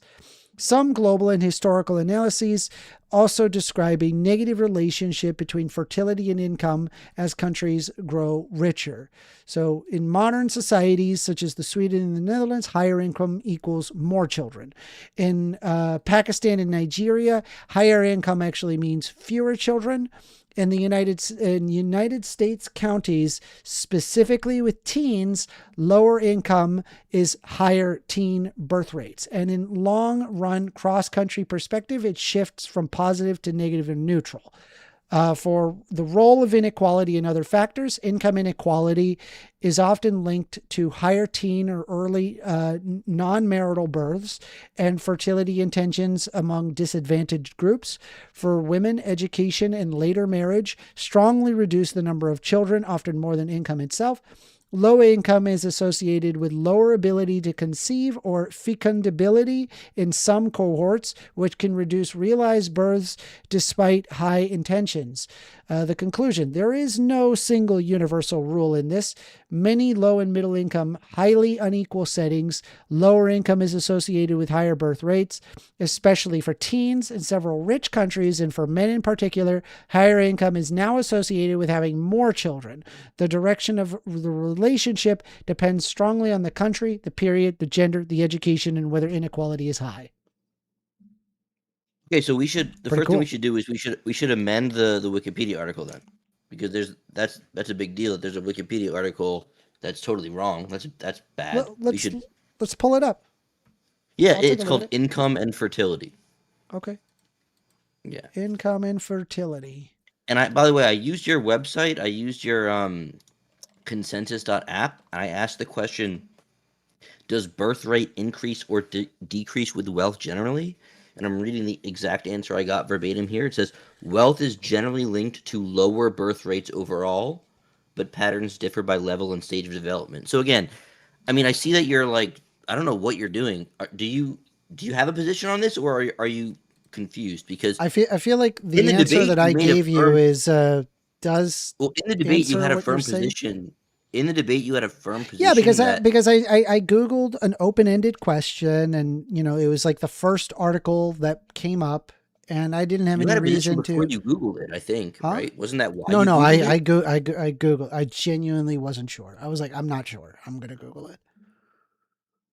So your current position after everything, income and fertility. There's generally an inverse correlation between monetary income and total fertility rate within and between nations. The higher the degree of education and GDP per capita of a human population, subpopulation's total stratum, the fewer children are born in it. Okay, so what we're talking about two different things. We're in the United States, where we have one of the highest GDP per capita in the world. And so we are a highly developed economy. If you're talking about it in the United States, specifically, people who are rich in the United States are having more babies than people who are poor. No, it says right there, within and between nations. Within both and between nations. As in within nations, and so as in even within the United States. If I'm not mistaken, right, I'm almost positive that as if you have a lower quality of living, as in like you're like an agrarian society, people tend to have more babies. Like if it's a low Literally quality across living the board, standard, income is inversely correlated with birth rate. It's well established everywhere. That's not the case. That's exactly what the Wikipedia article is established from consensus that is not the case. I'm reading off consensus right now. Can I share my screen? Like it says, wealth is generally linked to lower birth rates overall. Yeah, I mean, like literally. Like, can you see my screen now? Yep. Okay, so I'm going to read it. Wealth is generally linked to lower birth rates overall, but patterns differ in level stage of development. All right, scroll down. Across countries, higher national income, GDP is typically associated with lower. I'm aware of that. Lower fertility rate. That is correct. And what I pulled up is the exact same. Long lag analysis of an inverted U. Fertility falls as GDP and development rise. That may significantly rebound at very high development. Not significantly, slightly.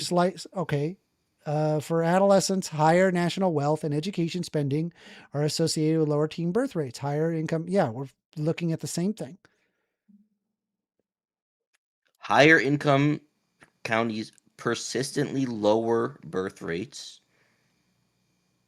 Countries over time, rising GDP, falling fertility, slight rebound. Okay. So are you still disputing that? Are you like? No, I'm not You can disputing admit it. you're I'm wrong. No, I'm not Conclusion taken disputing broadly. it at all. Taken broadly. This is conclusion from consensus.app. Taken broadly. Yeah, as I mean, societies I'm and sure if regions, you're including like not the United States and countries like Well, Niger, wait. which have I'm very just high reading the birth rates, conclusion. then I'm just reading the yeah, obviously like low quality of living standards result in higher birth rates. Nobody is arguing against that. Wait, I thought you argued exactly against that. No, we're talking about two different things. So you're saying during the debate that just happened, you're actually now saying that you did not make the case that rich If you're people comparing the poorest countries on planet Earth to the United States, America. then yes, birth rate is higher there. This But is US counties specifically right in here. the United States. U.S. counties right here. Consensus.app data right here. Pull up the 3. What's that 3? Yes, look. Citations, 3 citations. Association between county level income. Oops. Yeah. Between what did I do? County level income. I don't know what happened, but it was there before. Sorry. I mean, look, dude. I mean, that's a tough one. I feel like you made a point, and then I feel like the exact opposite point was the case. I don't think so, but okay. So you're saying you didn't make the point during the debate that I did make the point. And yes, rich people can afford having children, so yes, they will have more children. And then wasn't it brought up? Didn't she challenge you and say actually it's the opposite? Hold on. So rich people in the United States, they tend to have more children than people who are poor. Of course, if you're excluding teen marriages, right? Or teen pregnancies. Why are you excluding that? Because that has more to do with the fact of education than it does to do with. This is not a. I don't think this is a good faith representation of. What I'm saying, it's more complicated than just like a blanket statement like what you're saying. It is true that if people have extra funding, they are incentivized to have more children because they can afford children. That is literally one of the number one factors why people choose not to have children is that they can't afford children. Okay. Have you ever looked that up though? Like why do women not have children? Like why do people not have children in the US? What is the number one reason? I just think that you made a point during the debate and I feel like you tried to die on the hill of it being true and I don't know, man. Look, respect what you do, but that was all I came in to say, man. That's it. All right. Yeah. All right. There. 150. All right. I'm going to open up the phones. Well, I would like to talk to you. All right. Please be polite. Don't fuck with me. Go ahead. Yeah. I will try to be as polite as I can. Yeah. Give me. Tell me. Sorry. Just give me a quick second. Sorry, just give me a moment. I have to write down the time. 4:02:18. All right, go ahead. What was your name? Samuel. All right, Sam. Yeah, why are you so rude? I just listen. I have a genuine like a deep disdain for people that want to take away rights from other people. Especially it's like stuff that's just kind of like it was fought for like a long ass time ago. And it's like, it's pretty empirical that it would be a worse off society if people just had less rights in general and had less choices to be able to choose their own destiny. And it's like if somebody came up to me and politely said like, I think that we should bring back slavery. Slavery is good. I think I'm justified in being very angry when someone says something that flagrantly divisive, I guess. To be honest, you sounded like those people who would love to take her rights away. You sounded exactly like a misogynist would sound like. But I don't want to do that. Right, but you sounded exactly like that. Okay. Yeah, I mean, you didn't really present your case that fairly when you started to being abrasive. Okay. Also, I don't think you quite understood her whole argument. I Like mean, if you want to was see, I could show you the notes that I wrote on what she was saying. Like I was doing everything in my power to understand exactly what was saying. And what I find is really common is that right wingers like to say that I didn't pay attention when in fact I definitely did pay attention. Okay, so can you steelman her argument then? Yeah, I think that she thinks that society would be better off if women prioritized having children and staying at home and having a family with her as opposed to being alone at home. Right. So why, like, put aside, the taking away women's rights. Why would you think it's a bad idea for motherhood? Because honestly, when you were talking, I was like, Motherhood are is you not a bad actually idea. against motherhood? Like, actually against that? 'Cause Motherhood that's is what it not a bad sounded like. idea. Yeah. I don't It have a sounded problem. like I don't you have were a very problem with much like motherhood. against the whole idea. Like her whole I'm point not was against basically, motherhood. yeah, her point was basically that I'm not the against. whole idea. I don't know how many times I have understand. to. I don't know how many times I have to say it. I'm I not understand. I against understand you motherhood. said that. Yeah. Okay. But when she was talking, right? She was basically saying that the whole idea of feminism erodes the whole motherhood, the whole idea of motherhood. That women I disagree. ought not. Well, that was what she was basically coming from, where she was coming from. Yes, I understand that. And I am saying that it is people's lack of ability to afford things is why people don't have children. If you want people to have children, if you give people the means to do so, then people will have children. You really think that's true? Yes. That's literally the number one reason why people don't have children right here in the US. It's the number one reason.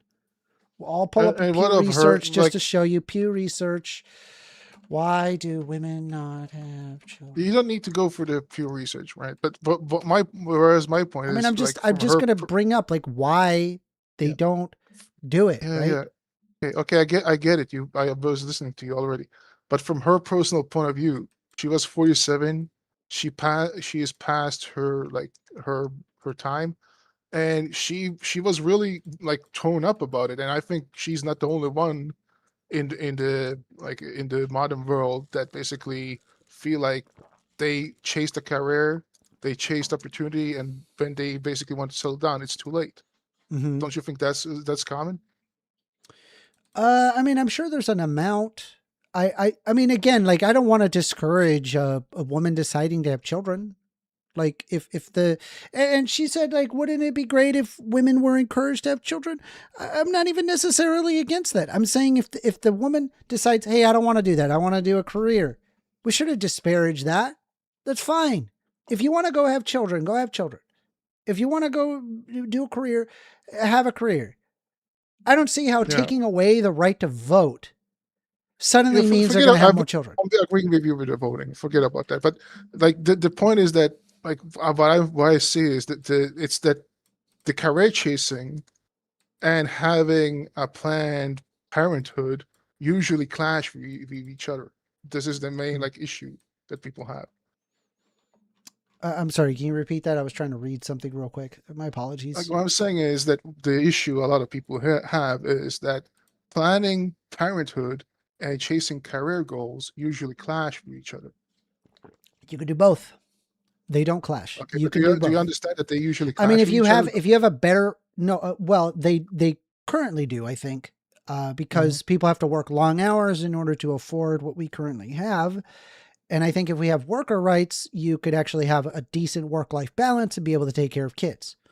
In fact, there's mothers throughout the United States, they work, they take care of kids. So there's no reason that work and work-life balance cannot be met. It's totally possible. We can do it. We fought for it before. We could do it again. If it's so easy, then how come there are people like the one you just debated? I didn't say there's a lot of people. I didn't say it's easy.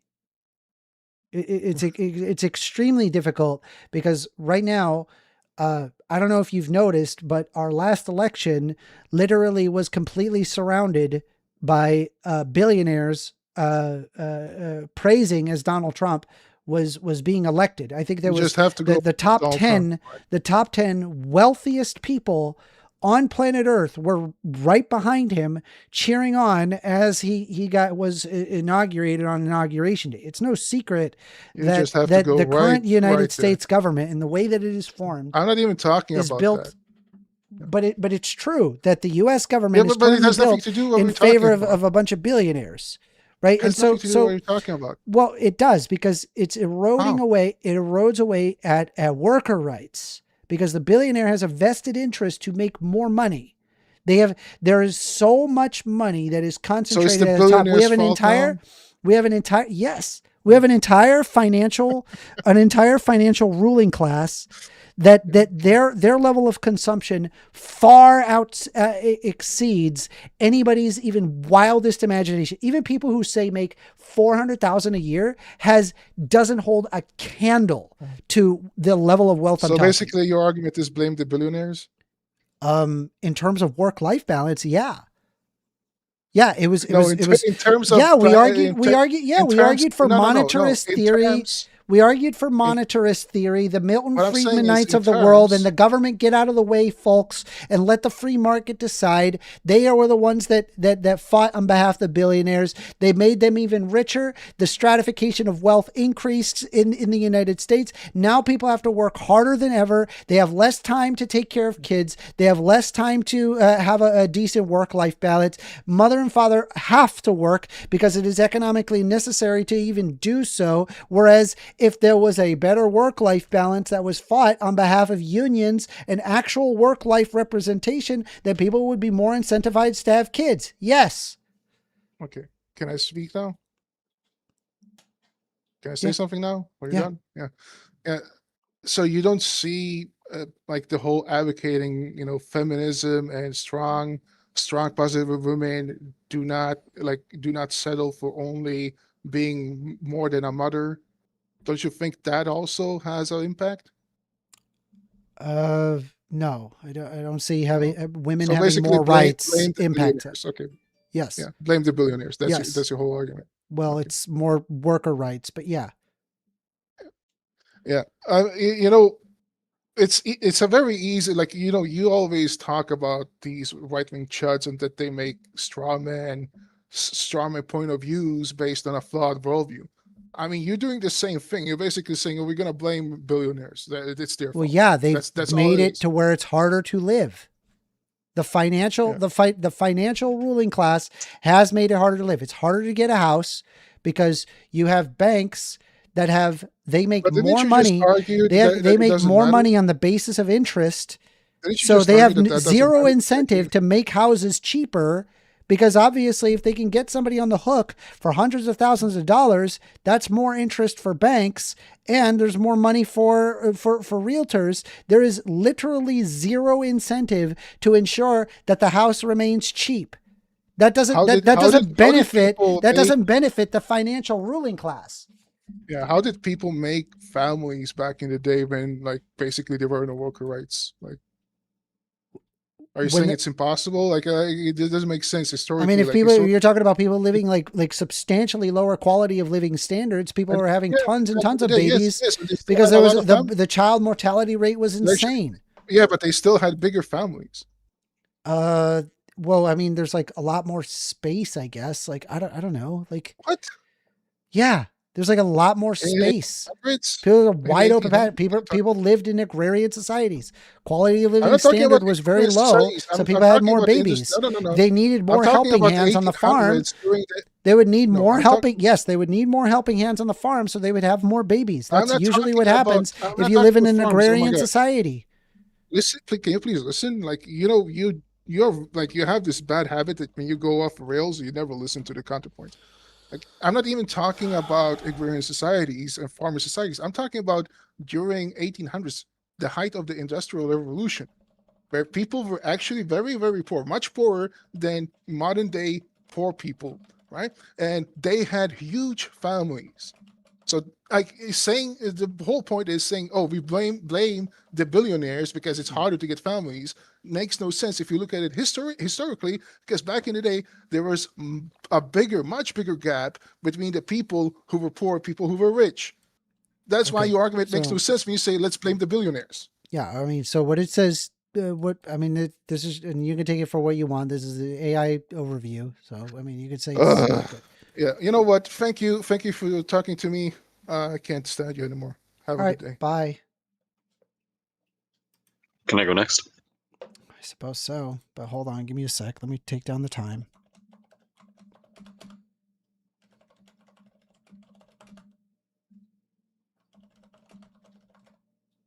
All right, go ahead. What's up? Your name is 666. All right. I think you already know me, 1stAmender. It's just this is a burner account. You've helped me in the past before, but yeah. What was your name? You can just call me Six. Why are you? I did have a question. Account? Oh, that's a long story. I don't know. We can talk about it later. Are you banned? No. It's not nothing like that. No. All right. What's up? I thought it would be interesting to like compare because she brought up like sharecropping, and I was thinking about what about the Amish community, and so I kind of looked up their fertility rates, and it's declining recently. It could be. I posted a source in the chat. It could be an argument to say that even the places that are conservative, even like the most like I don't know what you would call it, like really conservative areas of the United States, I think it's just dropping just because it's the power of the dollar. And I've been to a lot of Amish communities, and they're struggling. They're not doing well, especially if they have like high property taxes and they can't pay for those taxes. So, it's not. Interesting. Yeah, I mean, I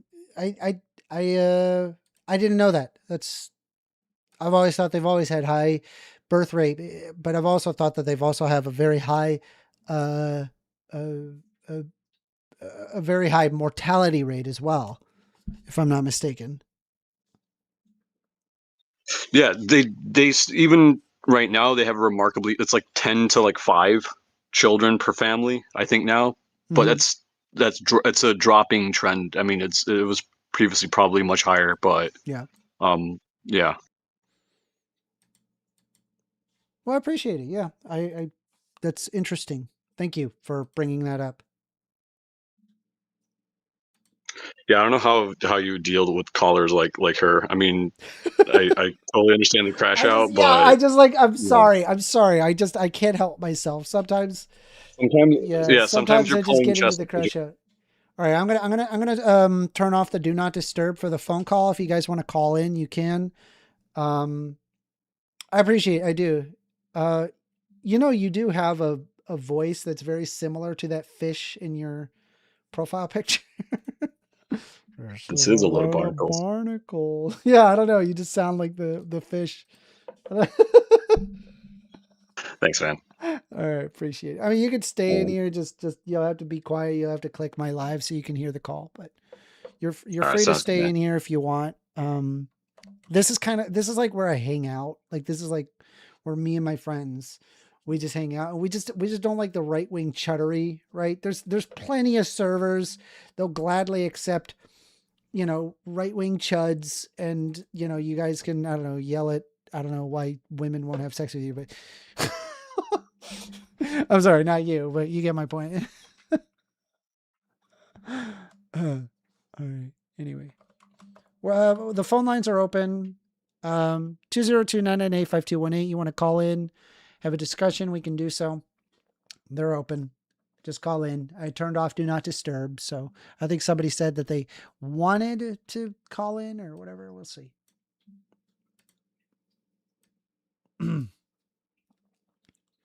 See, Cat K6E says, far from Eden would find it easier to move to Afghanistan. Wow. You're on the line with 1stAmender.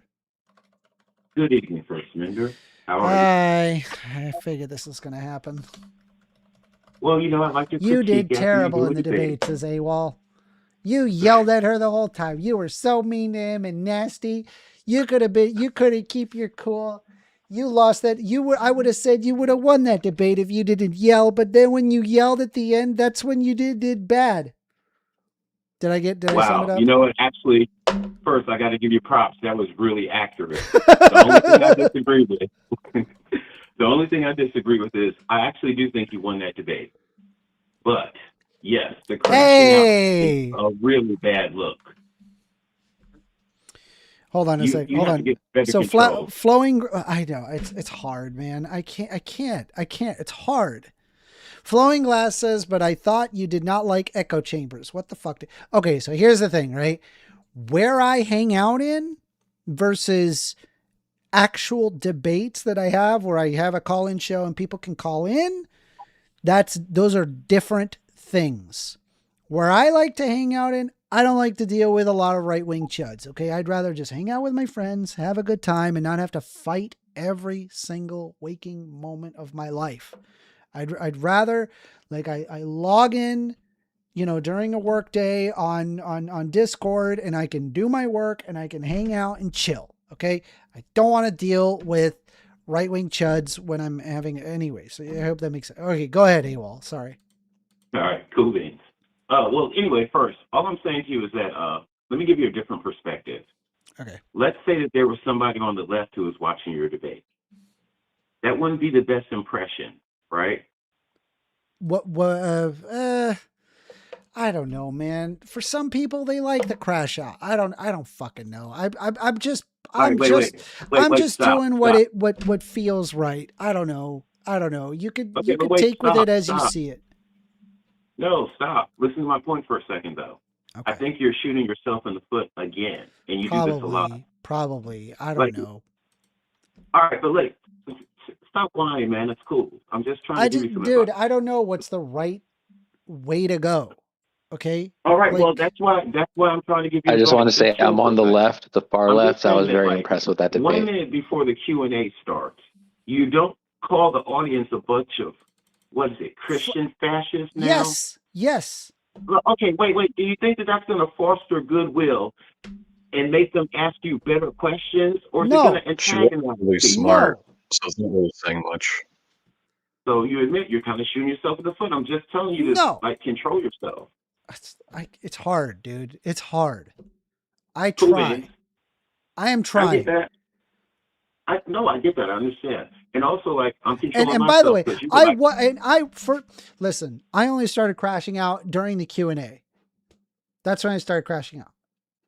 I didn't crash out. I didn't crash out during the debate. Debate portion, I kept my cool. I was good. It was only during the Q&A where I was like, all right, dude, I'm so tired. I can't. This is exhausting. Well, I hate pretending. I hate pretending that these people are on equal playing field. She just said she wanted to get rid of women the right to vote. Calm down. You get ready to start spurging out and fucking freaking out. Drop it back down. But do you understand, AWOL, that is not a polite thing to say? I understand it offends you. I understand that it offends you. But also, I'm going to make a quick counterpoint. That last caller, I'm sorry, the caller before last, before he got off the line with you, he told you that you get really upset and you don't listen to people. Yeah. Everyone gives you that same critique, and you really need to start listening to that one critique. It would make things work a lot better in your Why debate. do you think I try to write what people say down, right? That's what I do. I write it down. Well, I get that first, but you write it then they from say, your I didn't say that. I'm like, I wrote it down. Okay. They're like, you're not listening. I'm like, I wrote down what you said. I don't know what else to do, dude. I feel like that they pretend like I didn't know what they said, or that like an implication doesn't result in the literal thing that I say that they're saying. Like, for example, he says, I think women have the duty to make babies. That means force. That literally means force. But she couldn't put 2 and 2 together. Okay, wait. First, let me ask you a quick question. Does a father have a duty to get a job to provide for children? No. So, don't you condemn fathers who don't pay child support? Nobody officially has a duty.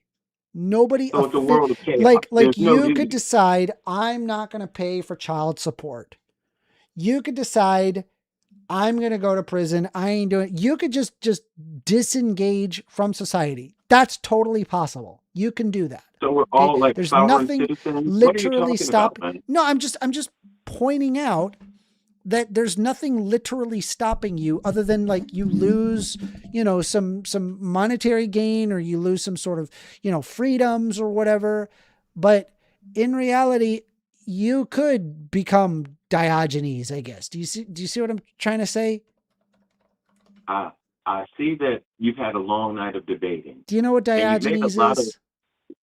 Yes, look. Yeah, first, the fucking crazy. You made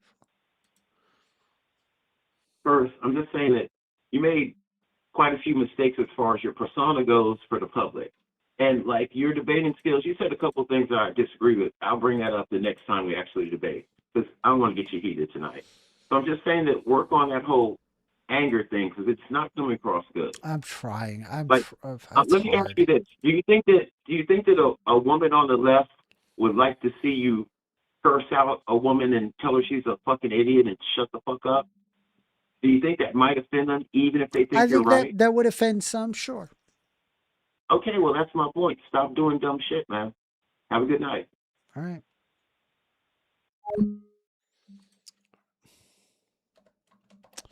All right, we're taking calls. What is it, 12:43? God, it's late. God damn, it's late.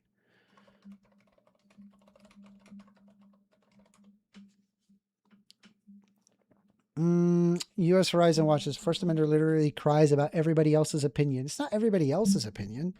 It's like wanting to get rid of people's basic rights. It's fucking wild how people think that it's even remotely acceptable.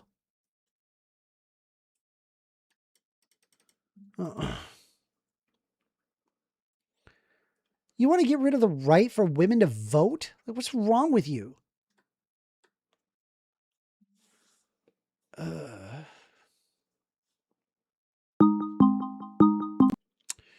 You're on the line with 1stAmender.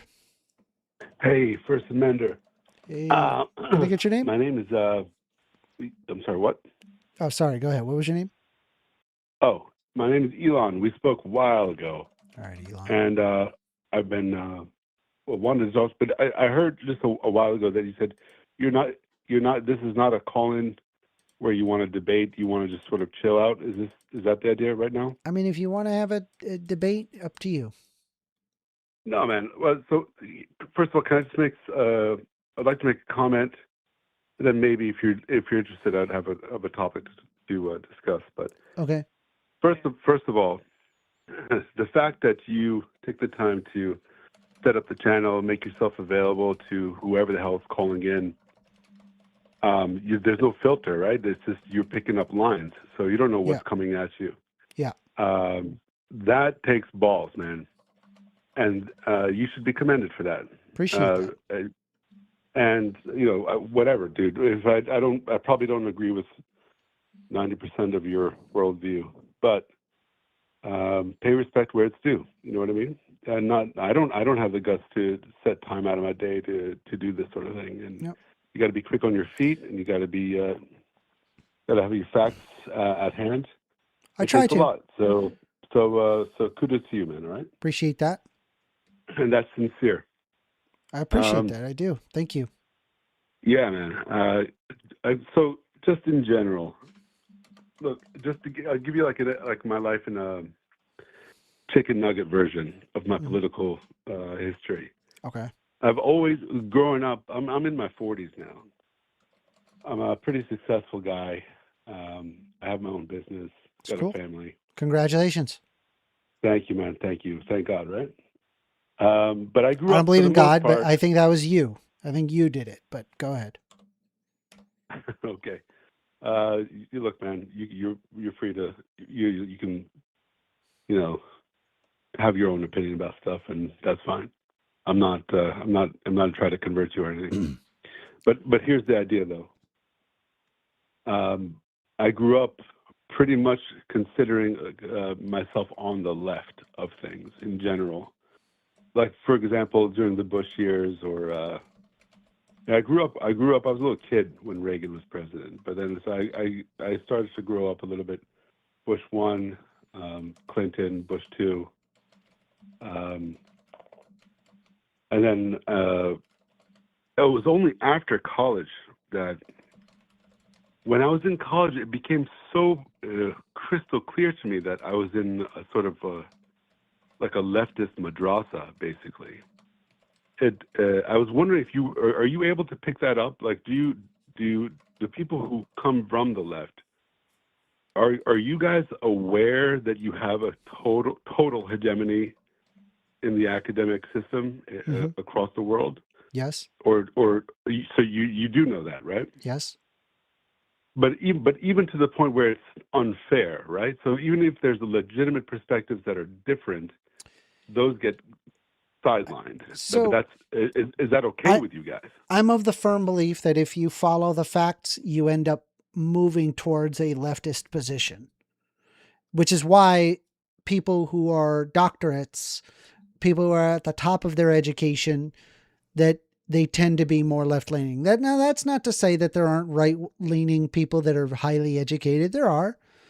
But I think that in general, if I don't think it's indoctrination to be educated, because indoctrination, what it's doing is that it is specifically teaching you a specific belief or an ideology. But I believe that school teaches you how to think, how to have the tools. Ideally, it would be like that, right? Yeah. Well, and I bought that line for a long time, and I truly believed it until it became unavoidable. I was like, wait a second, no one's teaching me how to think here. This is an echo chamber. I am being stultified, and if I don't play along, I'm going to pay a consequence. And I think, and I'm not coming at this as as you put it, like a right-wing chud or whatever. I'm not one of those idiots. Mm-hmm. But I'm coming at this sincerely. And you don't sound like that, by the way. Just FYI, we may disagree, but you don't sound that way. So if it makes you feel any better. Okay. Well, I appreciate that. So listen, when I was in college, I noticed that too. I was like, man, there's a lot of leftists. That was actually at the time when I was a Republican, actually. I was a Republican during that time. The part that made me walk away from Republicanism was, I grew up, this is like pre-MAGA stuff. So like, I never got into any of the MAGA, any of that. It was like that old school Republican that you're talking about, where it was just like, it's all about, free market, let the free market decide, government get out of the way, the old school Republican that existed. Right. And I could not reconcile for what we were doing in the Middle East. Like what Bush had been doing with, Afghanistan. It made sense at first with, the war on terror because of the 9/11 attacks. But then after, it was like, why are we in Iran? What are we doing? Or Iraq. I'm sorry, Iran. My bad. I'm like, why are we in Iraq? I'm like, why are thousands and thousands of people going to war and then coming back all messed up? I had a friend, he was on all sorts of depressive medication and he couldn't work. He had told me this horrific story that he was captured by terrorists in Afghanistan. He was shot in the head and his body was thrown into a barrel, but he was somehow still alive. And he was in a barrel with a dead body for like 3 days before he was captured or rescued by U.S. troops. And he was then, given an honorable discharge. He was being given $600 a month to live on. He couldn't work. He could have fucking worked, and he's a Republican, and I was that's the kind of shit that would drive me crazy too. And so I was like, well, I hate the Democrats. The Democrats are the devil, and the Republicans, they're okay with this war on terror. And so I was like, and so I started reading. That's what I do when I need to learn something. And that's when I found out, that's when I became a libertarian. I did a lot of reading. I was reading John Locke. I was reading Milton Friedman. I was reading Ayn Rand. I was even getting into like Jordan Peterson. I read his 12 Rules for Life book. I read the Gulag Archipelago, all 3 volumes. I read the Bible. I mean, and so you came around to the left, like generally speaking, right? Or yeah, libertarianism later in life. Yes. Not. That's so fascinating because I followed the traditional route where I was a young kid, I was like shaving like the hammer and sickle into my hairline and shit like that. Yeah, no, I didn't. I never bought into communism. Never. I know. I read Whole the life. Grundys and like all this stuff, right? I went to a very, very liberal school. Yeah. But here's the question though. So the Mideast stuff and the Israel thing, if you're well read, and I believe that you are, then you know that the whole reason why the left can get itself to the place where you have queers for Palestine marching, when everyone in that march is perfectly aware that if they were in Palestine, if they were with the people that they're militating for, they would be beheaded immediately on sight. But despite that, they're militating for these people, for these 7th century barbarians. But that level of cognitive dissonance, for me, that became too that broke me from the left. I said, this is insane. Yeah, this is a demented cult. Well, I mean, I'm actually just recently finishing up a book, and I'll pull it up real quick. I swear I'm terrible with the titles, but I rest assured I am. It's called Enough Already. Time to End the War on Terrorism by Scott Horton. And, I've only got 30 minutes left on this book. It's an audio book. I'm sorry. I say that I read books, but really it's just, I just listen to Dude, books. man, you're forgiven. But I'm getting later in life, man. There's my list of books that I need to read before I die is getting bigger and bigger every day. I'm resorting to audiobooks too. Don't worry about it. Anyway, so I don't believe Palestinians are the way they are because of religious extremism. I think I've now come to the conclusion that we have destabilized Palestine for decades. Was it stable before? Yes. Really? Yes. Okay, but prior to the Nakba, Palestine did exist. Dude, the Nakba, what the Nakba was when every single Arab country went to kill all the Jews and they lost. That was the Nakba. It wasn't, and then only later in the 60s when Yasser Arafat decided to invent Palestinianism did it become something else. But before we go down any of these things, my central question is, do you know, like, it's clear as day, right? There was an operation, a PSYOP, promoted by the Soviet Union to divide, because once the Soviets realized that Israel was not going to go Soviet way, they were going to go American. They wanted to create a wedge. So they created divisions between the Ukrainian community in America and the Jewish community in America. They created divisions by where they went to. Yasser Arafat was a legitimate, straightforward, paid KGB agent. You know this. This is not conspiracy. This is documented fact. And they said to him, "Don't jump up and down like a monkey throwing your own shit anymore. You need to use the language of resistance and start identifying with that to win over all the idiots in the West." Mm-hmm.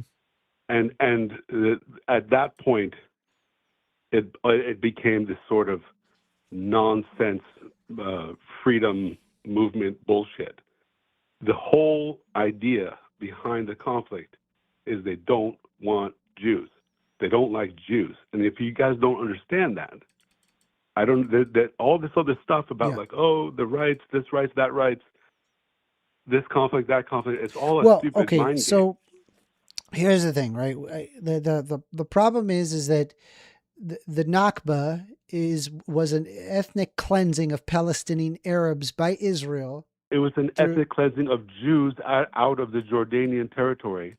No, that eventually became the Jordanian territory. All the way around. You're not understanding the history. Then, what happened to all the Jews that were living in modern day Jordan? What happened to them, man? Jordan? Let me look that up. I don't know. They were. You just said it. They were ethnically cleansed. No, it was Palestinians. Bro, I'm not talking about what is later what's called Palestine. Okay, I have this. It says in February of 1947, after World War II and the Holocaust, the British declared that they would end the mandate and submit to Palestine's future. Yeah, but you're not talking about Jordan. No. Well, hold on. No, yeah, it's right here. Hold on. Just let me read it, and then we'll go Jordan's over it. 44. 44? Correct. The Hashemite kingdom. That this was a bullying Arab gang that cozied up to the British. The British were trying to rid themselves of their empire, so they handed. You're gonna have to give me. You're gonna have to give me the sources of what you're talking about. I mean, look, if you want me to do that, I can. Well, I can do that. We may have to reconvene on it. Obviously, it's just a phone call. Or you don't have to believe me. Okay. Let's just pose this as hypothetical. I'm not saying I don't believe you. I'm just saying I'm not aware of this information. I know, but what I don't want to do is look, man, the night's getting long, right? But let's just say, right, because my words, you're able to research my words. This will be recorded, okay? Mm-hmm. All right. Well, just FYI, right? Like the Nakba is known, like colloquially. I don't know if it is. Where you're saying that it's Israelis that were ethnically cleansed when the Nakba. No, I'm not calling that the Nakba. Well, that's a different subject. Yeah. What I'm calling, we were talking about the Nakba, and you were saying the Nakba meant the ethnic cleansing of so-called.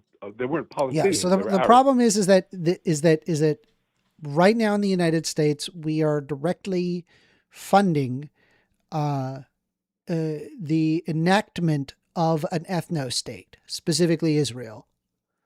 And I think is Germany an ethno-state? No, Germany is not an ethno-state. There's tons of ethnicities that exist, but specifically in Israel, specifically in Israel, though, the Israeli Land Authority ensures that land is only sold to Jewish people. It is specifically an ethno-state. But why is the singular standard applied to Israel? You don't apply. No, it's not a single. It's not a single standard. We don't have ethno states in other countries, but yes, Do. Is an ethno yes, state. You do. Where? Okay, listen, bro. Where? How do you if you're in Saudi Arabia, can you buy land in Saudi Arabia? Yeah, I'm against that as well. I don't like ethno states, but the problem is that in Israel, the problem is that in Israel, no, but the problem is that in Israel is the United States that's funding it. That's the problem. We're not funding Saudi Arabia. I mean, we're buying their oil, but we're not funding Saudi Arabia directly in order to enact an ethno state. In Israel, that is. Comes from. I understand. Okay, all right, I get it. All right, you're saying that the whole reason why you're agitated, the whole reason why the whole left is agitated. The whole reason why we have white kids from Springfield, Ohio, clawing at photos of Jewish infants who wanted missing posters. I don't know. Listen, I don't agree with anti-Semitism. You're saying that they're against motivated an ethno-state is not anti-Semitism. Of the misuse of tax dollars. Bro, come on. We are funding an ethno-state. We are. Stop it. I'm telling you, this is what I believe. I'm not arguing that we're not funding them. That's not the point. We are funding them through eight. Yes, I'm not arguing that. I'm not arguing that. What I'm saying is, it's nonsense to come here and posture yourself as somebody who's only agitated about the misuse of tax dollars. Give me a break. the death and destruction is kind of Please stop it. The death and destruction across the planet because of. Yeah, it's also bad there too. Like I'm not happy about Boko Haram as well. We need to go there and blow them up. Okay, like what is this argument? I want there to be less death and destruction, right? And so but the problem is it's particularly egregious with Israel because we're funding this ethno state. It's horrendous. Funding an ethno state. You're repeating yourself like a parrot, man. But that's what we're doing. Come on. Listen, because that's what we're doing. Okay, listen for 1 second. You're trying to sort of, is the idea then that if Israel fell off the wagon, right? Let's say, okay, you know what? We don't fund the quote unquote ethno state. Never mind, we're funding ethno states across the world, and you just said that there's no other ethno state. There's only one ethno state. It's the Jewish state. But I bring up Saudi Arabia, like, oh, I don't like that too. Or I bring up the Congo, I don't like that too. Yeah, so I don't like ethno states. Okay, all right, great. So, but Israel is not the only ethno state, correct? Okay, but I don't like ethno states. Like ethno states are bad. We shouldn't fund ethno states. No ethno states. Okay. Nobody gets one. But you can't bring yourself to say that Israel is not the only ethno state. Sure. I don't think I implied that if I did, then I must have misspoke. You did say it. Okay. All right. So okay, great. So now the issue is, if you actually believed a word that you just said, that's the only reason why you're agitated about Israel or the left. Put it this. I don't want to make this personal about you, but you're positioning. I mean, me in particular. I can't speak for the entirety of the left. This is how I feel regarding Israel. It's insane that we have AIPAC. It happens to mirror everything that I've heard from every leftist I've ever heard in my life talk about Israel. All right.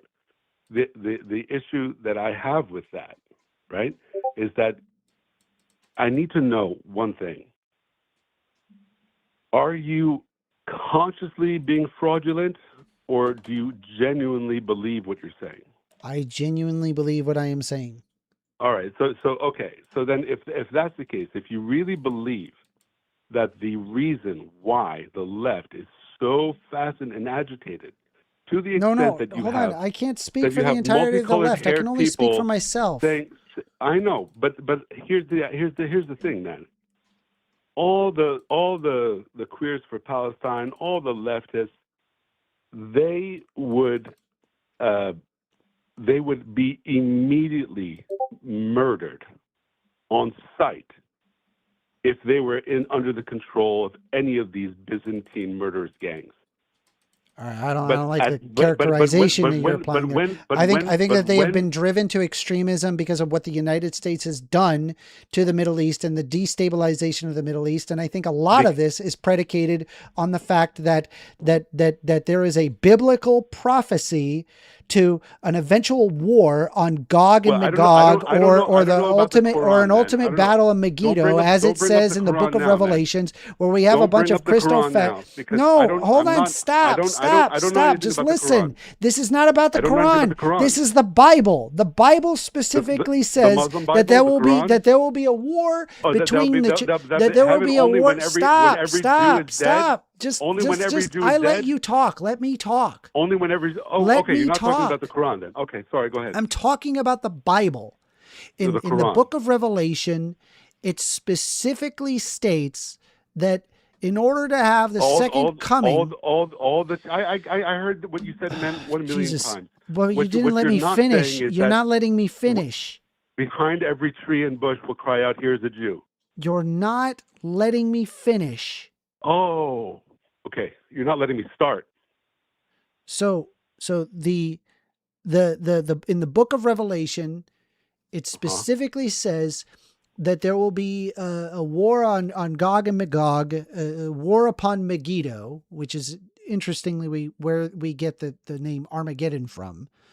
That this will bring upon the second coming of Jesus Christ. We actually have enough politicians in the United States that believe, unironically, and they say this with their chest, that the only way that we can get the second coming of Jesus Christ is if we enact fighting between the chosen people and the other. So the war on Gog and Magog. They legitimately believe this, and that is one of the reasons. That is unironic. One of the reasons why we fund an ethno state. That is, you would agree, right? That if that was the predicate to why we fund Israel, wouldn't that be insane?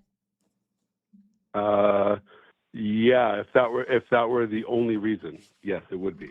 All right. But there's multiple reasons, right? There's the fact that it's a defensive. It's beneficial from an offensive point of view. You're not letting me start, man. I agree. I'm agreeing with you. You mentioned the New Testament. But you don't mention in the Quran where it says, the end of times won't come until all the Jews are killed. If you think that I don't like Islam, you're right. I don't like Islam. Islam sucks. I think all religions suck. These are all trash, right? I mean, there have been arguments that saying, hey, listen, under Jesus Christ, Jesus Christ had fulfilled the law, and therefore I'm going to do both. I'm going to do both. Just hear me out. Hear me out. I'm going to do both. I'm going to do both. I'm going to do both. Listen, I'm going to do both. Go ahead, man. In Christianity, they say that, listen, the law had been fulfilled by Jesus Christ, and that no man may know the end of times. And so hopefully people can be led to reason through that. And so the same thing can happen regarding Islam as well, where it does state specifically about a quote unquote jihad. However, there are many people that reject the literal interpretation, where they say it is more of an internal jihad, being the reality of what they call for. Please stop. Please I'm just saying that this is what Islamic scholars say. This is what Christian scholars say. Islamic scholars, give me a fucking break. Yes, there are Islamic scholars, believe it or not. There are people that are just as passionate. In their fucking book. Do you realize that they worship the same God? Like in Islam, they worship the same. Bullshit. They do. They do not. They do. You should read your Quran. They absolutely do. That's the nonsense. You should read your Quran. They absolutely do. I have read the Quran. I know what they believe. I am telling you what they believe. They literally think they believe that listen. They believe that Jesus Christ was a prophet, but that it wasn't the literal God. They said God can't actually have a son. God is far beyond anything, so they wouldn't have a son. However, Jesus Christ was a prophet similar to that of Muhammad. That's what they believe. Right, but it is the same God. But not quite as much as Muhammad, the pedophile who married a 6-year-old. I mean, again, I agree with you. I don't like Islam. I'm not defending Islam. I know. But hear me out. Okay. So Christianity has its end of days prophecies. Islam has one, right? Mm-hmm. And Islam's one's particularly interesting because it says it won't come until all the Jews are murdered. You don't mention that. And does it say that? Because I'm not aware of that. Hold on. Is that in a hadith or is that in the Quran? Because I'm not aware of that being in the Quran. It's in their fucking Quran. All right. Where is that? Do you have a verse? Right, Can I look that up? Let's do some research. Let me look that up. Quran verse. The Quran does not contain a verse commanding killing of all Jews. There are verses reflecting conflicts during the Prophet Muhammad's time. Interpreting these as general timeless command to kill all Jewish people is considered a distortion by mainstream Islamic scholars and theologians. All right, listen, man, stop bulldozing me right here. I'm not bulldozing you. Just, dude, please let me speak. Sahih al-Bukhari. You know what Sahih al-Bukhari means? Hold on. Sahih al-Bukhari. It's in their hadiths. And Sahih. Okay, yes. So it's not in the Quran. The hadith is not a Quran. It means verified. All right. Sahih al-Bukhari is okay. If you're saying it's a hadith, I'm not disagreeing that there aren't some horrendous hadiths. I completely agree with you. I reject hadiths in general. I reject Islam in general. You'd be surprised. There's a lot of disagreement among Islamic people where they say, You know, there will be people that will be Quranist literalists where they say they cannot verify any hadith, and you can only listen to the Quran. So I said specifically, Okay, all right. Does it say in the Quran to kill Jews? You say yes, it is there, but in reality is that I would agree with you. I think there's like 65,000 different hadiths. Why aren't you listening to me? I'm trying to tell you what it is. No, you're talking over me, and you're not letting me spit out a goddamn sentence. Is what you're doing, actually. All right. Well, I'm going to give you the last word. Sahih al-Bukhari, and Sahih Muslim. Okay, it's in both versions. In there, if you're a Shiite or if you're a Sunni, in there verified. Sahih means verified. That means there's no question about it. Yes. Okay. And in both of their hadiths, it tells them, you will not rise to heaven until all the Jews are killed. Now, at the same time, your leftist is going to tell me that it's American intervention and the fact that Israel, the native population of that land, came back to Israel and asked and offered the opportunity to coexist, which was totally intolerable for all of the Arab nations. Even 6 days before the founding of Israel, they made an announcement saying there is no Jewish state here will ever exist. All right. Okay. Now, you guys can live. This is why the left will always fail on this, because you won't see it. Okay. It's like pointing a dog. I'm going to move on. That he left on the floor. I'm going to move on. And exactly what you're doing right now. Yep. Have a good day. Bye-bye. Goodbye. He came off as a total Islamophobe. And he just didn't seem to want to listen. Yeah, I mean, I agree. There are hadiths that are 100% super disgusting. Would not surprise me that there would be a hadith that says kill all the Jews. It wouldn't surprise me. There's over 65,000 of them. There's so many. Like, you're not going to be able to read them all. It's just not a thing. Hadiths, in terms of like their veracity, is often challenged, right? There's instances of a hadith that's recorded on a piece of bone, for instance.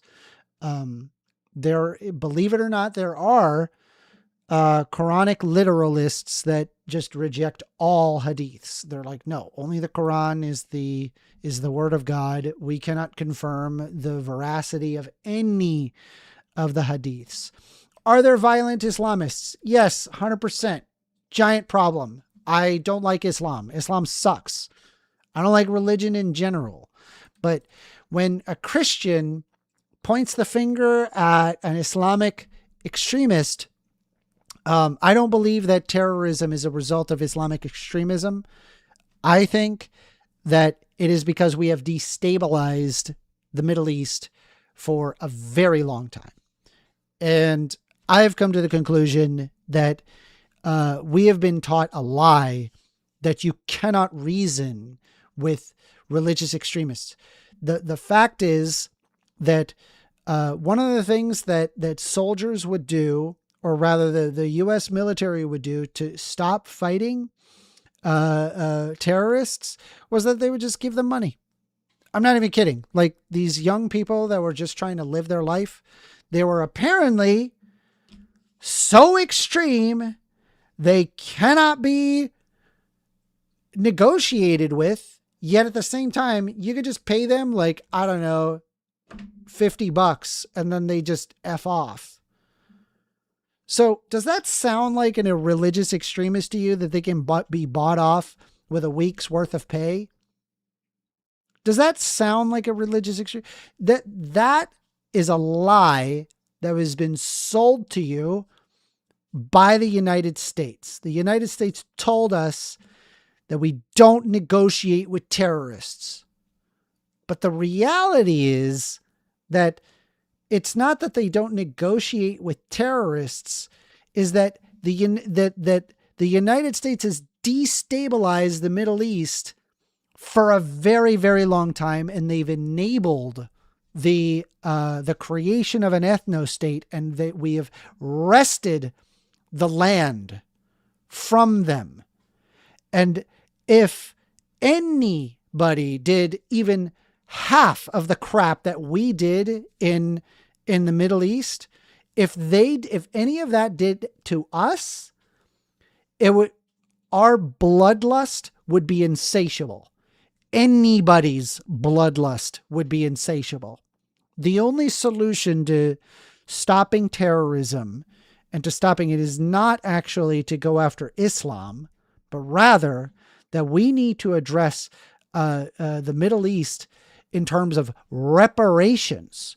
We need to realize that the United States did wrong in the Middle East, and that we need to treat them as human beings, and then and only then is healing even remotely possible. They may not even accept our good graces given the decades and decades of bad blood and bad history. But one can only hope that maybe peace can be met. Anyway, God damn, guys, it's late. I'll take one more call, I suppose. If I'm not getting any call soon, I'm gonna hang up and then we'll call it for the day. Take a look here. Cat K6E says Sharia law is inhumane. Completely agree. Completely agree with you. Yes, I don't like Islam. Trust me. I'm not here to be defending Islam. I don't like Islam. At the same time, I've learned about Islam. I've read the Quran. I've also read, there was a supplementary book on Islam that I looked at. I found it fascinating. That's it. I find religions in general fascinating, just fascinating to learn about. And specifically with Islam, I don't even have the cultural understanding. Like, honestly, if you just read the Quran as a Westerner, and that's what I did, you kind of go away like, damn, that was a lot. I was like, what the hell was that? It doesn't make a lot of sense. And that's where I pulled up an Islamic supplementary material. One thing in Islam that I thought was kind of cool, right, was there's a lot of emphasis on calligraphy. Like a lot. Like they're really into like calligraphy. So the way that it was communicated was that the word of God should be written in a beautiful way. And so they have invented calligraphy to do that, because it's like, listen, this is the word of God. It's beautiful, and so they really went crazy with their, with their calligraphy, and you'd be amazed, some of the designs that you get out of Islam. And that's a reason why you have there was like a geometry, I guess, revolution, I suppose, which is kind of cool. Let me see here. Yeah. So like you could see as an example, here's a cool kind of a example of what I'm talking about, where it's like, I mean, the art is nice. Very cool. Cat K6E says, yes, I agree. Fascinating, but not to join. I'm sure that paying them would help. Wouldn't it just empower them? So right now it's not possible to help them by just simply paying them. There needs to be a very serious, recompense for what the United States has done to the Middle East. The idea that they're just religious extremists, it's a lie that they sold you. And I hate the idea. It's like, oh, you can't negotiate. You don't negotiate with terrorists. Total nonsense. A lot of this stuff, the reason why they're terrorists is because we destroyed their homes. We destroyed their families. We destroyed their governments. And we ask ourselves, why are they so mad? Why are they so upset? Like, what do you think it is? Do you really think it's because of religious extremism? Come on. Put two and two together. There were much less terrorist attacks pre-Nakba. Very small instances of terrorism. I mean, it's similar to how you would see Christian terrorism here in the United States, Christian extremism. Does that mean all Christians are bad? No, of course not. It's a tiny minority in comparison, but could you imagine how fervent Christians would be if their houses were destroyed by a foreign agent? What would happen with Christian nationalism then? They would be indistinguishable from Al-Qaeda. I believe that. Anyway, guys, I hope you guys had a good time. If you're not subscribed, please consider subscribe. I'm a very, very small YouTuber. And so we're growing. It's growing slowly, but it's growing. And I'm just excited. I'm excited to see, what's going to happen in the future. I don't know, guys, I get angry sometimes. I get so angry, and it just these people, they really, really bother me.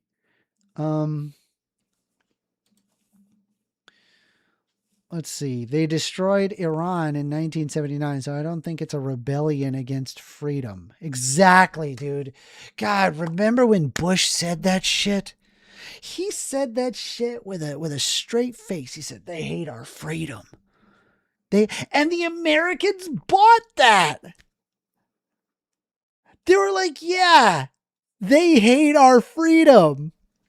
No, it couldn't be the fact that we've been bombing the hell out of them, carpet bombing them for decades. No, it would have nothing to do with that.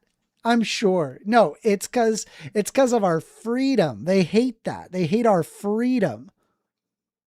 Oh. Let's see. N1SB. Do not worry about going hard. LOL, it was fine. Thank you. Thank you. I appreciate it. Maybe other people like it, but a lot of people, they say I got to remain calm. God, it's so hard.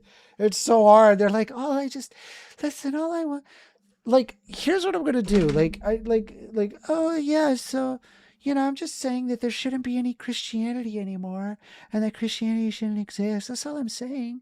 Why are you getting mad at me? Why are you getting mad at me, Christo-fascist? Like, of course you're going to get mad. You're saying some flagrant shit. Of course. I wonder if I just said that. Like, oh, why is the woman talking to me? Like, just say it calmly. Why is the woman talking to me? Why is the man not talking? Where's the man? Can you cover it? Is the man of the house home? That shit's so messed up. All right, guys. Thank y'all for joining. I'm going to bed. Y'all have a great night. Have a great rest of your weekend. Yeah.